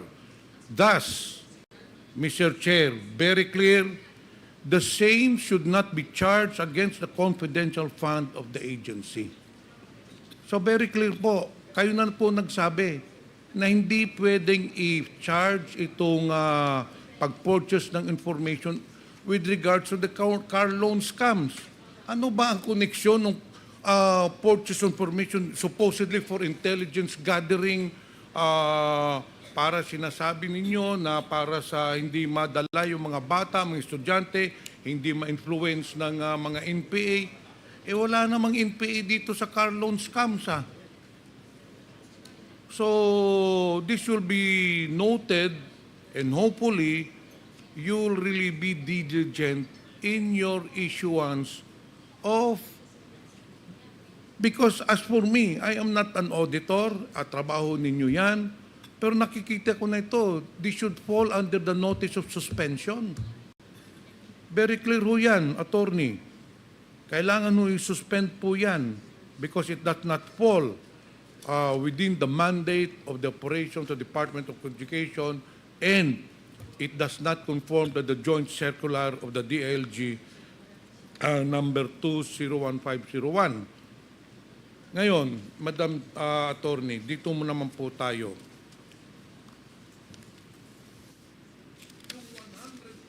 Yung 112.5 million pesos, upon my verification, upon the appreciation of the documents that has been submitted to this committee, I found out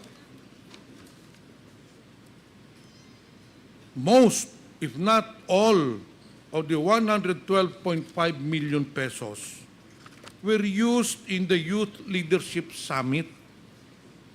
Doon po ginamit. Ano ba itong Youth Leadership Summit? And that is why we need the presence of Mr. Parda. Kung ito ba ipasok doon sa joint circular, tignan ho ninyo.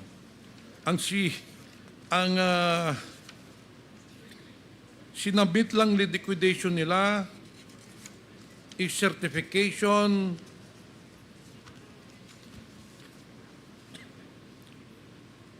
from the different military authorities. Kaya we need to know whether this is documented, kung totoo ba talaga na ito ay nag-conduct sila ng Youth Leadership Summit. Ito, babasahin ko po yung isang certification.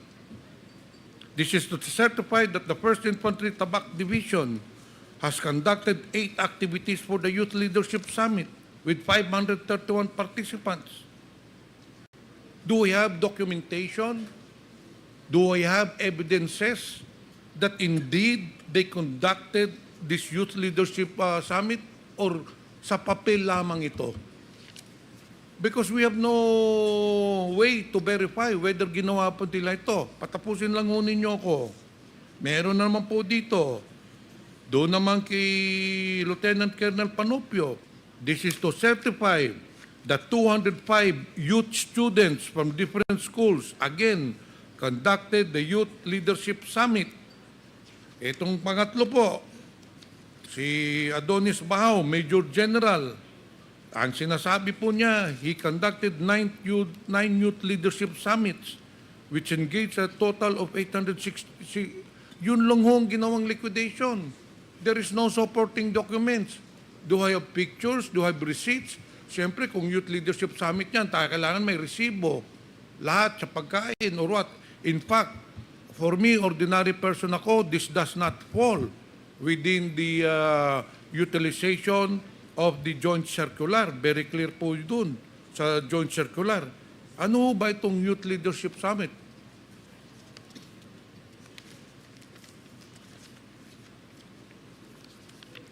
Mr. Chair, ang confidential funds po kasi is undertaken to help the agencies accomplish their mandates po. May inquire from Attorney Puwa. Attorney ka ba? Yes, Abogado. Mr. Chair. Mr. Chair. Attorney Puwa, you are you are recognized. with DepEd dun sa pag-conduct nitong Youth Leadership Summit. pwede mo bang paki-explain dito ano ba itong Youth Leadership Summit? Kasi halos lahat, kung hindi man lahat ng 112 million pesos, doon gigamit sa Youth Leadership Summit. Opo. Mr. Chair, yung Yes, Attorney Pua. Yung Youth Leadership Summit, sa pagkakaintindi ko po, because even if I'm not the STO, or I have no operational knowledge mismo dun sa detalye ng confidential funds, but I was the one who, as I'm sure you know, I was the one who signed yung response po dun sa AOM. So, yung pagkakaintindi ko po doon sa certification sa ginawa nila, yung Youth Leadership Summit is not something that DepEd conducted, but actually yung mismong nag-certify po from the AFP. They conducted advocacy or awareness programs against insurgency in those certain areas. Yun lang po yung pagkakaintindi ko based on the documents. Kasi po yung response ko po ng DepEd doon sa AOM, we prepared it based on the documents that were available, depending kung ano po yung finding ng AOM. Mr. Chair, kahit na confidential fund po yan, that is still taxpayers' money. Kasi ginagawa po natin ang budget every year, and then lahat po yan, yung budget po natin, ang nagpopondo po na yan, ay taxpayers' money. Mr. Chair, you can just imagine, Youth Leadership Summit lang ito, and the government spent 112 million pesos. Kahit kayo naman po siguro, mga auditor kayo, kung sino mang mga tao na nandito ngayon, napakalaking halaga naman po ang 112 million pesos para sa Youth Leadership Summit.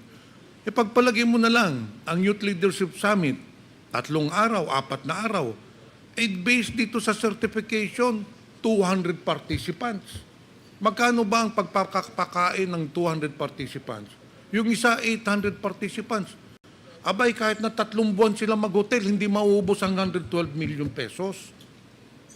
Kahit na 1,000 pakainin nila kada araw, hindi mauubos ang 112 million pesos. And that is why this committee would want where the money went, because it is very clear, this is just on paper. Pero ang totoo po niyan, may pinuntahan ho yung 112 million pesos. Alam niyo ho yun. So, Mr. Chair, the key person to answer all those questions is si Mr. Edward Parda. Siya ang nag-cash advance, siya rin ang nag-liquidate. So, let us ask him, paano nangyari yung, to explain to us, 112 million pesos. As far as I'm concerned, there are only 3 certification here. Ang nakalagay dito, isa 863 students, ang isa 200, ang isa 900 students. Pagpapakain lang ng almost 3,000 students, uubusin ba natin ng 112.5 million pesos? So that is why, Mr. Chair, I will reserve my question, but as a layman, as I've said, we are not COA, we are not auditor, but very clear po, malaki ho ang mga katanungan na dapat sagutin ng DepEd party dito sa 112.5 million pesos. Thank you, Mr. Chair. Thank you, Congressman Johnny Pimentel. Yes, you have a manifestation. Congressman Swansing. Yes, Mr. Chair, thank you very much. Mr. Chair, my apologies. I would need to move to the plenary for the budget deliberations. But before that, Mr. Chair, I would just like to quickly go back lang po to a query that the committee has with regard to the some data that we need from COA with regard to the Office of the Vice President. Mr. Chair, in September 10, 2024, when we had our second deliberation on the proposed budget of the OVP in the Committee on Appropriations, Mr. Tomawis here, and as the team lead of the audit team was there, and we requested for specific data on the details on the rental expenses for the head office, the satellite offices, and the extension offices. As per checking with the committee secretariat, Mr. Chair, COA has yet to furnish this committee with the said information and data. So, Mr. Chair, if we may ask Mr. Tomawis and the team from COA for this information, Mr. Chair. Mr. Tumawis, would you like to respond? Mr. Chair, with regards to the question, we can furnish the copy. When? Do you have Today it po. now? We have the details. You have it now? Yes, Okay. Mr. Chair. Comsec, could you please get a copy of the documents as requested by Congresswoman Swansing? Mr. Chair, may I ask Mr. Tumawis if this has also information on the size of each of the different satellite offices in terms of square meters, Mr. Chair? Mr. Chair, yes, as to the satellite offices, as to the square meters of each rental of office spaces, there are square meters And based on finally, the contract. and the third information, Mr. Chair, do we have information as to when the Office of the Vice President started paying the lease for each of these properties? Mr. Chair, as to the commencement of the lease, there is also the period when the lease commences. Are you satisfied? Congresswoman? Finally, Mr. Chair, just to sige. clarify, so just to make sure, this includes data on the head office, the 10 satellite offices, and the 2 extension offices, Mr. Chair. Actually, the data is from the previous admin 2022 and also the central office and the satellite offices.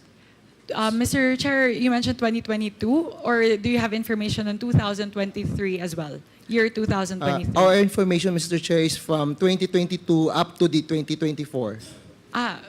Which month in 2024, Mr. Chair? Up to July 2024, Mr. Chair. Thank you very much, Mr. Chair. I'll request the COMSEC to furnish this representation with those data. Thank you very much, Please Mr. take Chair. note of the manifestation of If I may Congresswoman Swansing. clarify, this Comsec. pertains only to the details on the office spaces. And the other particulars such as those lease of vehicles, property, plant, but then we can only provide the details on the office spaces. Yes, Mr. Chair, because from, as you mentioned before, Mr. Chair, Mr. Tumawis mentioned, so in, for example, year 2022, the total rent expense was at 52 million. 2023, it's at 53.5 million, but that includes like different types of rentals, Mr. Chair. So will the data shared with us by segment that as to the different types of leases? As to these documents, we have the amounts for pertaining for the lease of different office space, vehicles, and other rentals of the OBP pertaining to the 53 million. And also, we have also the breakdown as to the amounts of the lease of office spaces per satellite office and central office. Thank you very much, Mr. Chair. I will peruse the documents shared by COA. Thank you very much, Mr. Chair, for the opportunity and for making time, Mr. Chair. Thank you, very much po. Congresswoman Swansing.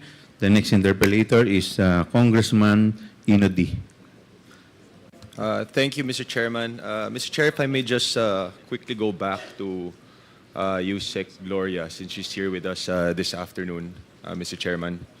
Yes, continue with your Firstly, interpellation. Mr. Chair, I would just like to say, ma'am, that based on your affidavit and based on the testimonies that you have given, seems like, based on my judgment po, no, you're someone that really stands by your principles. Someone that has a strong moral compass, given sa mga pangyayari nga na ito, sa inyong mga binanggit sa inyong affidavit, you mentioned that in paragraph 6, that you were just asserting, you firmly asserted that the procurement must be implemented and conducted in strict adherence with the rules. And with that, Mr. Chair, kasi nakalagay din po dito sa inyong salaysay, sometime in October 2023, the likelihood of a bidding failure for the DepEd computerization program became apparent. What do you mean by that, ma'am? Paano po naging apparent na mag-failure po yung bidding? Yusek Mercado, you are recognized. That's kasi a 2022 money. I actually don't get involved in the bidding process because ako yung nagre-review sa taas.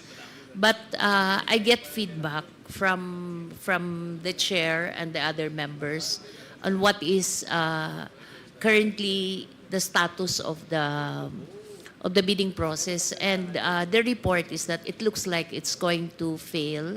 Only one or two. I don't Due to recall what anymore. reasons, ma'am? Ha? Sa inyo pong nakuwang impormasyon. No, base- I'm not privy to the reasons because that's a bidding committee function. But it's usually not complying to the standards of the procurement law. So yung qualifications, etc., Yes, etc. yes. So dito rin po kasi sa inyo pong meeting nung lunch po na yon, when you were approached, as you mentioned, by Attorney Munsaya, sabi niyo po kasi dito na mag-uusap-usap na lang para hindi masayang yung 2022 budget. Ano po ba yung interpretasyon niyo dito? That's an old money kasi. It's a 2022 money. But it was only bidded in 2023. So, ang very strict yung guidance dyan. It has to be completed yung process and paid by December 2023. So ako yung context ko doon is it's their way of making sure that we would be able to bid out the computers because it was needed in the field. But ang sa inyo po, parang ang dating na to be more lenient on their qualifications. Ano po ba ang pagkakaintindi niyo dito pag-usap-usapan? Siguro it's more of, telling everyone na, you comply with the requirements and make sure that we push through with the bidding process. But that's not how it should be. So kasi base po sa inyong impormasyon, saka sa inyo po, na talagang hindi naman dapat na matuloy ito dahil nga kailangan natin talagang panindigan na sundin yung mga... And we have an experience of some of our good friends being thrown into a difficult situation because of previous bidding process of computers.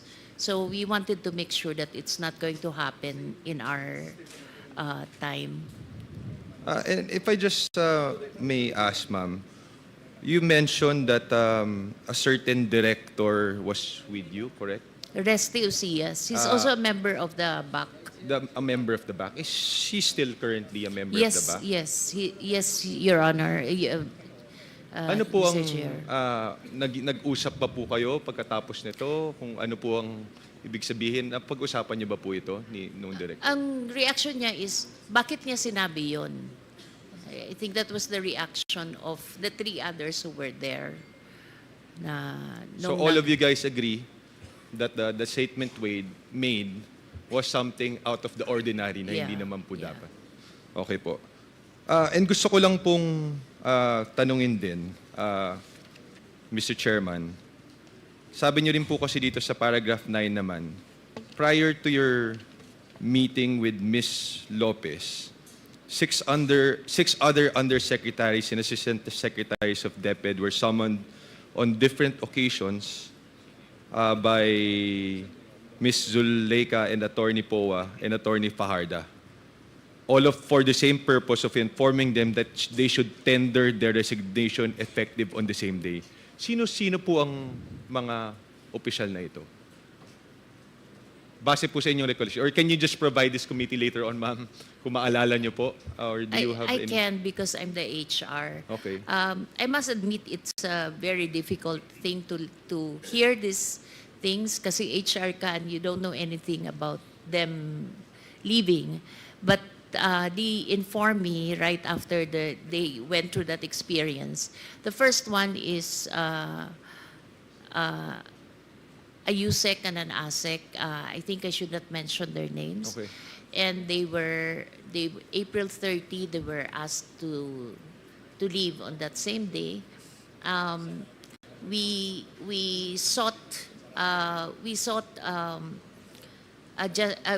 actually sought for reconsideration of one of them because He was a CESB awardee and his CESO 1, so parang it will destroy his career. And then we also sought consideration because if they leave on April 30, they will not be entitled to the mid-year bonus. And I asked that not because of the USEC ASEC, but for the staff, because all of them have staff, no? So yun yung consideration.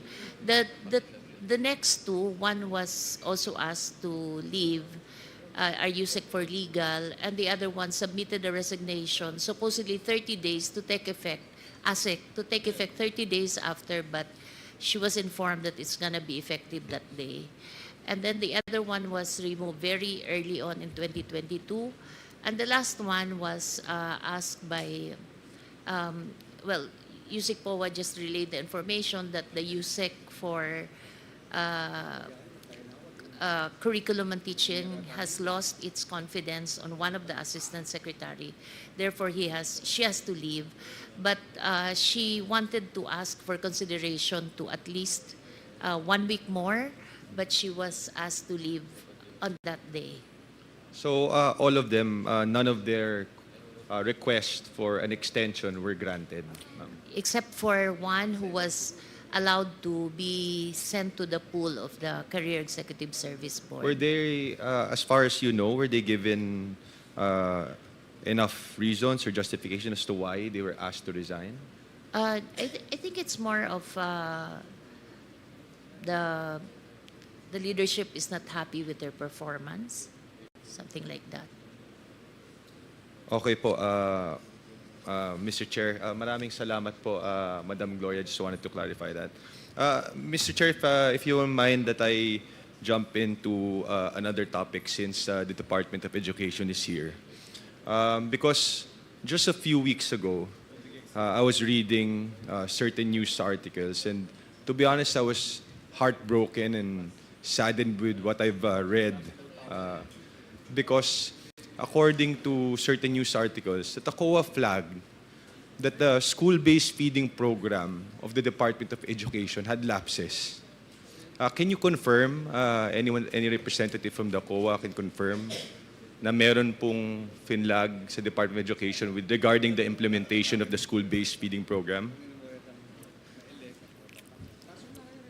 Ms. Imelda Celso, COA. Your Honor, Mr. Chair, there are findings on the implementation of the school-based feeding program, which were raised by the regional offices. So one of which is the delayed implementation of regular and milk feeding components in 21 SDOs or school division offices. Number 2, non-compliance with the technical specifications and other deviations from the DepEd guidelines. Number 3, non-reprogramming of unutilized funds. Number 4, payment of nutritional food products prior to the delivery. Number 5, lapses in the inspection and acceptance of deliveries, and deficiencies in the procurement contract and documents. And last, non-compliance with the RA 9184. Thank you, Mr. Chair. The reason I bring this up, because ever since I started in Congress, one of the things I've been advocating for is to actually expand the school-based feeding program. And then now, we hear in the news na hindi pa po na-implement ito na maayos. Talagang nalulungkot po ako sa aking mga nabasa. So, gusto ko lang po i-direct ang questions ko sa DepEd. Ano po ba ang definition po natin ng undernourished students? Can any USEC kung sino pong...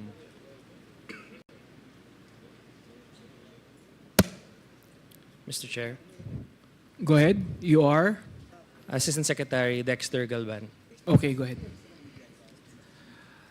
By definition, Mr. Chair, when we call our learners undernourished, that means they are classified under 2 components. Either they're severely wasted or wasted, and this is based on the standards provided by the World Health Organization. So mababa po ang timbang ng bata para sa kanyang edad. So, dun po sa 5.69 billion pesos that's allocated for the school-based feeding program, ilan ang target beneficiaries po nito? The target beneficiaries for the 5.6 billion was 1.6 million beneficiaries. And they are composed of all kindergarten learners up to grade 6 who are classified as severely wasted and wasted in all schools.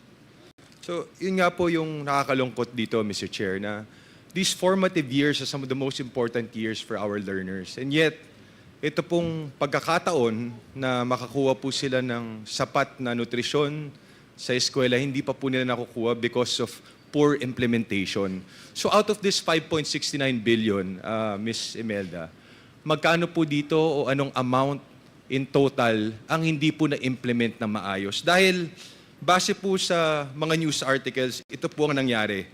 Nakalagay po dito, the state auditors have identified that at least 21 school divisions in 10 regions where one or all of the following were found. Merong mga panis na pagkain, merong mga amag na yung mga Nutriban, may mga insekto, unhygienic yung packaging, again, delayed yung delivery, hindi na naibibigay ito sa tamang mga estudyante.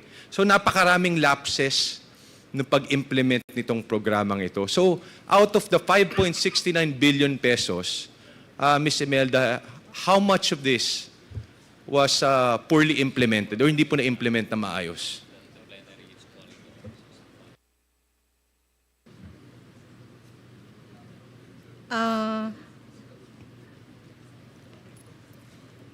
Your Honor, we don't have the data as to how much, but we can give it to you later. Yes, Ma'am Imelda, can you please provide this committee with that exact data? Gusto ko lang pong tanungin din ng DepEd, ano ba po dapat yung ibinibigay natin? Base po sa ating batas, ano po yung dapat na ibinibigay sa ating mga kabataan, sa ating mga learners? Mr. Chair, our learners are provided with nutritious food products or hot meals, and this is accompanied by milk. So for our implementation for that particular school year, that would be for 120 days of food and hot meals, and for the milk, it would be for about 43 days. So, do the suppliers go through a certain type of certification, accreditation?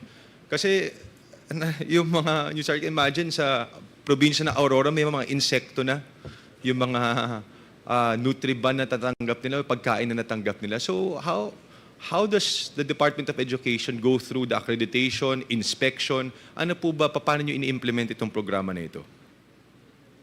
At the beginning of the year, Mr. Chair, we conduct a supplier mapping to determine what modality of food delivery will be conducted, whether this would be nutritious food products or hot meals, as well as the milk. The milk component is coordinated with the National Dairy Authority and the Philippine Carabao Center. So we rely on their capability to provide us with their mapping, as DepEd is not an expert when it comes to, for example, milk mapping.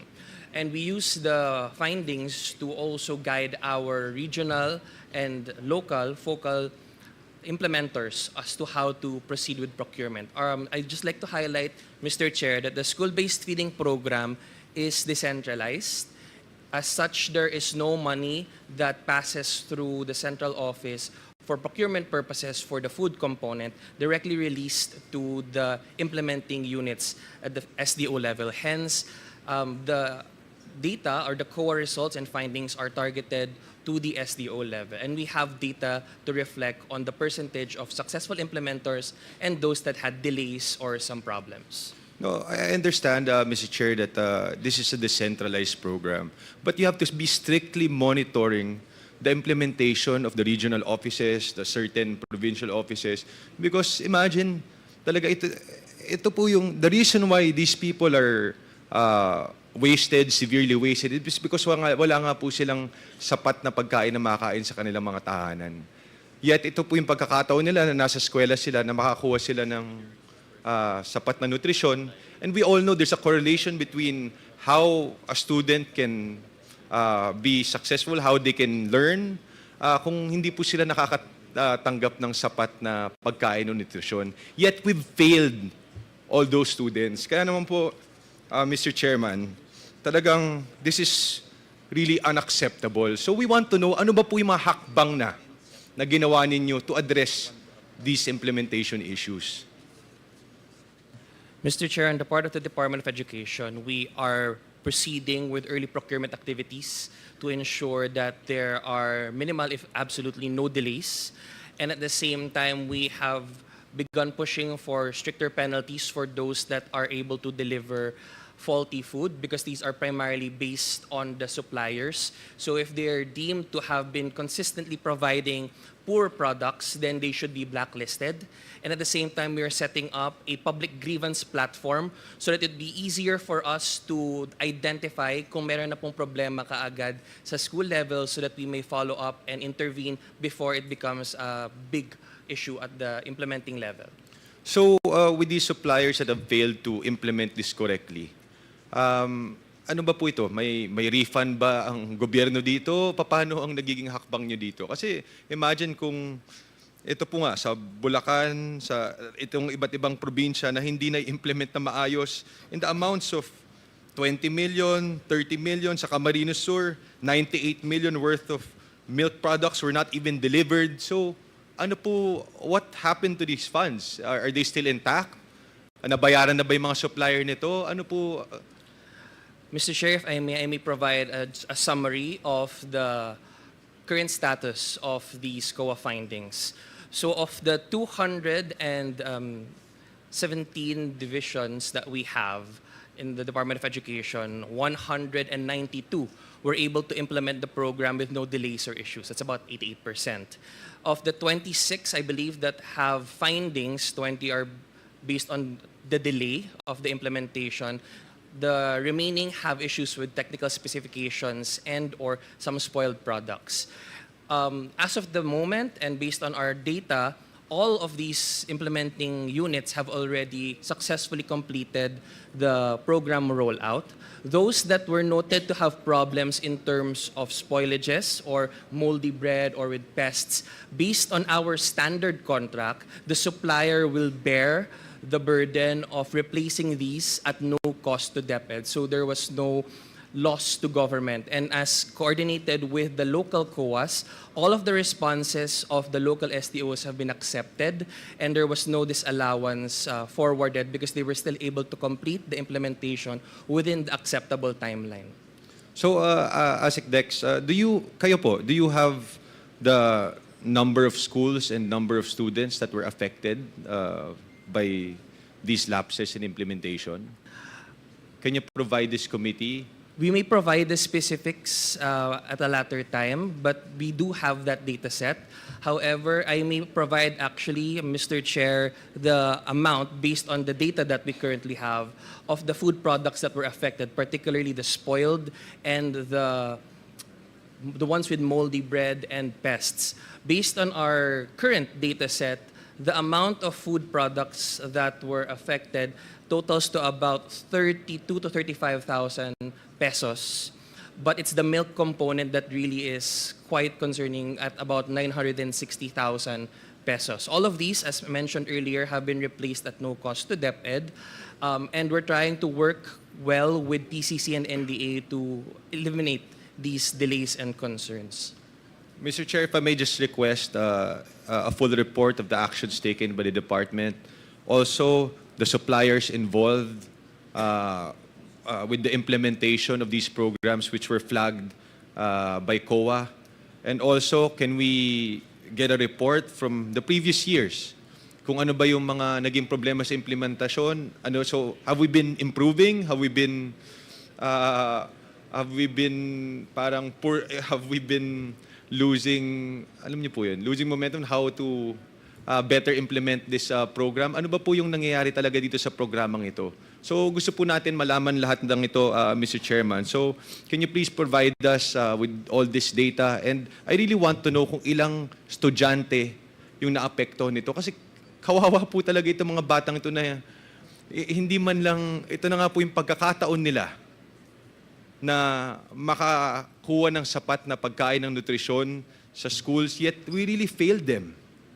So this is unacceptable, Mr. Chairman. So please provide this committee a full report on these incidents, Mr. Chairman. DepEd, please wait to be recognized by the chair. Yes, you are recognized now. Dexter Galpan. Yes, Mr. Chair, the Department of Education will provide the full report. But to provide a bit of context, Mr. Chair, for the school year 2023 to 2024, the Department of Education was able to provide about 252 million meals to our kids nationwide.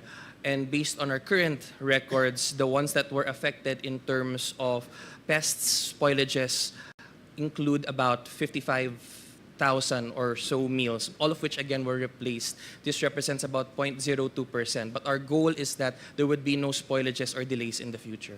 Okay. Thank you, Mr. Chair.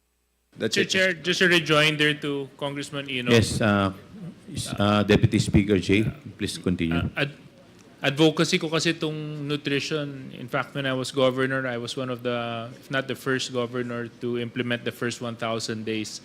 So nutrition is indeed a very close issue to my heart and of course to Congresswoman Anna's heart. Matanong ko lang, kayo po yung head ng nutrition program na pinatutupad ng DepEd? Yes, Mr. Chair. So ilang beses nyo pinakakain yung bata sa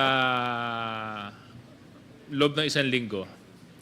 For every day, sir, for the rest of the week. 5 days a week for a time frame of 120 days for school year 2023 to 2024. 120 days, for 120 days, so that's around 4 months? Tama ba yun? 4 to 5 months, Mr. Yeah, Chair. 4 to 5 months. Tapos, paano nyo na-determine kung ano ang ipapakain sa kanila? So each SDO is given guidance as to anong modality po yung gagamitin. Would we be going with nutritious food products that are based on the standards of DOST, FNRI, or hot meals, yung mismong kanin at ulam po? So wala kayong ginawang assessment bago nyo dinetermine kung ano yung nutritional lacking ng mga bata bago ipatupad yung programa?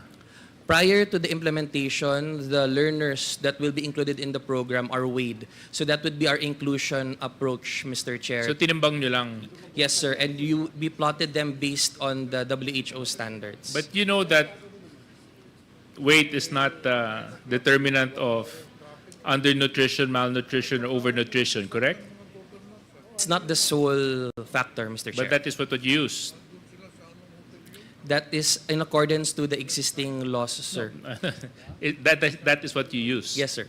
So therefore, yung palang, I just want to ask, I think we should really look into this program, you and I, as both advocates of nutrition, proper nutrition for children, because I think not only was there a wastage in the fund utilization as seen by COA, but I think down to the implementation, down to what is being given to the children, mukhang hindi rin yata sapat at nararapat yung naibibigay sa kanila.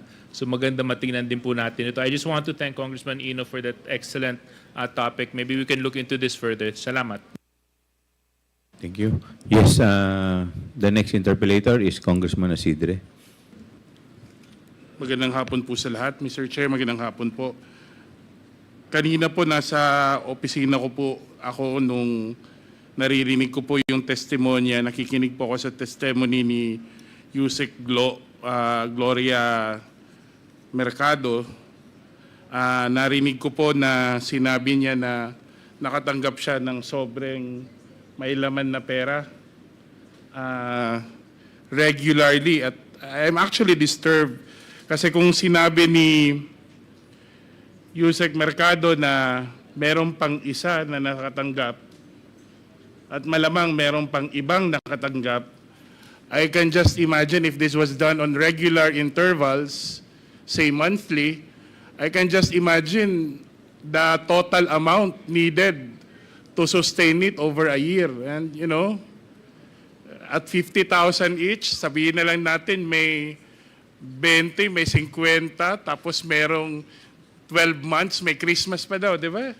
Mr. Chair, I can just imagine, and it's quite disturbing, for this particular practice, even to use the language that even a small whim of this happening in one of the departments that we hold in high regard, the Department of Education, it's really quite disturbing. But just to give a better picture of how things are at the DepEd, Yusek Lo, you were Yusek for HR, right, Mr. Chair? Yusek Mercado.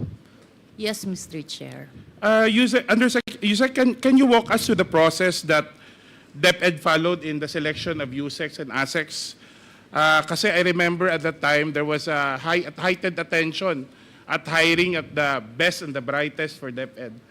Would you share with us if there was an emphasis on appointing the most qualified and capable individuals? Mr. Chair. Thank you, Mr. Chair. Actually, that's why we all started out inspired, and for once we said that meritocracy is alive in the bureaucracy, because we went through a process of applications, being vetted, being in fact background check, and then the final search was a committee that asks specific questions. So if you're applying for a certain position, they will ask you questions around that.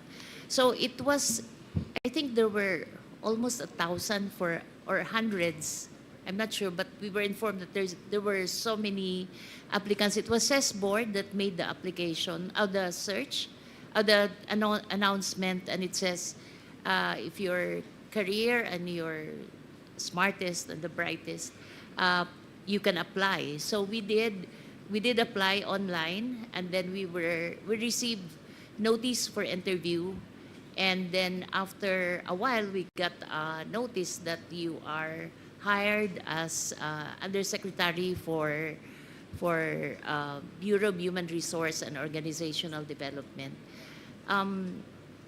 So that's how the process went. Mr. Chair, is this same process for the other portfolios? Yes, yes. Given your experience in government, Mr. Chair, would you say this was something unusual for a government agency to go through this process compared to the other agencies that you worked before? Yes, that's why I said we were inspired when we started out. In fact, I recall I even posted in my day saying that meritocracy is alive when we were chosen. So when this resignation, when this string of resignations happened, Mr. Chair, as HR, have you ever, tried to understand why these resignations were happening? Were these resignations ever addressed or seen as a cause for concern within the department? It was beyond us, I have to admit, as the HROD and the parang nanayanayan of the Execom, every time someone is sent out, part of me dies off kasi they're also very close to me and they're young. These people are young. I know it will affect their careers. So even if this group tried to band together, they've been inviting me to join them. I could not because I wasn't able to do anything for them as the HROD. Mr. Chair, would it be fair to say that even if you're using the word resignations, these resignations were in fact de facto dismissals? Yeah, because they didn't want to, but they have to because pride na rin siguro that they... And Mr. Chair, the decision to dismiss them was entirely the Vice President's decision as Secretary of Education. It was well, the three, it was Yusek Sulaika of OBP, then one was si Yusek Powa, yung inutusan, and then yung isa si Asek Shine. So you mentioned Yusek Sulaika Lopez, the Chief of Staff of the Vice President. And at the time when she talked to this outgoing, dismissed undersecretaries and assistant secretaries, she was not part of the Department of Education, correct? No. So her role was really as Chief of Staff to the Vice President. Yes. Was this something usual for officials of the Office of the Vice President to intervene or to meddle in affairs of the Department of Education? when she was Secretary of Education, Mr. Chair? I guess that's that's the difficult part of the situation kasi you're OBP and at the same time you're Secretary of Education. But it was unusual on my part to hear after they came back from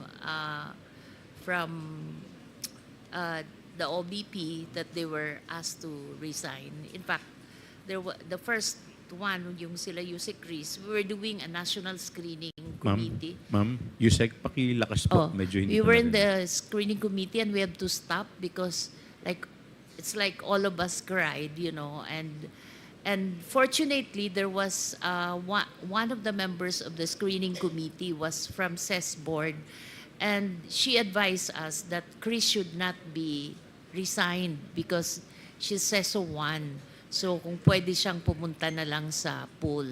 So that's why we advise Chris to get the resignation and instead request for the pool. Mr. Chair, Yusek, kanina you mentioned a narrative na some officials were being called at a certain hour and were told that they were being asked to resign or dismissed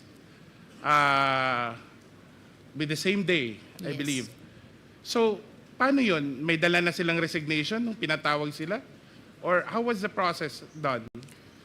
I guess they were asked to submit right there and then. Right there in front of Yusek Sulaika? I'm not sure if kay Sulaika or sa amin sa DepEd. But definitely wala silang dalang resignation letter when they were Wala, told because they didn't know that they will have to go. that they will have to be resigned. So wala ding opportunity, Mr. Chair, Yusek, that exit calls were done for transparency and accountability? Was there even a chance that the former Deputy Secretary, the Vice President, would meet with these officials para pa-thank you lang naman for the services rendered?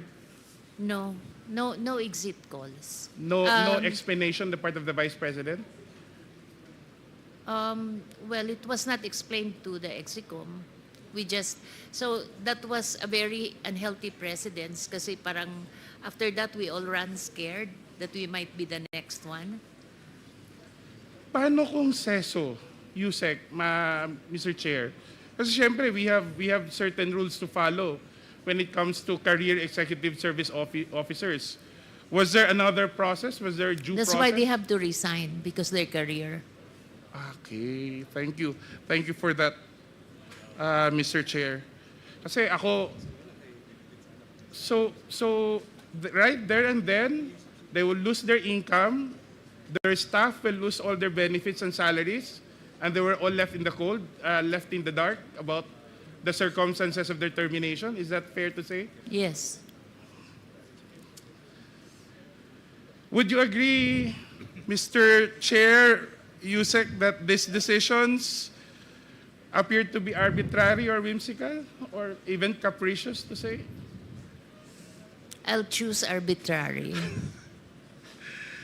Would you I believe you've been a human resource practitioner for the longest time. Would you believe that this somehow measures up to an abuse of authority or a lack of respect for government officials, especially those in the career service and for established processes in government service?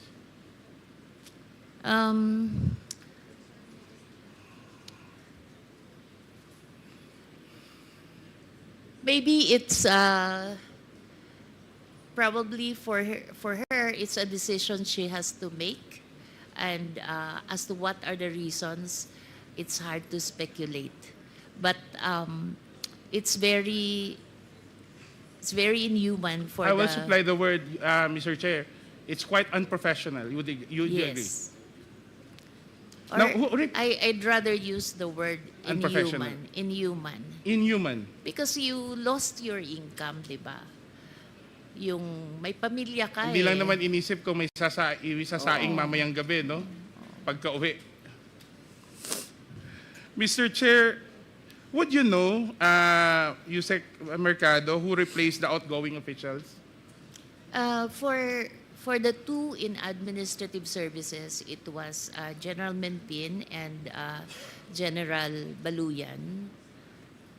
So that confirms the two generals on the invitation list serving as USEC and ASEC, correct?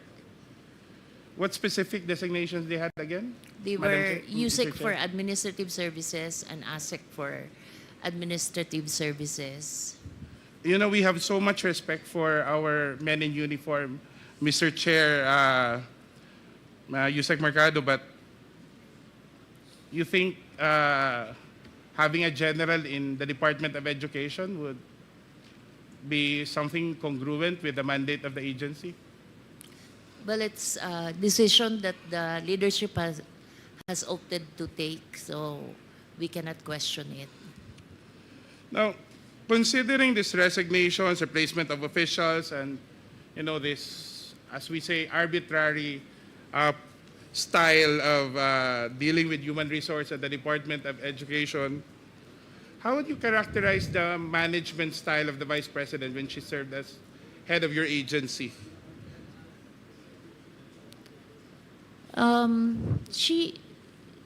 She has her targets, and I think that's where the disconnect is, because my sense, no, she has her targets, but she's in a different platform because ang orientation niya is local government. Well, as like policy process takes a longer one, no? Siya has to do it fast. I think she's been going down in the field, so mas nakikita niya yung problema. So she wanted it really, things to go very fast. But the policy process can take a little while. And since these are also human that you have to consider, so you have to explain to her that that's how things work in the policy loop. Would it be fair to say that she could have been more humane in her dealings with the officials and employees of DepEd? I think humane is, yeah, but probably it's a context of she thinks that since we're the executive committee, we should, level up to what she expected everyone to do. The executive committee, Mr. Chair, is composed of the USECs and ASECs. Undersecretaries and the assistant secretaries. How often did the executive committee meet with the Secretary of Education in person? I think we had a face-to-face mga few times, but most of our executive committee meetings are online, and usually she joins, but most of the time it's Yusek Poa who.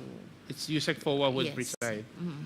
So next level of the USEC ASEC would be the regional directors.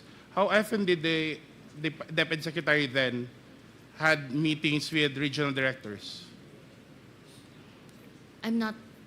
It's there's a, because there's an execom and there's a mancom. I'm not very sure. Maybe maybe Yusek Rebsi would know because he is the secretariat of the management committee. Yusek Rebsi Escobedo is also here. So, Mr. Chair, Yusek Law should be once or twice, or how many? Just estimation. Maybe quarterly. Quarterly. So she was DepEd Quarterly Secretary for... with Yusek Poa. With Yusek Poa, but with the Secretary of Education herself. I'm not very sure with the. But when we were there, she was attending Mancom naman, which was monthly when I was there. But I'm not sure after I left. So when you were serving at DepEd, she was attending or presiding over meetings with the regional director monthly, every month. For a certain time. For a certain time. So, do you believe that that kind of leadership that you had in the Department of Education affected the overall stability and the quality of leadership down the line? Yes. do you think that that the particular, you mentioned kanina, parang LGU yung perspective, no? That leadership style would be focused more on, I don't want to use the word, but that's the only way to describe it, partisan political interest rather than the welfare of the institution, the personnel, and ultimately the student that DepEd ought to serve. Do you think that's a safe, fair assumption, Mr. Chair? When I say LGU, I think it's more of a fast result than because she really goes down to the ground, to the school level. But So- that fast result appears to be, would require or sometimes result in a disregard for the career professionals in the department, don't you think, Mr. Chair? Yeah, sometimes. Last question, ma'am. At least, Mr. Chair, I would know the Vice President is watching us because she just had a press conference and she said that she's denying giving former DepEd Undersecretary Gloria Mercado 50,000 for 9 months. And the Vice President saying that Mercado was let go because she used DepEd to solicit donations from the private sector amounting to 16 million without her knowledge. And she adds that she will provide the media with paper trail to back up her claim, describing Mercado as a disgruntled former DepEd official. I think, ma'am, given your long history and long service to the Republic, 40 long years, I think it's fair It's for you to very be sad. given the opportunity to reply to the Vice President. I think, I don't want to do this, but since siya na yung nagsabi, i-turn over ko na yung envelope. The envelopes where the money was. Comsec, So Paki- it's 9 envelopes. kuha po yung envelope. So it says hope and the amount is there. Kasi ang sakit naman nun, ordinaryo lang akong trabahante tapos inano ka ng Vice President, di ba? It's very painful. Ma'am, ilang taon na po kayo? I hope you don't mind. Hindi, gusto ko lang pong malaman kasi sabi po ninyo 40 years na po kayo in government. I'm 65, sir, but I... So when the time when you were appointed as USEC, noong 2022 ba? 2022? How old were you at I that was 64. 64. Yeah. I'm sure sa edad ninyong yan, after pagkatapos nyo pong pag-ingatan yung iyong pangalan for the past 40 years? Sagutin ko yun. Yes, sir. So, okay, anyway, thank Sir, you. Mr. Chairman, I'd like to... Mr. Chairman, Mr. Chairman, dito po ako. Ay, Mr. Chairman, Mr. Chair, can I continue first? with Congressman, wait, before I recognize Congressman Paduano, ma'am. Yes. I believe... With the indulgence of Congressman Asidre, please continue, Congressman. Mr. Chair, can we allow Yusek Mercado to continue with the response? Because I was trying to ask her about the 16 million that the Vice President mentioned. Please respond with respect to the 16 million. 1660. 16 million. I would like to respond to that because it's a press con. When I was called for by Yusek Sulaika, he said, Yusek Mercado, you have to go because one, you have a teacher in your staff. But I explained to them that the teacher was a contract of services when I joined DepEd. And the teacher has a pending application in Cebu because he's from the Visayas. And while he was working with us, he qualified for the RQA. But then when he received his appointment as a teacher, it was already past the opening of the class. It was almost opening, and the the teaching load was already apportioned. So I called the RD. I said, can I still keep him? Because he was working on the special hardship allowance, which was a program that BP Sara also wanted to improve because there's a new hardship allowance, and we were just able to reduce the hardship threshold from 0.37 to 0.33. And she wanted the basis for the giving of the hardship allowance, special hardship allowance, revisited. So that's why that guy was the one working on it.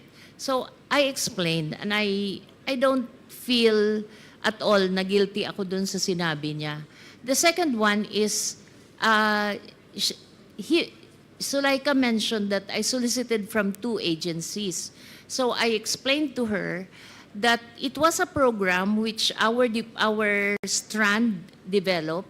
There were 2 consultants from UNICEF who developed the app, and then we asked our external partnership office to look for external partners who will be presenting the program, because we developed the concept. It was DepEd Guru. It's her being able to contact the 980,000 teachers. Parang kahit nasan siya, pwede niyang makausap yung mga teachers. The second one was for us to do an electronic mode of the RQA. Parang there's no human intervention anymore. Everyone uploads the credential. Even the computation of the teacher qualification is already on an what do you call this? Wala na siyang human intervention. So that was the program. It wasn't us who choose who would be the partners who will be invited. It was the external partnership. So we made a presentation to almost all the corporations. And then some of the corporations appreciated that it's a very important program. So some of them committed to buy, kasi what we did is we divided the total fund of 16 million into chewable chunks. So if you're interested with this package, ito lang. If you're interested with it, because not everyone naman wanted to pay the 16 million. But there were 2 corporations who were willing to fund, because we wanted to put one in Mindanao, one in Visayas, and one in Luzon. So there were 2 who committed to fund the full package, and those were the 2 corporations that Yusek Sulaika said I solicited. So I explained properly. I did not solicit. There's no money involved there. These are equipments. Walang cash po doon. Equipment siya na ito-turn over sa DepEd. So I feel very sad that up until now, the BP has not been appraised, as I explained it to her people, that we did not solicit. In fact, the two corporations are willing to give an affidavit that I have no solicitation from them of 16 million. So to reiterate, Mr. Chair, Yusek, first, this was a sanctioned DepEd project. It's a DepEd project. Second, yes. you did not do the solicitation yourself. It was managed by the External Partnerships Office. Third, no cash donation was ever made. So Equipments was given to the department. So none of this, of what allegations that the Vice President's making against you is true. Yes, sir. Yes, Mr. Chair. And Thank- that makes it very sad because she's saying it now. Ibig sabihin, her people did not explain to her. At least I know she's watching, then she probably be able to get the information from you now. Thank you, Yusek Glo. Thank you, Mr. Chair. Thank you. Mr. Chairman. Yes, Congressman Paduano. Ano na po, short interjection with regards to the envelopes that was submitted to this committee. And I just want to put it in record that voluntarily, former Yusek Mercado submitted the 9 envelopes, sealed, to support his claim, her claim in her affidavit paragraph 4. Tama po, Yusek? Ito yung sa affidavit mo paragraph 4, no? So, Mr. Chairman, Mr. again, Chair. just for the record, the 9 envelopes is being submitted voluntarily by Yusek Mercado and for this committee to keep it as part of the supporting evidence that was claimed through her affidavit, Mr. Chairman. Thank you, Mr. Chairman. Thank you po. The chair would like to recognize the next interpellator, Congressman Suwan. Mr. Chair. With the indulgence of Congressman Suwan, please, Mr. Chair, first, Kong J. Konghun. Yusek Mercado, pwede po ba kaming makakuha nung copy din ng resibo nung pinagdonatan po natin ng Opo. ng pera? Yes, Mr. Chair. Thank you. Second, Mr. Chair, I'd like to request, Mr. Chair, the COA for the copy of the rental or lease agreement of the 10 satellite offices and 2 extension offices of the OBP. I so move, Mr. Chair. There's a motion by the second, duly seconded. Is there any objection? Hearing none, the motion is carried. Thank you, Mr. Chair. Yes, the chair would like to recognize Congressman Rodante Marcoleta. With the indulgence, of course, of Congressman Suwan. Yes. Thank you, Mr. Chair. May I be allowed to raise some procedural issues? Congressman Marcoleta, you are not a member of this committee, so therefore you are not allowed. I think, Mr. Chair, we have yet to resolve that because, as you said in the last hearing, my removal as a vice chair of this committee was a plenary action. And therefore, there should be a plenary action to remove me as a member of this committee.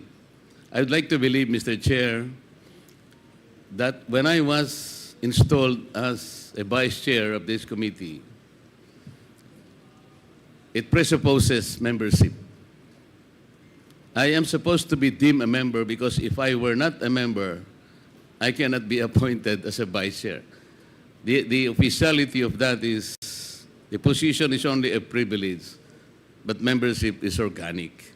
So until and unless that was to be resolved, Mr. Chair, I think you have to recognize me as a member of this committee because even if I admit or I will probably accede to you that I am not a member, kahit hindi po ako member sa committee ito, being a member of the House of Representatives, I have the right to make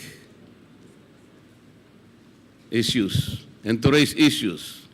That's why I'm asking your permission to do so, Mr. Chair. You can at any time make a manifestation. In fact, I've been recognizing you po. But with respect to the issue of your removal, the committee is not in the position to answer that. Maybe you can question the Committee on Rules. Sila po ang proper committee na po pwede pong sumagot sa Yes, inyo pong Mr. Chair, that is katanungan. correct. The only reason why I answered you back because you said that I am not a member of this committee. I should not have raised that at all had you not said it.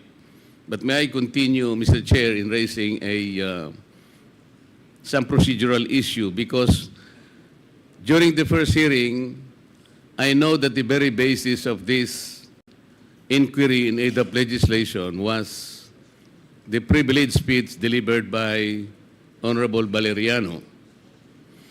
And I would like to make of record, Mr. Chair, although I was unable to do that during the first hearing, the privileged speech shouldn't have been allowed at all based on our rules. Our rules specifically states that no one can be allowed or avail the privilege hour if the concerns he is to raise in his privileged speech principally and directly relates to a bill under consideration. At the time Honorable Valeriano, Mr. Chair, delivered his privileged speech, the General Appropriations Bill was already filed on August 27, 2024. He took the floor on September 3, and therefore, any concern relating to the subject matter in the budget or in the bill should not have been allowed at all. And then, this morning, I saw the agenda, Mr. Chair. There was an additional agenda added in this committee, and this is supposed to be the manifestation raised by Congresswoman Louis Stroh. And I saw in the notes that it was taken up as motu proprio matter, Mr. Chair. On procedural matters, I don't know how it should be done, because motu proprio, to my mind, is something that would indicate an official action taken without formal request from another party. And so my question, Mr. Chair, is how did the committee took it on a motu proprio basis when it was a manifestation taken by another party?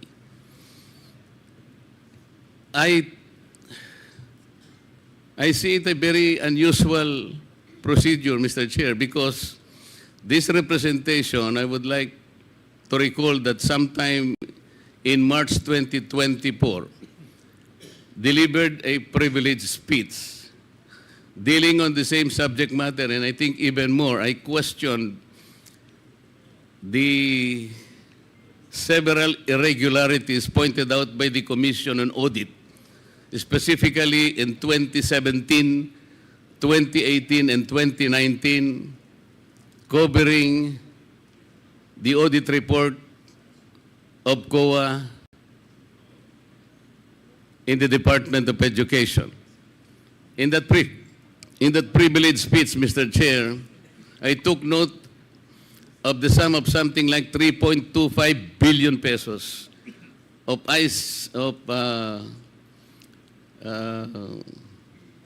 information communication technology packages.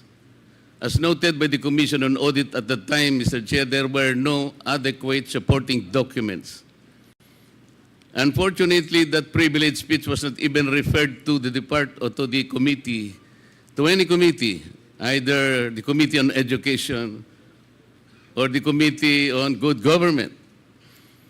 And so my question, Mr. Chair, is how is it special, or how special can a manifestation issued during the budget committee hearing that this committee, this good committee, already took it as a motu proprio action, subject matter to be covered by this hearing. So parang there is no consistency, Mr. Chair. Parang I would like to volunteer, Mr. Chair, that a copy of my privileged speech delivered on March 15, 2021, entitled COBADI's DepEd. It was not even referred to any committee, Mr. Chair.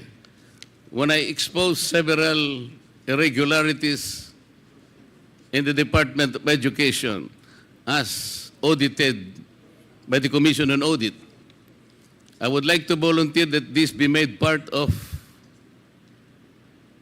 the documents that might be taken up by the committee in regard to any investigation with regard to DepEd. In this particular privileged speech, Mr. Chair, I even question a particular law. It's Republic Act 8047. This is a law enacted in 1995. And in that particular law, it prohibited DepEd then called DEX, that time, Mr. Chair. DEX at that time was already prohibited from procuring and publishing the books. And it should be relegated, or it should be transferred to the private sector publishers.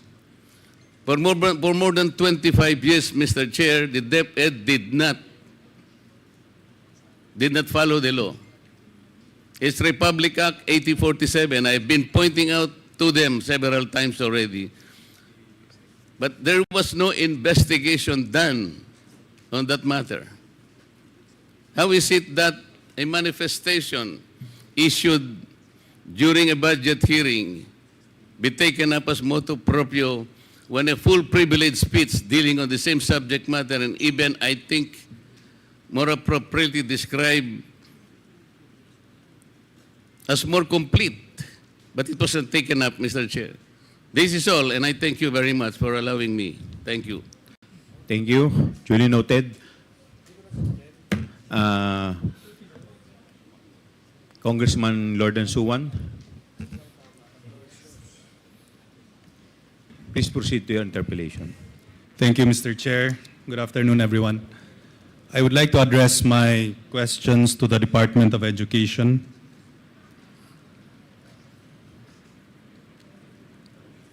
Is it true that the Department of Budget and Management Government Manpower Information System stated that the DepEd has 46,703 vacant positions out of 1,030,897 authorized positions as of May 2024? Is there such a report from the DBM?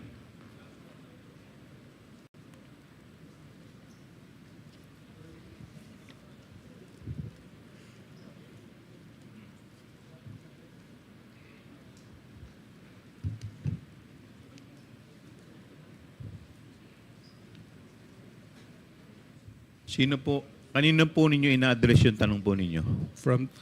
Well, I guess we could have the DBM answer it. The Department of Budget and Management Government Manpower Information System stated that DepEd has 46,703 vacant positions. Is this correct? Sino pong sasagot? Mr. Chair, from the Yusek Toledo from DBM. So we're just pulling the record, Mr. Chair, so that we can answer exactly as far as the question is concerned, Mr. Chair. Okay. But before you answer, please identify yourself para po malaman, for the record. Yes, Mr. Chair. Yusek. I'm Undersecretary Rolando Y. Toledo. Okay. Mr. Chair, Yusek the Toledo, DBM. you are now recognized by the chair. Okay. Mr. Chair, as of April 24, the total authorized position of DepEd is 1,030,897, of which 95% or 983,351 positions are filled. So, Mr. Chair, yun po yung the latest as of April 2024. That's what we have, Mr. Chair. So it's not true that 46,706 vacant positions. Oh, it's true. You have how many positions were already taken? 983,351 positions, Mr. Chair. So would that mean that there are still 46,703 vacant positions? Yusek Toledo. Yes, Mr. Chair. Before I recognize you, Yeah. I understand, ma'am, that you're not feeling well. Yusek Mercado, you are now excused. Pwede po kayong, sige po, para makapagpahinga rin po kayo. Thank you po. Thank you for your time, ma'am. Thank you po. Ma'am, sir, Yusek Toledo, please continue. Okay. Mr. Chair, based on record, given that we have already the authorized position of 1,030,897, which is a filled-up position of 983,351, we have unfilled position of 47,546, Mr. Chair. So I guess it's true.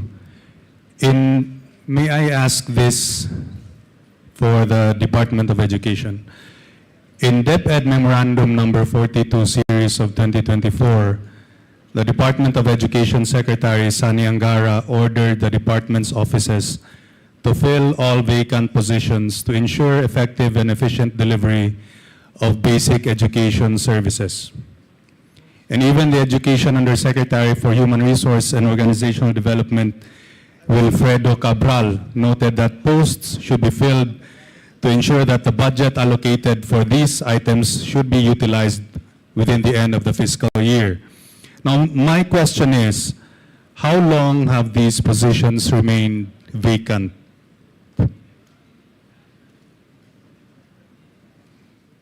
Mr. Chair.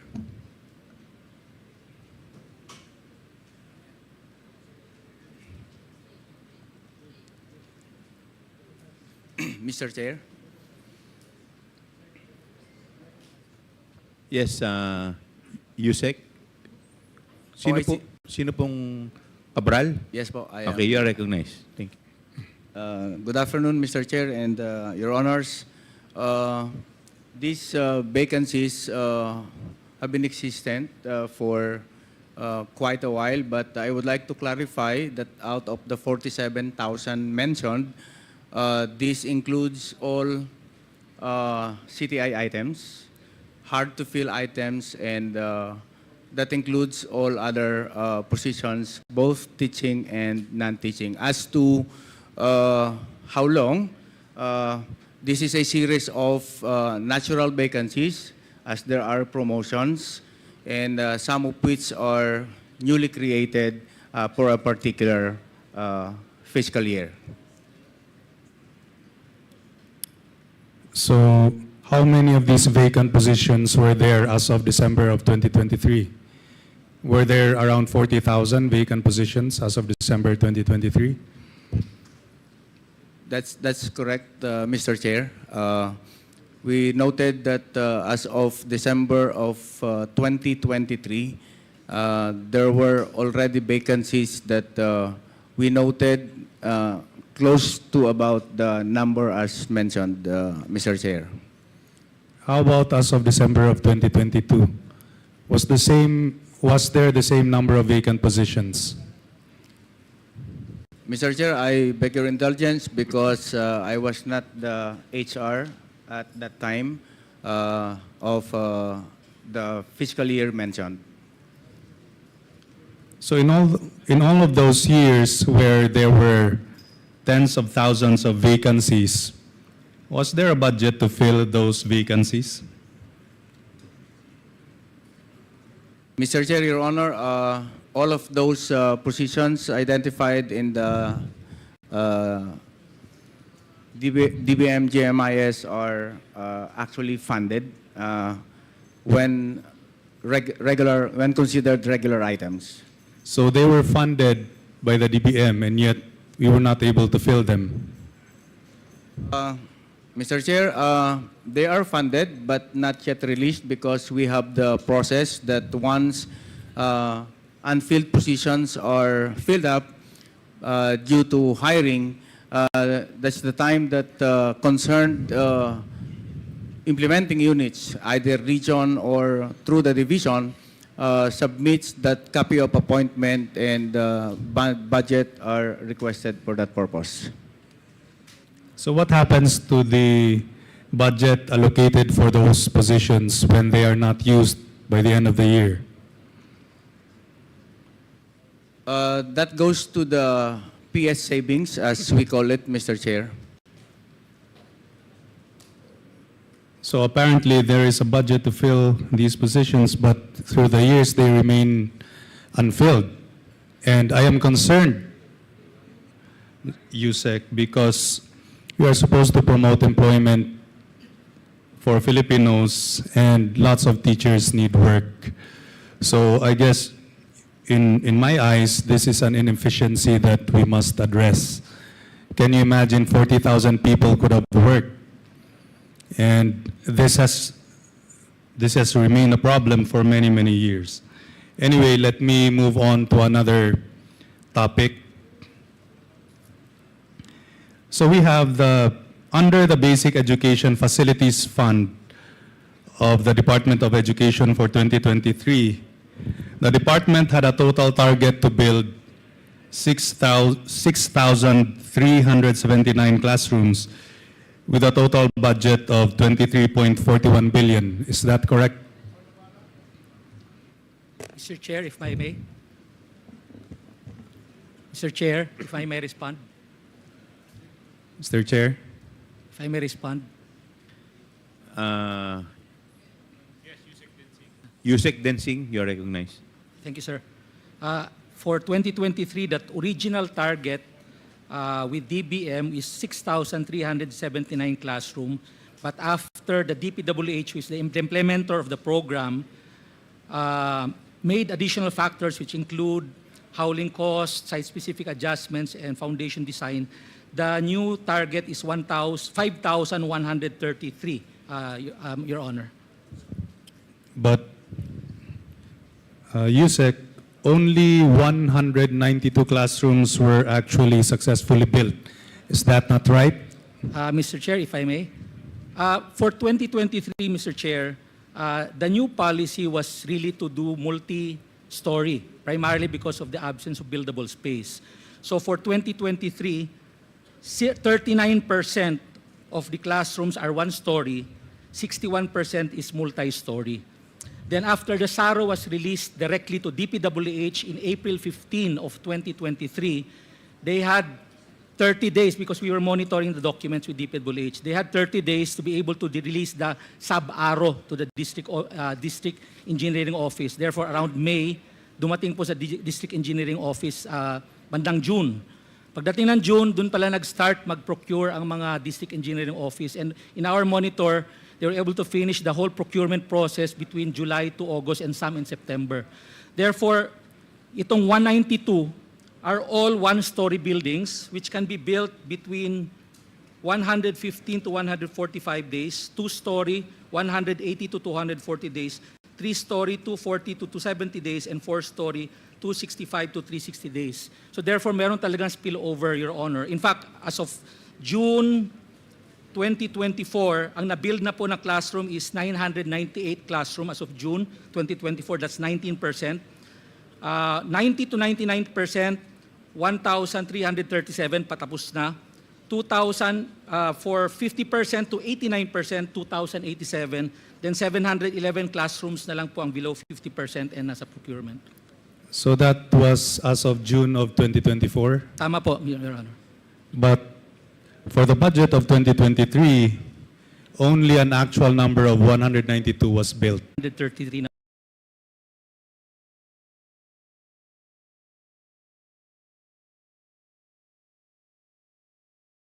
Po yung bagong figure. 133. 133. And again, it's really the process of procurement on the part of the Department of Public Works. Sila po kasi implementer ng program. Our role is to monitor the way they're building the buildings. And again, 192 for one story po yun kasi yun ang pinakamabilis na magawa. So 192 out of 5,100 is still a very small percentage. Now, on 2023, meron po tayong Basic Education Facilities Fund ang DepEd, tama? Tama po. Tama. Diba? So, what is the purpose of this fund, Yusek? Ang purpose po ng pondo ay para gumawa ng mga bagong classroom, repairs, electrification, gabaldon, and health facilities. Kasama na po ang Last Mile School. Okay. So, is it true that the fund for this program is 33.85 billion? Tama po, lahat na po yan. So that's a huge amount of money. Tama po. And rightly so, because I think that classrooms are the home of learning, and it's very important infrastructure for our country. However, the percentage of really 192 classrooms out of 5,000 is still very, very low. Now, is it true that the DepEd made a target to repair 7,550 classrooms in 2023?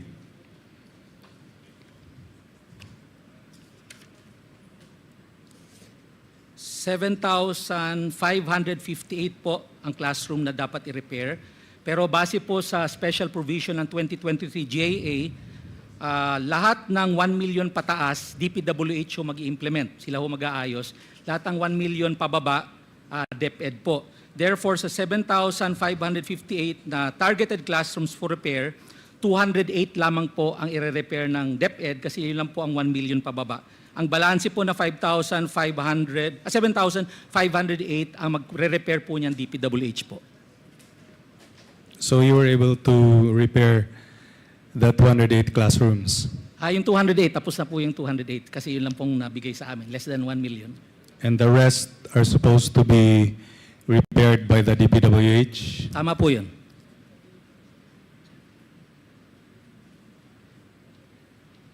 Were they able to repair these classrooms?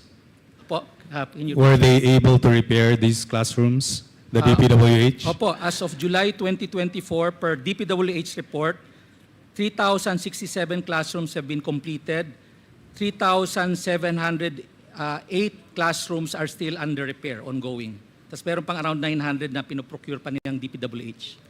As of July 2024. 2024. So in 2023, you had your Last Mile Schools program, correct? Ang Last Mile School programs po nagsimula ng 2020. You still continued this through the year 2023. Tama po. Sinimulan po ng 2020. How much was the budget for the Last Mile Schools program? 1.5 billion po starting 2021 until 2023. 1.5 billion. It's not 3 billion 3 billion po for 2024. for 2024. Tama po. So in other words, the goal of the Last Mile Schools program is to make education more accessible, right? Ito po yung mga na-identify nating mahigit na 9,000 mga classroom na nasa malalayong lugar, at least 1 hour away from the center, nasa mga bulubundukin. At saka yung mga classroom ay isa lang po ang teacher at nagmo-multigrade. Yung po ang mga description ng ating mga Last Mile Schools. 9,045 po sila in total originally. Ngayon po nasa 8,400 na lamang. Ang classrooms na target. Opo, ang target na sites. Is it true that the Last Mile Schools program had a target of 88 schools?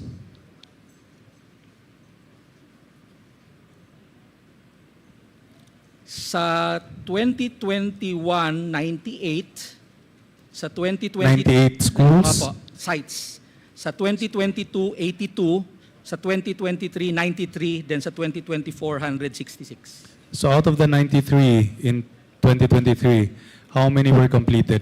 61 na po ang tapos, 30 ongoing, tapos 2 under procurement as of July 30, 2024.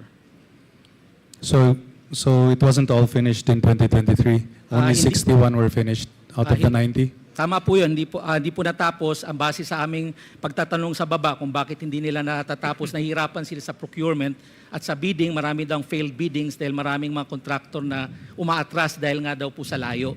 Not to mention na mayroong mga peace and order problems at saka yung lugar mismo, mahirap tayuan po ng mga eskwelahan. So would you say that the Last Mile Schools program is still a success? Para sa akin po, medyo successful po siya. Kailangan lang talaga natin bigyan ng pagkakataon na magtayo doon. Kasi pinuntahan po namin yung mga natatapos, nag-ground break po kami at natutuwa po yung mga tao kasi bumabiyahe po kami, naglalakad kami ng 30 minutes pabukid para makita talaga namin personal. Okay. I'm done, Mr. Chair. Thank you. Okay, itatapusin na po muna natin ang ating committee hearing ngayon dahil meron po kaming i-address po ni Speaker yung House sa plenary. So we will have to wrap up and Mr. Chairman, before we yes, move Congressman to suspend. Paduano. Ano lang po, just admin matters na po. Did COA submitted the documents being required to them with regards to fraud audit manual or guidelines? Nasabit na pa ba yung guidelines doon sa fraud audit? Fraud audit, special audit, saka regular audit. Yun yung hiningi natin noong nakaraan. Nasabit nyo ba? COA, please. Sa COA po ba? COA. Please answer po.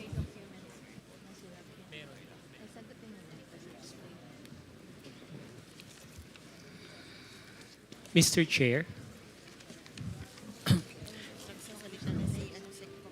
Please. yes po, we submitted po through electronic mail sa COMSEC po. COMSEC, nasabit daw nila yung guidelines with regards to fraud audit, regular audit, saka special audit. Yes, sir. COA has submitted electronic Yung, copies. yung Bureau of Treasury, did they submitted the, yung question of fidelity bonds of all those mentioned name? Kasama na po dapat yung, yung sa DepEd. Yes, sir. BTR also complied. They submitted an electronic copy of the fidelity bond of the officers from DepEd and BTR for 2022 to 2024, Your Honor. Okay, last na lang po. Ito, kasi next hearing, magdidetalya po ako doon sa mga tanong sa COA at sa BTR. BTR, kasi, are you familiar with MC 97-002? Bureau of Treasury? Bureau of Treasury. Attorney. Sino pang representative? Ayan, Afternoon po, kilala Your ko. Honor. Paki-identify po ninyo pangalan nyo. Your Honor, my name is Jericho Cadorna from the Legal Service of the Bureau of the Treasury. Okay. Nag-oath na po ba kayo? Yes, Your Honor, earlier. Okay. Bureau of Treasury, yan po. Kasi next hearing, itatanong ko po ito in relation to all those special disbursing officer, doon sa OBP, saka sa DepEd. Now, kasi under Memorandum Circular 97-002, COA to we're talking about the COA, MC 97-002. Now, in the previous hearing, during the last year, yung mga initial investigation with regards to LGUs in my committee, question of requirements for the special cash advances. Diba yung MC 97-002. Now, SDO. Kasi isang requirement doon, for the SDO to be qualified is to submit all their SALN. Tama. Kaya lang, on the later period of last year, sabi naman ng COA, but not these people now representing COA, those COA representatives that attended my hearing during the time, yung question of SALN daw, tinanggal nyo. Why? Your Honor, on the matter of the SALN requirement, the Bureau of the Treasury submitted its position paper before your committee, Your Honor, dated 14 March 2024 as to the reasons for removing the SALN requirement in its latest circular, which is... Nung March. Yes, Your Honor, before the... Now, na-discuss natin yan. Now, are you still in your position to remove SALN as one of the requirements for SDOs? Actually, Your Honor, we may resubmit this position paper, but just to give an update regarding the initiatives of the Bureau of the Treasury to come up with a revised omnibus circular to consolidate all of its past Treasury circulars, we humbly update the Honorable Committee and Your Honor that the SALN requirement, rather the bonding officials, is in the latest draft of the Treasury Circular would again be empowered to require the SALN as one of the supporting documents. But just to clarify, Your Honor, this is still a draft and it would still be up to the management of the Bureau of the Treasury to decide. But to give an update, in the finalized draft from the technical working group, the bonding officials of the Bureau of the Treasury, particularly the provincial and regional offices, is recommended to once again be empowered to require the SALN. Hindi, kasi ganito. Kayo, Bureau of Treasury, kayong tumanggal noon, di ba? But that is still existing with regards to MC 97-002 sa COA Memorandum Circular. Sa inyo, tinanggal nyo. But doon sa requirements ng MC 97-002 is still existing. It was never amended by the COA as part of the Memorandum Circular. Kaya ako, though it is a draft, kasi dito, itong investigation na to with regards to the confidential fund, in which though may joint memorandum circular 2015-001, but still the mother memorandum circular to be used for banded officers are still MC 97-002. Tama po, di ba, Kowa? May joint memorandum circular kayo, pero you still using MC 97-002, di ba? Yes. Correct, di ba? For regular No. audit. Ito na naman kasi yung pinag-usapan natin dito is yung special disbursement officers. Di ba yung requirements? We are still using. Di ba? Tama? Koa. Attorney Gloria. Pag confidential funds po, yung joint circular po ang basis namin. Hindi, yung Joint Memorandum Circular 2015-001 should conform with MC 97-002. Ang pagkakaiba na doon, ito confidential fund, ito regular na fund, or ito it's either special audit or fraud audit. We're still using MC 97-002. Well, in fact, COA, dapat nga mas stricto tayo dun eh. Kasi confidential fund yun. Di ba? If you are not using MC 97-002, dahil dun sa ito ay confidential fund, but MC 97-002 is just talking about special disbursement officers. Ang isang provision doon. Di ba? So dapat yung appointment and recommendation of the head of office, ang yung mga requirements doon sa disbursement officers are still the same. Unless you amend also MC 97-002. Kasi we're talking here of the same SDOs eh. Di ba? We're not talking about it's either confidential fund, it's either regular fund. We're not talking about fraud audit, regular audit, or special audit. We are talking here about, my issue is all about yung authorized accountable officers or special disbursement officers. Di ba? Pag-usapan nyo para sa next hearing.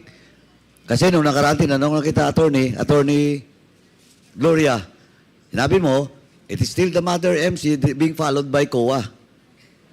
Tama? Tapos yung sinabi mo, with regards to disbursement officers, eto, yung Joint Memorandum Circular, dapat nagkatugma doon sa MC 97-002 with regards to requirements of SDOs.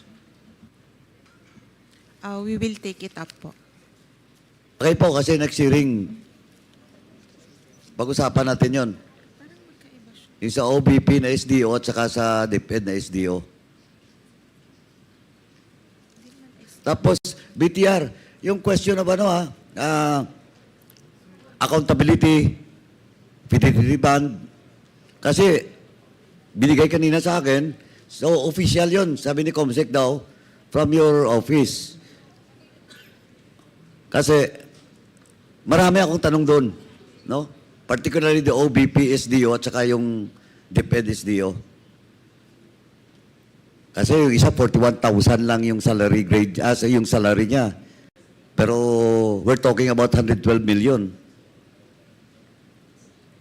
Unless multimillionaire siya. O di dapat mag-reflect sa LN niya. Di ba? Attorney Cardona. Your Honor, on that matter... I'm sorry, Attorney Cadorna. Yes po. Okay, sorry. On that matter po, Your Honor, the Bureau of the Treasury actually submitted a position paper on a similar inquiry but pertaining to another matter. But before, also the Honorable Committee of Good Governance and Public Accountability as to the matter of the salary grade vis-a-vis the fidelity bonding and as to the rates of maximum accountability vis-a-vis the bond coverage. If with the indulgence of the Honorable Committee, we will submit this position paper once more on that matter. Okay po, kasi next hearing, pag-usapan natin yan. Pag-usapan natin kasi nakita ko kanina, in a glance, yung Fahada ba yan? Basta yung SDO, is only earning 41,000 a month. Pero we're talking about 112 million. Di ba? Binigyan siya ng authority as SDO, 412 million. But 41 million lang. Just in case pag may nangyari, ayun. So anyway, pag-usapan natin next hearing. Prepare na po pati yung position paper nyo. Pero ano na ba yan? Final na ba yung position paper nyo? It is final in the sense, Your Honor, that this was submitted by the Bureau of the Treasury on a before this Honorable Committee, but on a different matter, but pertaining to similar inquiries, Your Honor, the salary grade requirement. So can you submit now? Are you in liberty to submit it now in the committee? Well, Your Honor, what I have right now is just a scanned copy. Just for the sake of professionality, Your Honor, I would have to transmit an original copy. So, Mr. Chairman, I move to direct the Bureau of Treasury to submit the documents with regard to their position paper as to the special disbursement officers. SDO ba yun? With regards, Your With Honor, regards to the salary grades. salary and grades, accountability, accountability vis-a-vis and the maximum amount? Yes, and Fidelity vis-a-vis bond? bond coverage, yes, Okay. Your Honor. So move, Mr. Chairman. Second. Is there any second to the motion? Duly seconded. Is there any objection? Hearing none, the motion is carried. The chair would like to recognize the Vice Chairperson, Honorable Crispin Diego Remulla, from the 7th District of Cavite. Do I hear a motion to suspend the hearing from Mr. the Chair. Honorable Vice Chairperson? Mr. Chair? Yes, before I recognize the Honorable Vice Chairperson, the Chair would like to recognize Honorable Congressman Acop. May I respectfully move that since the former USEC Mercado provided us pieces of evidence, that this evidence be marked. So move, Mr. Chair. Is there any second? Second, Mr. Chair. Is there any objection? Hearing none, the motion is carried. Do I hear a motion to... Ano, meron pa ba? Mr. Chair. Mr. Chair, Yes, Honorable Acop. since we are supposed to be at the plenary at 1700 hours or 5 o'clock, may I move that we suspend the hearing of this committee? So move, Mr. Chair. Before I rule on the motion, the COMSEC is directed to mark the evidence. Is there any objection? Hearing none, the motion is carried. The committee hearing of the Committee on Good Government and Public Accountability is now suspended until the next scheduled hearing.